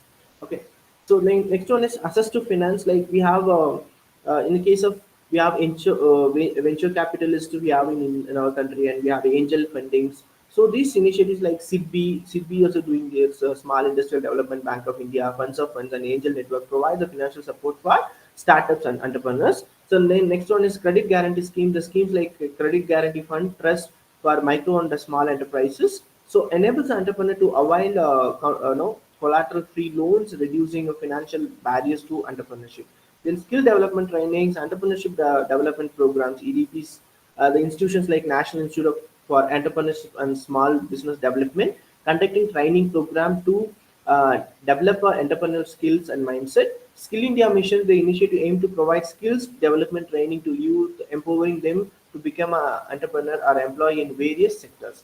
And incubations and other acceleration part like the startup incubator and acceleration. Government of India support incubators and accelerators provide with startup with infrastructure, mentorship, networking opportunities, and other funding. It means helping to access funding and facilitating with for their other growth and success. Okay, so then Atal Innovation Mission like AIM. So AIM foster innovations and entrepreneurship among schools and college students through Atal Thinkers, Tinkering Labs, ATLs, and Atal Incubation Centers. So these are will be created at the universities level, school levels, colleges level to create or promote entrepreneur things, to the students level. Okay, and regulatory and reform supporting regulatory reforms and support infrastructure, simplification of regulations. So continuous efforts are made to streamline the regulatory process, reduce the compliance burden, and improve ease of doing business for startups and entrepreneurs. Then incubation infrastructure there is there, like developing a physical infrastructure such as co-working spaces, maker spaces, and technology parks to support the startup operation. The next one is like innovation and research ecosystem, like technological hubs will be created. So technological hubs and clusters are created, like government of India initiative to government of India as well as the state government. They are innovative to promote technological hubs and clusters. Like they have technological hubs and clusters in Bangalore, Hyderabad, and all, and Pune also you have, and attract startups and foster collaboration between academy, industry, and startups. Then next one is research and development fundings, increasing funding for R&D and innovation in the key sectors like biotechnology, healthcare, and renewable energy, encourage entrepreneurial ventures for these activities. And next one is PPP, that like a public-private partnership. So public-private partnership, like partnership with the corporate and industry body, collaboration between government, corporate, and industry body, facilitating the knowledge transfer, investments, and market access for startups and entrepreneurs. These are the activities will be promoting entrepreneurial activity. And then awareness and outreach. Entrepreneurship awareness camps, conducting workshops, seminars, and campaigns to raise awareness about entrepreneurship and its benefits. Digital platforms they are created, leveraging digital platform to disseminate information, connect entrepreneurs with resources, and facilitate market access. The next one is promotion of social entrepreneurs. That the social impact initiatives like encouraging entrepreneurs to focus on solving societal challenges through innovative business model and social entrepreneurs. So these are the promotion activities done by the government as well as the private parties for promoting entrepreneurial activities in our country. The next one is role of socio-cultural and economic political environment. The role of social, cultural, and economic and political factors is significant in shaping the entrepreneur landscape in India, like enterprises are in an entrepreneurship landscape in India. These factors influence the opportunities and challenges and behaviors of an entrepreneur. So first we will say about like socio-cultural entrepreneur. Like first one is family structure and support. In India, the strong family ties and support can encourage either encourage or discourage the entrepreneurship. Like both the benefits and disadvantages will be there. So family structure itself helping someone to do this kind of activities, and sometimes that family becomes certain disadvantage or discourage entrepreneurial activities. So the cultural norm may influence the decision related to career choice, risk taking, and business ownership within the families. Second one is attitude towards risk and failure. Social cultural belief and attitudes towards risk taking and failure can impact entrepreneurial behavior. In some culture, risk aversion may be prevail, and while others there may be greater acceptance of entrepreneurship in viable career path.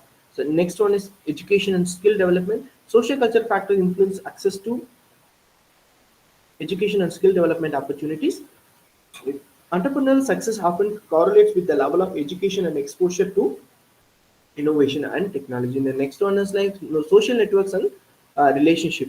Like social networks plays an important role in entrepreneurship by providing access to resources, information, mentorship, and market connections, strong to social ties with communities can facilitate or inhibit to entrepreneurial venture. The next one is economic environment. Like basically, first one is like market condition and demand. Economic factors such as market size, customer preference, purchasing power, and inflation influence the. I mean, purchasing power basically deals with the inflation part. Like it will be having a more impact on the entrepreneurial opportunities. Like this, a growing middle class and increasing consumers' demand for a new product service create fertile ground for entrepreneurship. Okay, next one is to access to finance and investment. The availability of capital through formal and informal channels, including venture capital, angel investors.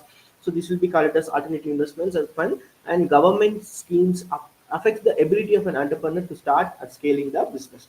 Then next one is infrastructure and technology. Economic development infrastructure, including transportation, communication, and internet connectivity, impact the ease of doing business and access to market for entrepreneurs. Then government policy and regulations, economic policies, taxations, and regulatory framework shape the business environment and impact the cost and the ease of entrepreneurship.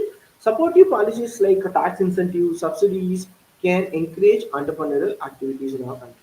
The next one is like political environment, like stable and governance. Stability in the governance is one of the important thing. The political stability, rule of law, and governance affect the investors' confidence and business operation. Uncertainty and political instability can deter the entrepreneurial activities as well as the entrepreneurship as well as the investment especially.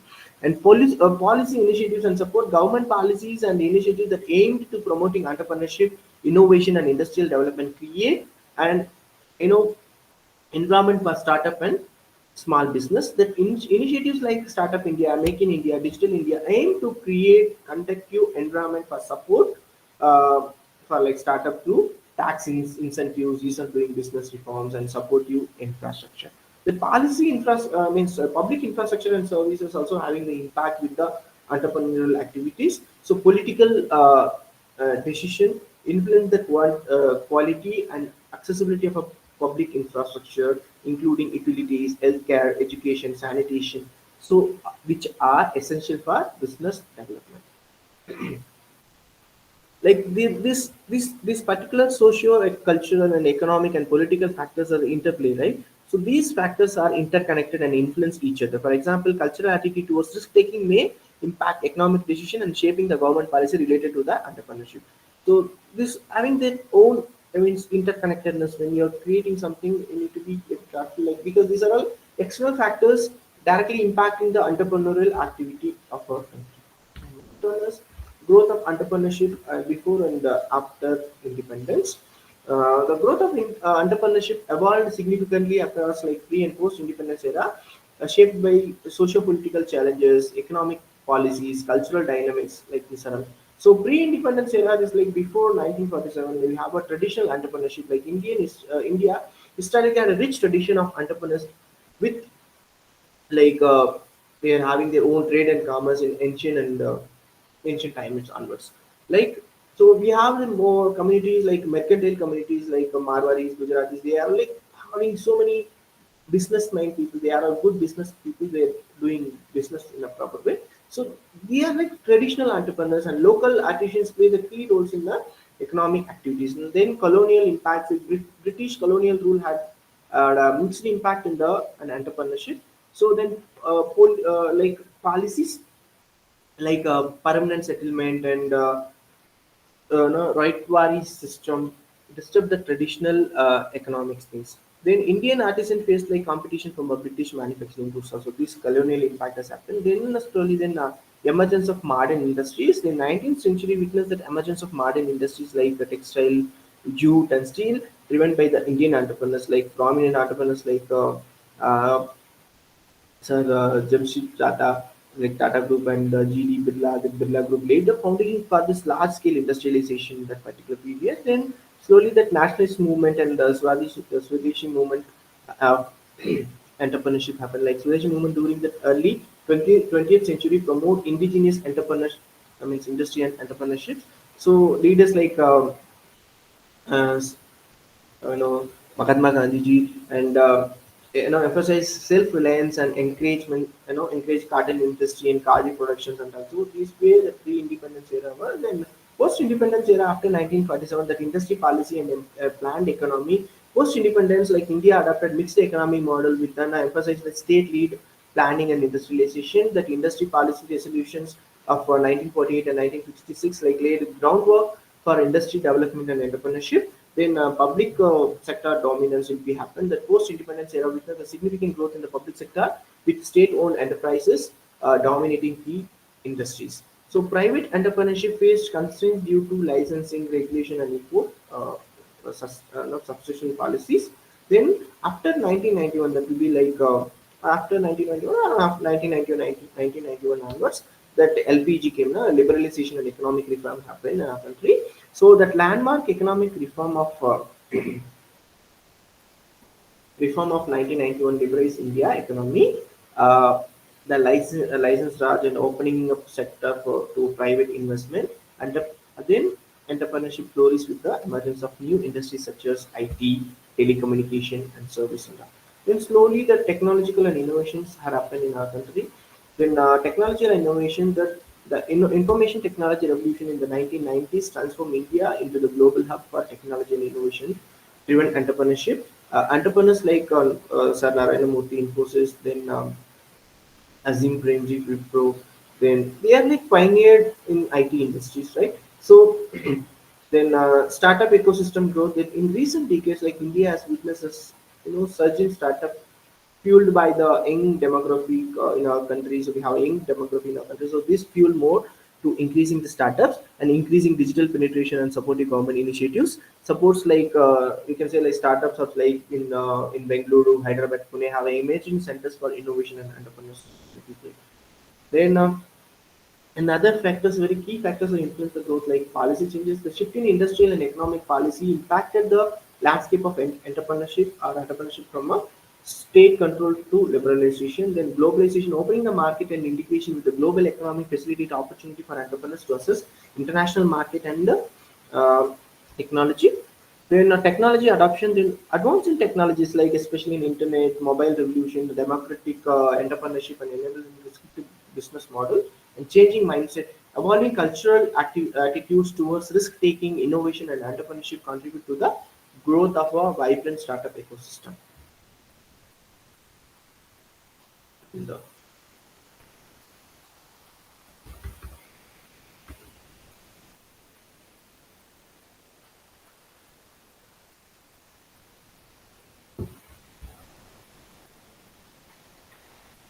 Lastly, there are certain constraints for the growth of entrepreneurial culture, like we can say economic factors, social factor, government, political, and approach, like psychological factors and other factors means I mean because of these factors, uh, it creates some challenges to the growth of economic entrepreneurial culture in our country. So we will see what are they one by one. Will be slowly, like the factors affected entrepreneurship growth are divided into various groups so that a strategic according to each group factors can be used. Like these factors classified in the following groups, like economic factors, social factors, psychological factors, government policy, government or political factors, and other factors. All these factors listed above are like interconnected and mutually depend on each other. No single factor can facilitate with the complete growth of entrepreneurship, but the effective functioning and the speed of the growth of entrepreneurship. Like you see, that economic factors like first one is capital and finance. Finance is the most what is it important factor for any business.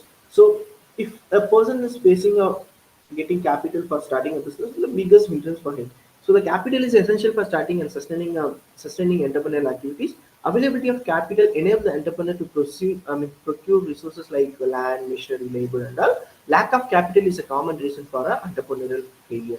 Because when you're going for if you can start a business, we can go for registration of that. Then after that, when you're going for expansion part, obviously we need more capital for that expansion. So if you don't have any capital, you have only idea, it is your idea will get you're not able to flourish. So that is the reason why now because of government policies and now many venture capitalists came and many angel investors are coming. So these are will be kind of opportunity also, but because this is the main challenge they are faced by the entrepreneur. Then second one is like labor is like quality and affordable labor are crucial for entrepreneurial success. Cheap labor can lower production costs and enhance profitability. Then labor intensive industry face challenges due to labor issues which can be migrated with the technology and innovation. That is a sometimes labor.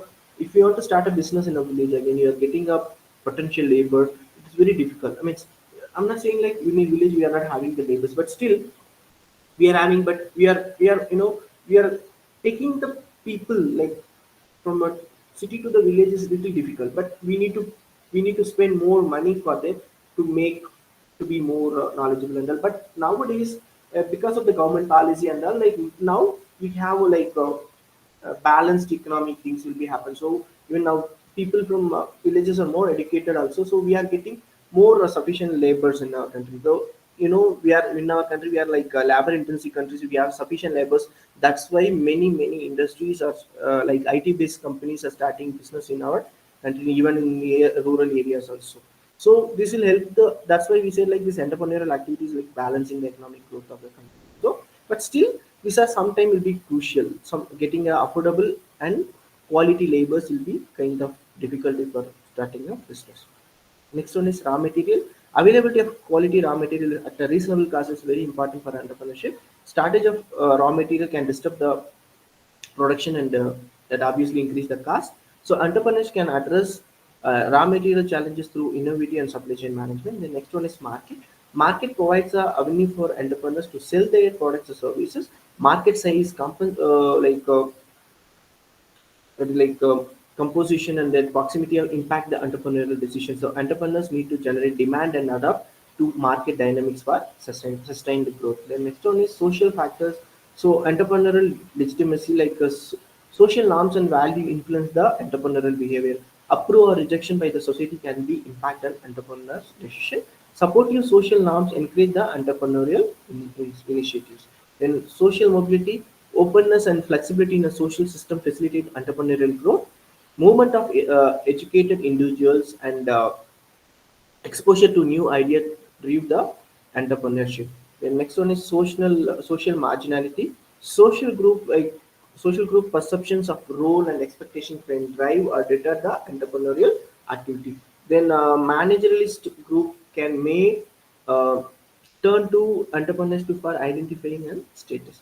Last one is security. Social and economic security encourage the individual to engage in entrepreneurs. Adequate security fosters risk taking and innovation among the entrepreneurs. So that's why it is getting, it's affecting the entrepreneurial activity. Then next one is the government and political approach. Government policy initiatives may play a very crucial role in fostering and conducting environment for entrepreneurs. Supportive policies like infrastructure development and training program encourage entrepreneurial activities among the youth in our country. Policies like MSME Act, special economic zones, startup schemes facilitate entrepreneurial activity. Obviously, when you're doing business in cell zones and that, obviously you can get tax benefits and that's obviously these are all motivating factors to start a business, starting an entrepreneurial business in our country. The next one is psychological factor, motivating of high achievement. Need for achievement drives entrepreneurial or aspiration. So then entrepreneurs seek success and recognition through their ventures. In status, respect, desire of social recognition and respect motivate the individual towards entrepreneurship. Withdrawal of status, respect can trigger innovative response to entrepreneurship. Last, other factors like infrastructure development. The sound infrastructure support business operation and enhances the entrepreneurial confidence.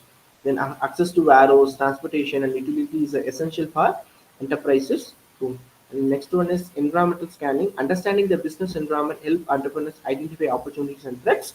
Effective entrepreneurial analysis aids to strategic decision making and business planning. And then last one is training. Education and training, equip the entrepreneurs with the necessary knowledge and skill. Training program fosters innovation, problem solving, and business management capabilities. So, with all these factors having a positive as well as negative impact in the entrepreneurial things, like what are the factors you are saying, like all the factors having their positive as well as, if you have a good infrastructure, it will be good for the growth of entrepreneurial things. But if you are not having a good infrastructure facility in a particular place, we are not having road facility, we are not having a proper connecting facility, communication facilities, and all, then obviously it will be kind of constraint for this. And training of people is also important things, like then motivated for achievement. Suppose you are doing something good, then your family members or your society is not motivating you. Like you are there always like demotivating you. What you are doing, you are not getting better enough business better, or you are not getting better profit. Like this obviously, this slowly will be the kind of constraints. And if you are not getting a proper labor, obviously your business will be deterred. If you are not getting a proper quality raw material, again your business, your product, your finished product will be not in a quality matter. So obviously you will lose the market.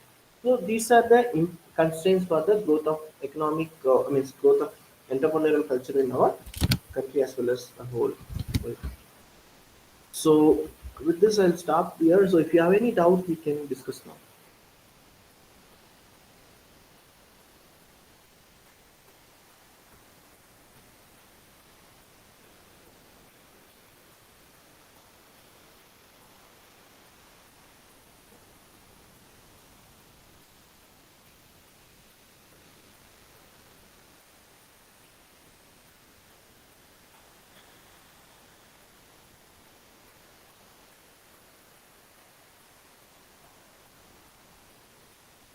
Okay, thank you.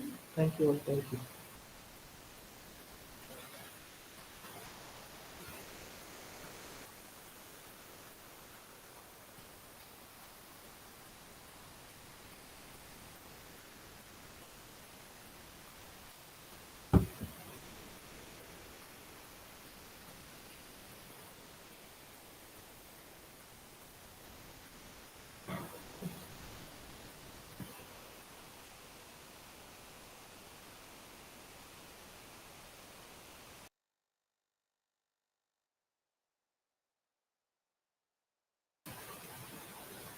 Okay, thank you all.